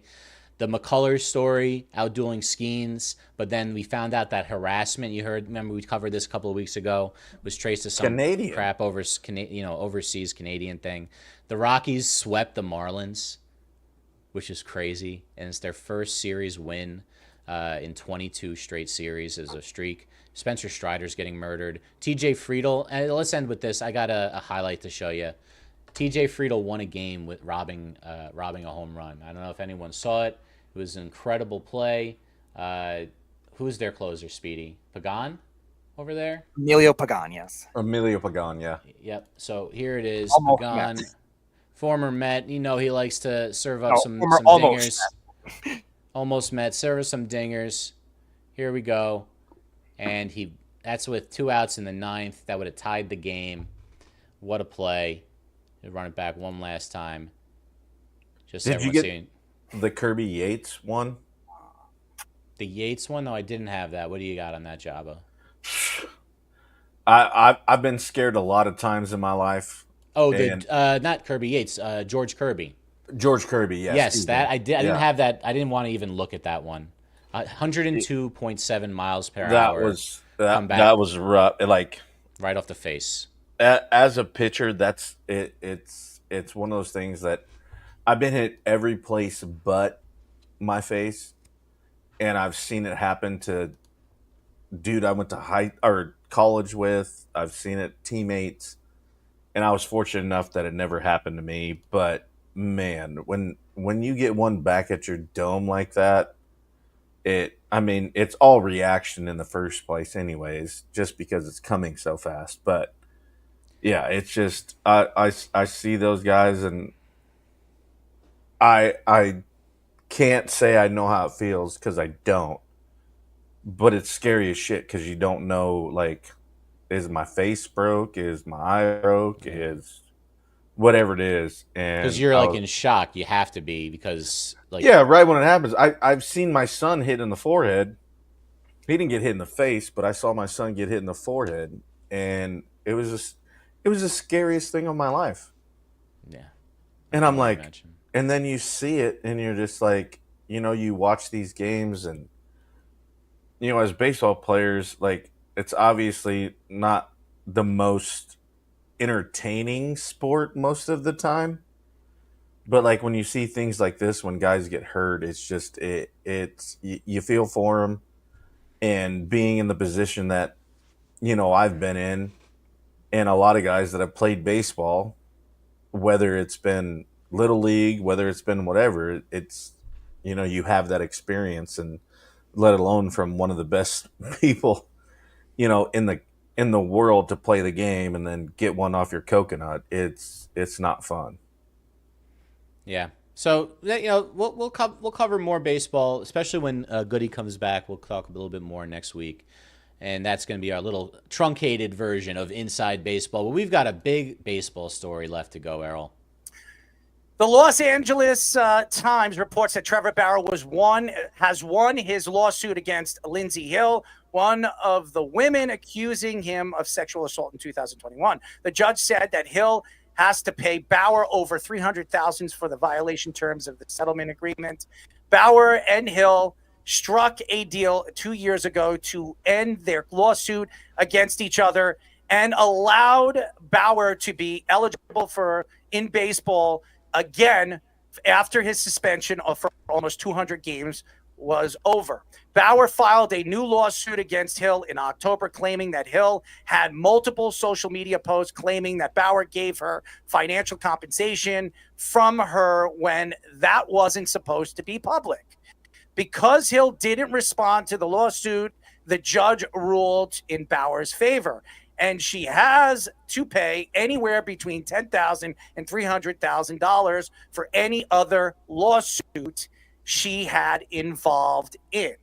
Bauer has been out of Major League Baseball since April of 2022 and has pitched in Japan and Mexico in the last 3 seasons and won 2 Cy Youngs in those 3 years, one in Japan and the other one in Mexico. And now he's going in his 3rd year. And if the season were to end today, he'd be the Cy Young winner over there in Japan once again. Honestly, I don't know if Trevor Bauer's a nice guy. I don't know him personally, honestly. Joba knows him. Nick Goody said that he was a good guy and he knew his father. Good. I don't know him personally, and I've seen the antics on the baseball field over the last couple of years before he stepped away or got in trouble and missed 200 games because of all these accusations. What I do know about Trevor Bauer is he's one of the best pitchers still in the world, and nobody can argue that.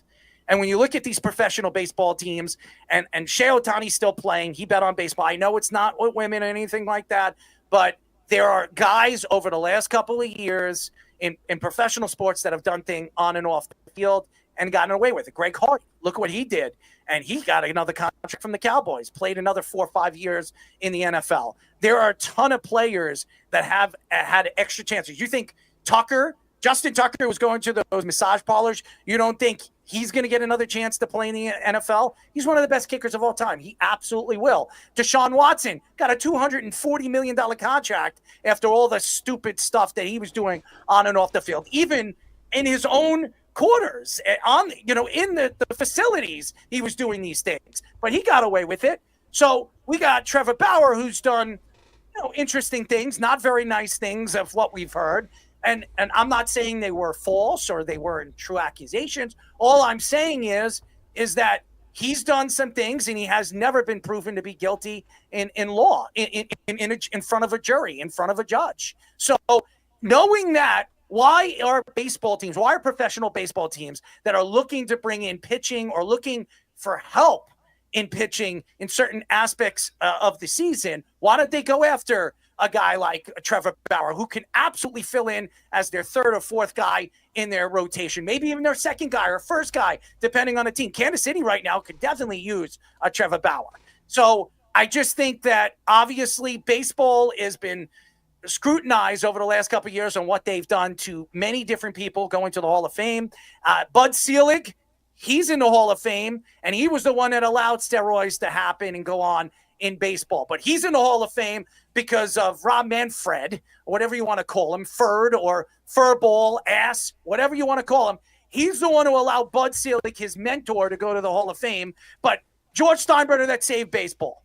Okay? Saved baseball. Mark McGwire, that saved baseball. Sammy Sosa, at the time, saved baseball after that strike in 95, 96. All these guys that are a part of that era help baseball grow back to where it needed to be, and they're out of the Hall of Fame. I don't care if they did steroids. I don't care if they did amphetamines, because a lot of players in the 60s and the 50s cheated using amphetamines, and that makes you concentrate better, which is probably worse than doing steroids. So honestly, if you look at the situation for what it is, Trevor Bauer should get another chance to play in the major leagues. The baseball teams should be lining up and giving him a call, but they're not, because Rob Manfred and some of these other players or former Hall of Famers that sit there and say, oh, this isn't good. They're not good people. Albert Bell should be in the Hall of Fame. You know why Albert Bell's not in the Hall of Fame? Because baseball writers didn't like him. Baseball writers couldn't stand him. And Albert Bell, if you look at his numbers, are some of the greatest numbers we've ever seen in baseball history. So I am so appalled by the way baseball treats people. I'm not saying Trevor Bauer's a good guy. He probably isn't. But it doesn't take away from what we have seen over the last couple of years in court. This guy has never lost in front of a court system ever yet.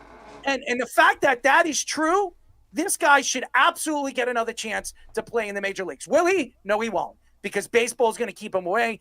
Baseball's going to keep him far, far away from an organization that thinks they're growing. They're falling flat on their face because they think that they know better than everybody else. Shohei Ohtani should have been out for the whole season after those accusations were to be true, and they found a way to brush it under the rug. But Trevor Bauer, because nobody likes him, and baseball and the writers don't like him, and players don't like him, hey, you know what? Let's get rid of him. Let's forget Trevor Bauer even existed. It's despicable. Absolutely despicable. Joba, quickly before you vent, I'll just take it on the case angle with Lindsey Hill, because we were talking about Lindsey Hill a couple of years ago as being kind of that unreliable source that was kind of twisting information. But there were like 6 others too that had a little more truthful cases. So what's interesting with this development is like there's 22 other cases that she could potentially be connected to, and that would probably be the next progress for Bauer to be able to get anywhere. The question is, will it be in time for him to still be like, he's 34 years old right now, but will that be enough time where his career won't run out? Obviously, pitching well, but like you said, are any team going to take a chance on him, especially if it's like 2 years later? All right, Joba, have at it. I see what you're saying when it comes to the steroid side of it, but when it comes to women and children, it's completely different. And and I've experienced this firsthand with a teammate of mine, and he never got the opportunity to ever pitch in the big leagues again. When you come to treating women like that and how it's portrayed, whether guilty or not. Like, as we stand on this country, right? It's innocent until proven guilty. But there are some statutes where sometimes that isn't what it is, even though you are innocent, right? And when it comes down, like, look at all the guys that have had that in their career. Look at Ozuna. He was a prolific closer for the Astros. What happened? He got a DA against his wife. Did he ever pitch in the big leagues again? No. And you don't want that in your clubhouse, because you know what that does? You have to answer questions that you don't want to answer. I want to play the game. I want to know I failed or succeeded. I don't want to have to worry about the dude that's sitting right next to me and have to answer questions about him that I know nothing about. And that's what they're going to have to deal with. And why? And can Trevor Bauer still pitch? Yes. But is he more focused on what he's doing on YouTube and all the other stuff and wearing a mic when he's pitching? Like, that's what he's doing now. If he really, really wanted to be in the big leagues, we would hear more talk about him wanting to get to the big leagues other than his YouTube channels, other than his TikToks, and other than all that stuff. We would hear about that. And he hasn't done that. Because at the same time, his agent was a chick he was banging in college. So, I mean, if you want to have that conversation, let's have that conversation. And Trevor Bauer can come at me all he wants. I don't care. I was his teammate. You want to come at me, come at me. I know the backstory. I can let it all out if you want me to. What are you going to do to me? Nothing. I don't care. But at the same time, when it comes to women and children, people in the clubhouse will not stand for that. And they're not going to want to answer questions. Why do you think he's gone through this the entire time? But yet he's never come forth and said, I want to be back in Major League Baseball. He's never said it. Now, if he said it, okay, then give him a chance. If he's good enough to help you and win right now, why wouldn't you? Don't disagree with you. Don't disagree with you whatsoever. But are people willing to take a chance on that because of the other questions that they're going to have to ask, or they're going to looking over their shoulder and be like, is this going to happen again? Well, Joba, I went into like the case and I was just reading up on what the ruling was, why he was given this something around $309.8 thousand, and it's because not that he didn't do anything wrong necessarily. It's that they settled, and she wasn't supposed to say that she received any money, and she went public 22 different times, and he asked for like $10,000 plus lawyer fees for each time that she did it. So that added up to $309,000, and the judge awarded it because she broke the terms of her settlement. If you're not guilty, why do you settle? And that was kind of my point, is if to go with your side of the argument, and I want to go to do the other side as well, but you know, if you're settling, there's something there, right? You know, there's obviously something there you don't want to get out, and it's a lot easier to pay somebody off. No money was exchanged at the time. What was going to happen is he was going to give some like insurance settlement, I'm sure from some injury that he was going to get, and she was going to have that money, and that was going to be it. That's what it says in this long article I just read while you guys were talking. I'll tell you, Bauer, his stats say, in worst case scenario, Errol, we were talking about this earlier today. Worst case scenario, the guy's a top 30, top 40 pitcher in the league right now, I think. That's still a number 2 starter on any staff. I don't understand. And say maybe he's a little worse than that. Maybe he's a number 3 starter. You still need guys like that. Guys like that get paid double-digit millions of dollars per season. They do. He said that he's willing to take the league minimum to come back. if I'm a team that doesn't have a lot of money and I think I might have a chance to contend, or I think if my team gets hot close to the deadline, maybe I go all in. Maybe I get Bauer from overseas and I make a couple of moves. Maybe the Oakland A's get hot, or the Sacramento A's, or whatever the heck they're talking about. Maybe because, they don't have money. They would jump at something like that if they got close to a wild card spot. I don't know. Who else is small ball? We just saw the Twins lost Pablo Lopez. By far their ace for 2 to 3 months. How are they going to stay relevant in that real tight division?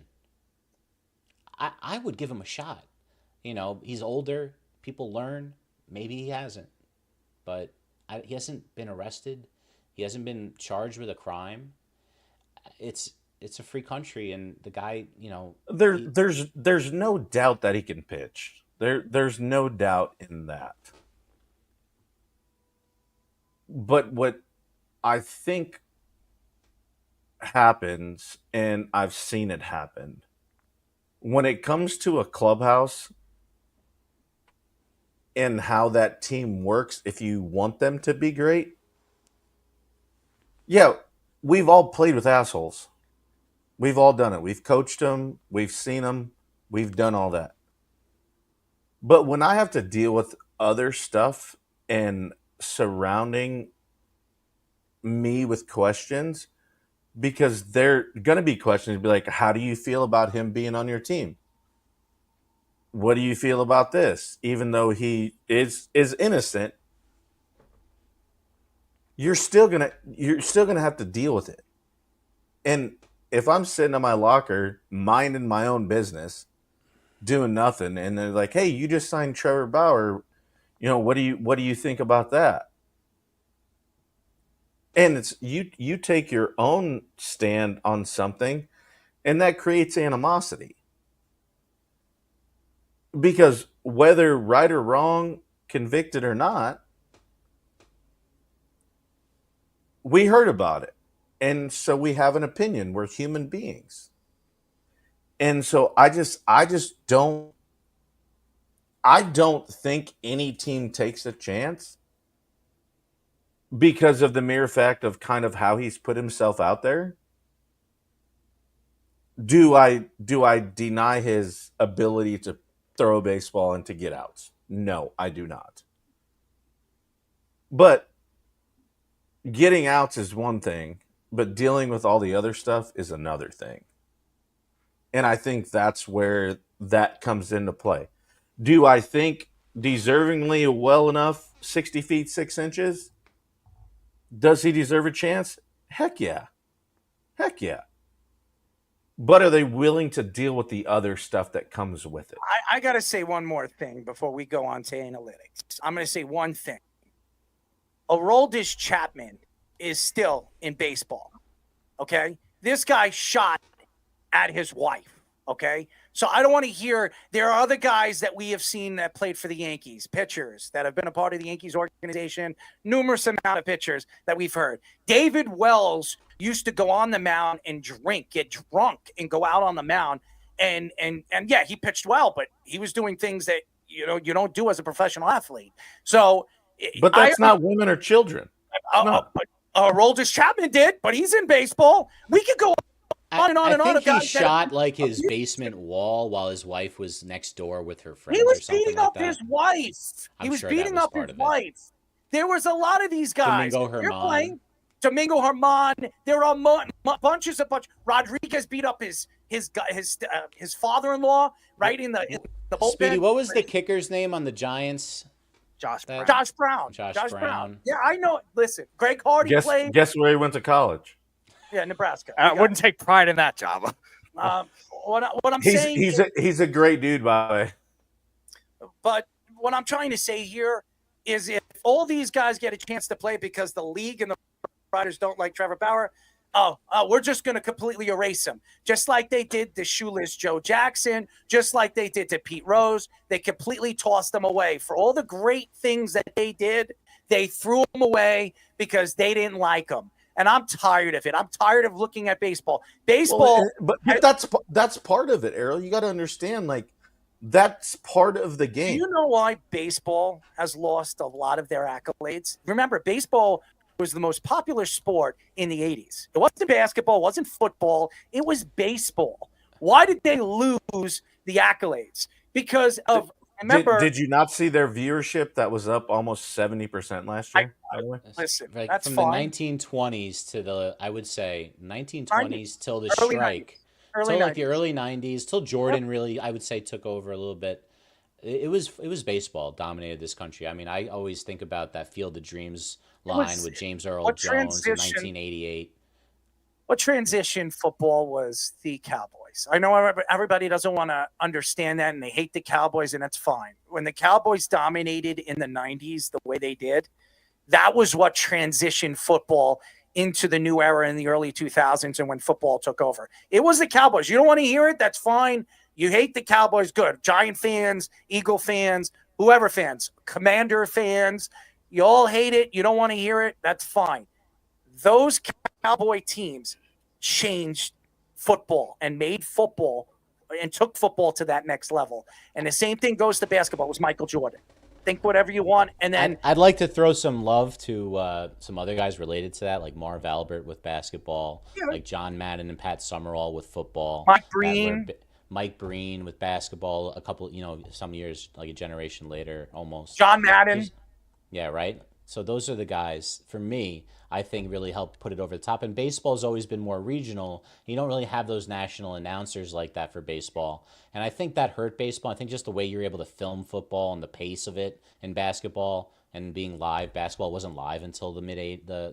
I think it was, what was the first finals that was live? Too, it's 84? also, too, it's at the same time, football is once a week. Baseball is every day. So it's like you get used to, like, I loved getting done with a game and turning on MLB Network and listening to Vin Scully. I loved it. Vin Scully. I mean, there were a lot of great play-by-play guys. And I mean, the only announcer ever to get traded for a player. Like, I mean, let's just. I was fortunate enough to be Bob Shepard and Vin Scully. Bob Shepard, yeah. Two of our icons Announced at as Giant Stadium, announcers. too, Bob Shepard. And obviously, let's not forget Twib this week in baseball. Yeah, why don't we bring up Michael Kay? No, I'm just kidding. I don't want to go into he's not even on the hill. He's not even on the hill to Mount Rushmore. Oh, there's a hill, all right. There's a hill I want to kick somebody off of after tonight, but that's a whole other story. All right, let's go to analytics, as we call this. Ladies and gentlemen. And now it's analytics. I want everybody together to go ahead and say penis, penis, penis, vagina, vagina, vagina. Oh, yeah. Another great episode of Analytics coming at you here on Joba in the Mouth. A quality educational experience. If you're new to the game, quickly the rules. Both Speedy and Errol are playing against each other, have a mystery term of the evening. They will both get up to 3 clues to solve, but when they solve it, they have to use it in a sentence. That is the tiebreaker. Except the catch is different types of terms. Now, Speedy is our sports analytical guru here on the show. He is going to be asking Errol, who's more of an eye-test traditionalist, sports fan, as you know, is a loyal fan of the show, a sports analytical question, a mystery term to solve. On the other hand, we can't give Speedy those terms. We have to give him something that he equally doesn't know that much of. And unfortunately for Speedy, it's going to be what it always is, more sexual innuendo. I like anal. That's not so much innuendo. It's pretty specific right there. This is your segment, Nathan. Well, boys, are you ready to play tonight's analytics? Snatch. I'm waiting for Nathan's guest week. I love Lisa Ann. I'm sure he does. You didn't play gross sexual stuff. We lost that one, I think. I think you we lost that one? Well, I didn't lose it. I'll use it later. All right, so let's put the music on. Trim himself. There are a lot of good ones in there. All right, Speedy, it's time for the reveal in the wild guess round of the sports analytical term of the night. All right, so it is baseball this week. We have IAA. This one is for hitting, not pitching. IAA. IAA.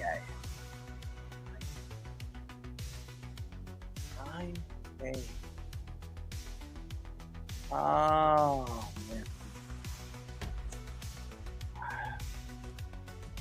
I don't know. I'll have to get a information on that. I can't. I give up. Where do we got it? All right, right there. Buzzer. Incorrect. Going the other way, Errol, it's time for the big reveal of tonight's analytical term of the evening.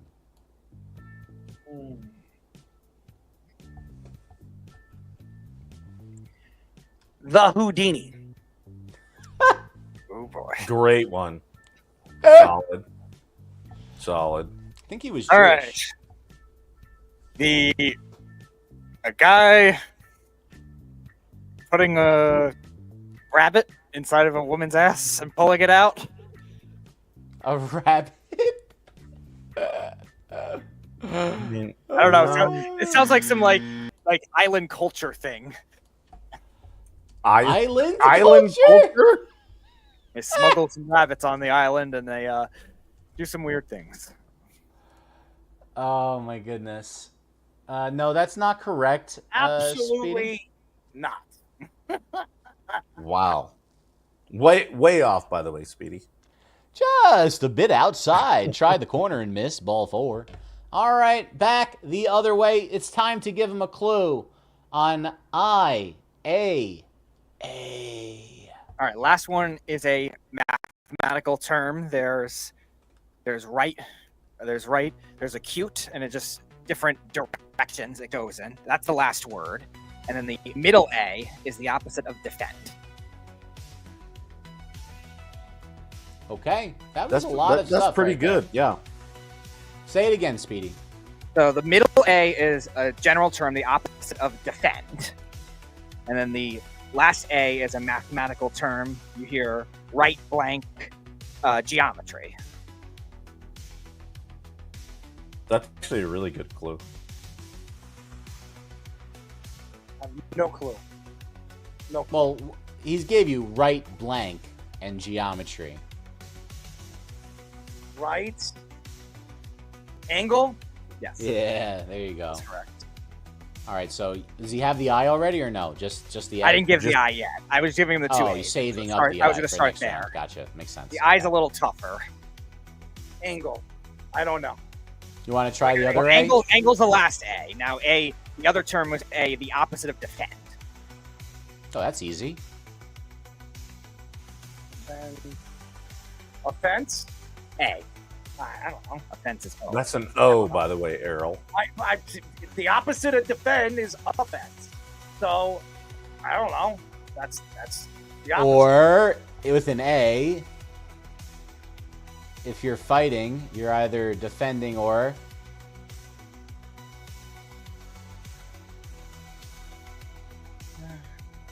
I'll see if you can get it next time. Not gonna get it tonight. All right, first clue down. It's time for Speedy to receive his first clue of the night for the Houdini. He's behind her. How many of these have one of the It clues always been, goes to the he's butt, behind doesn't her? it? Always goes to the butt. And there's many things he can do, including spit. Errol's one is hilarious for tonight, in my opinion.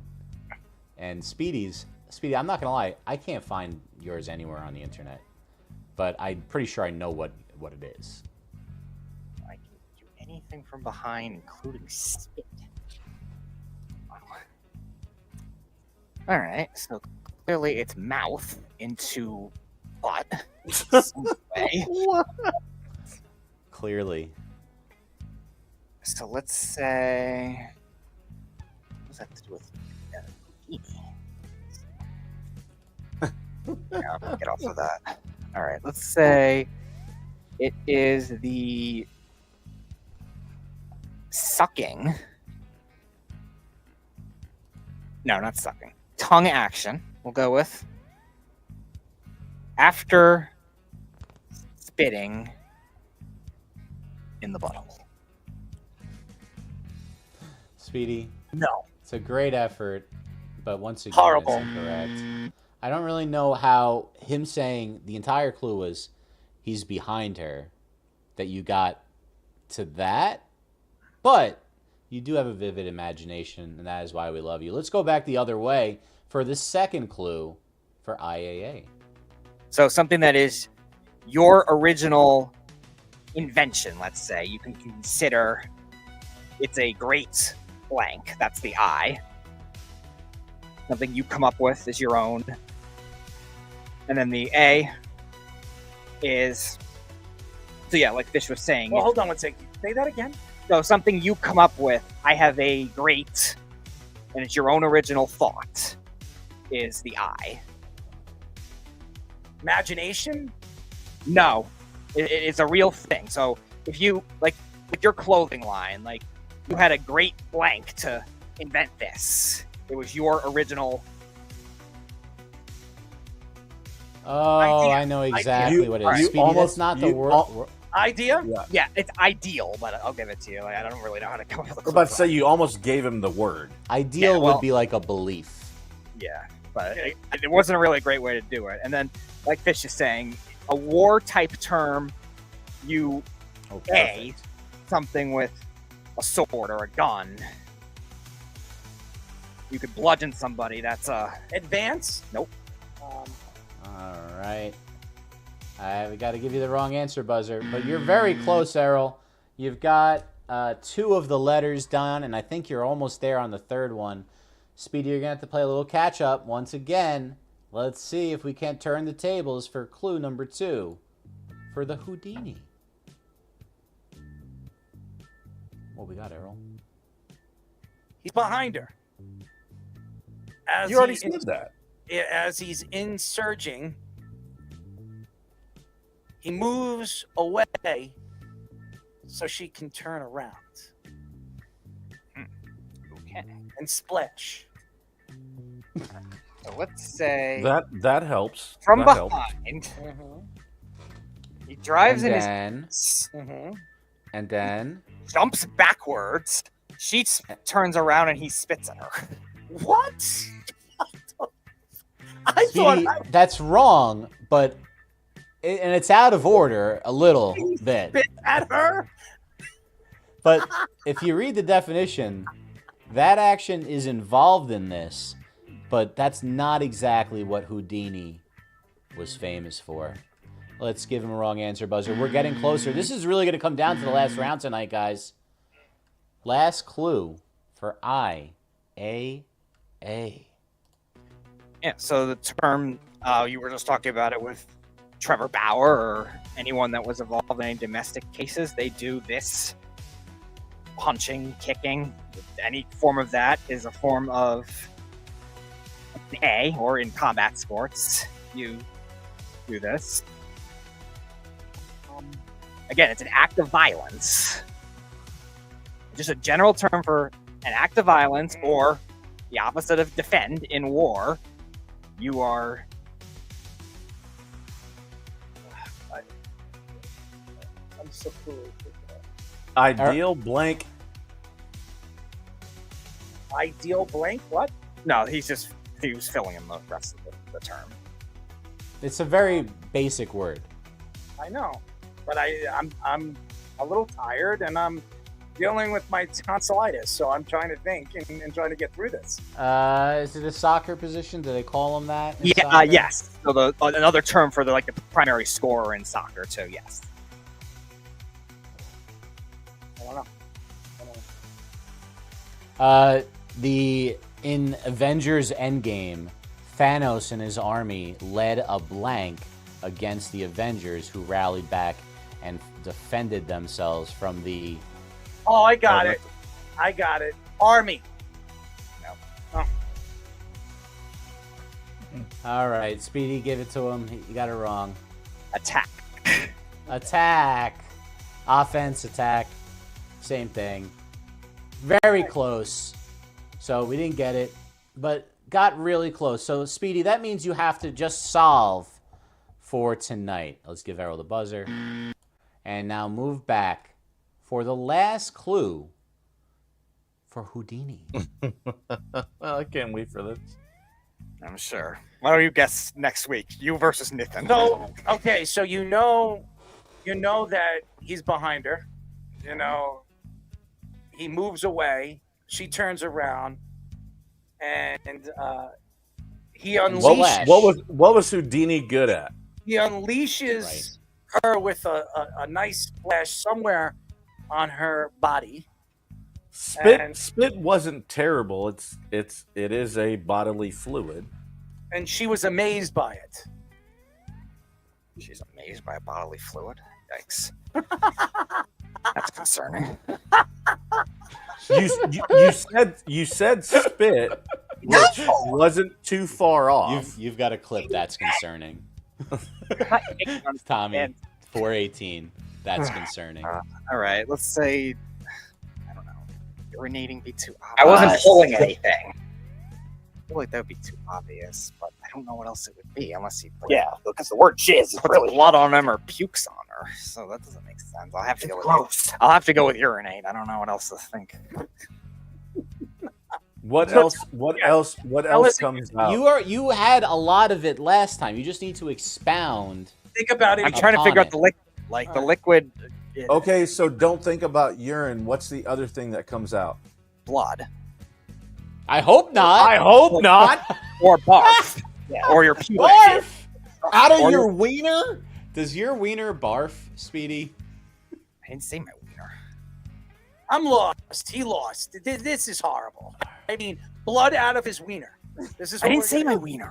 You got to go to see a doctor about that. Yeah, we need to get you into the doctor ASAP if you have blood coming out of your Who uses the word wiener? No wonder. I was just repeating what Joba, it's appropriate for the term. Speedy. Yes, that's a Nebraska thing. You had this is our last chance to help you.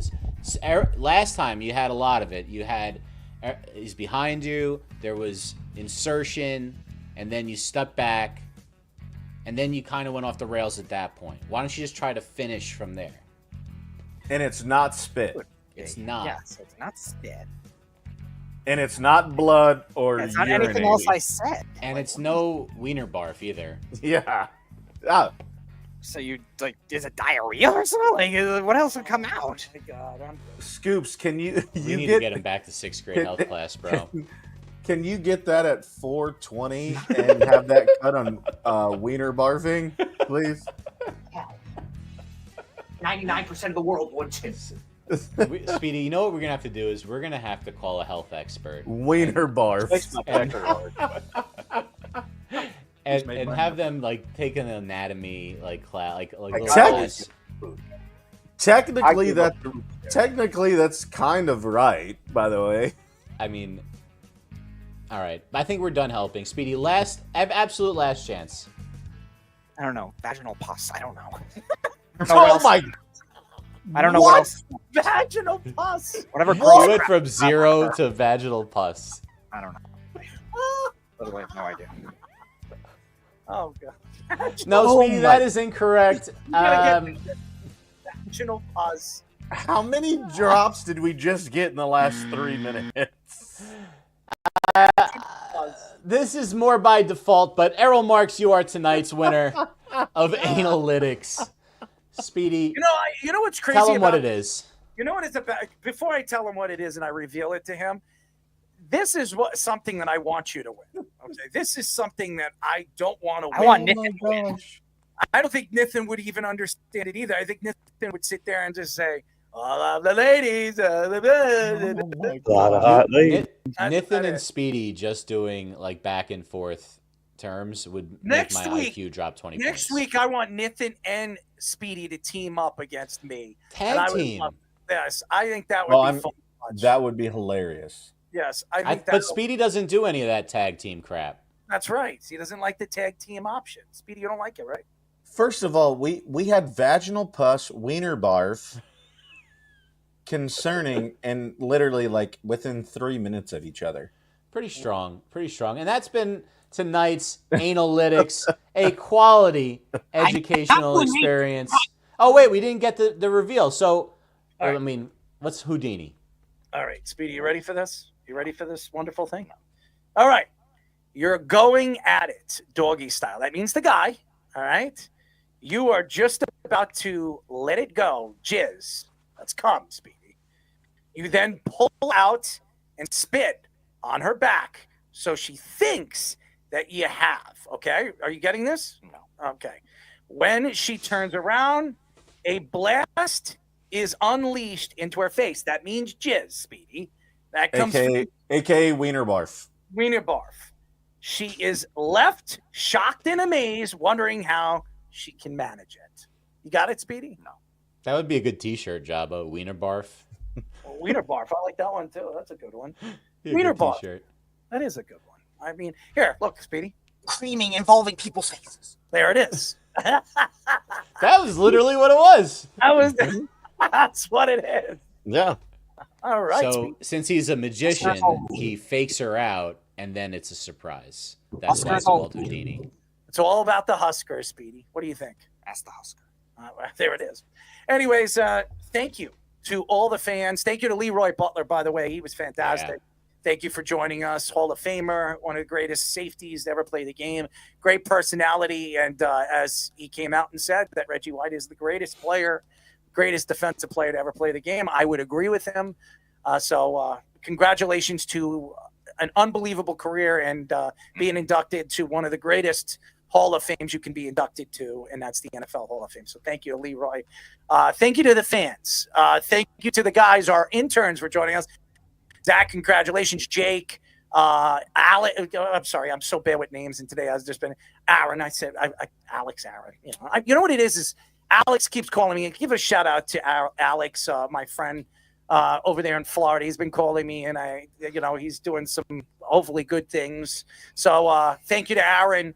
Thank you to Mr. Poops over here, our producer, and all the fans out there listening to us on all our social media. Appreciate you guys. Thank you to Blue Wire. Thank you to what Blue Wire is doing right now and the contract that we signed with them. So thank you to them. And thank you to Mr. Goodwood. He is 2-0 right now. I don't know if he won tonight, but Mr. Goody, 50, I think he said 57 strikeouts in 2 games. That's some crazy number. So it's pretty cool. He's doing such a good job over there. 57. Something like that. 40. It's only 27 outs. That'd be 54 outs in 2 and games. It was 47. Maybe it was 40 something. It was something high. It was a high number. So it was definitely in the 40. It was either a 40s or 50s. I don't know, man. I'm tired. All right. I've been dealing with enough crap. But I don't know how you did. I didn't know you were going to be able to speak. With the I'm on a lot of steroids right now. I took like 5 steroid pills all day today, trying to get through the day, and my throat was closing, and I'm breathing. If you notice, I'm breathing through I can't even breathe through my nose. So I've been dealing with all this shit, and I want to apologize to all the fans if I didn't give them what they wanted. I think I did. I worked really, really hard to get through the show. So I'd like to thank all the fans too. All the guys, I want to apologize for anything that was going on the comments section, but shit happens.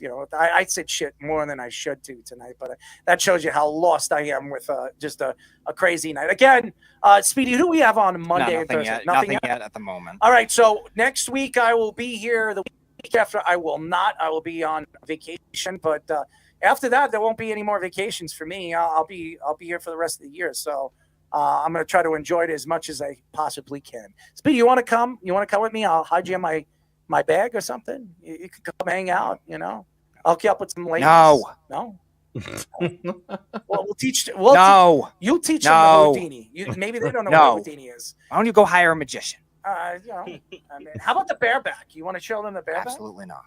Freaking bareback! Anything, ladies and gentlemen. Anyways, that's it for our show. We will see you next week. Listen to the Weekend Crunch on 103.9 FM at 7 o'clock on Saturday. Congratulations to Indiana knocking off OKC. I enjoy that win because I don't think that's going to last. But congratulations, Albert and the crew over there in Indiana. And congratulations to Rick Carlisle. I love Rick. So I as much as everybody hates right now the Indiana Pacers, I love Rick Carlisle, and I want to see him succeed. So congratulations to him on winning his first game of the final. So anyways, that's it. Good night. Farewell. It's the Worldwide Sports Radio Network. This is Mario Andretti. You know me as a race car driver, but I'm also a Meals on Wheels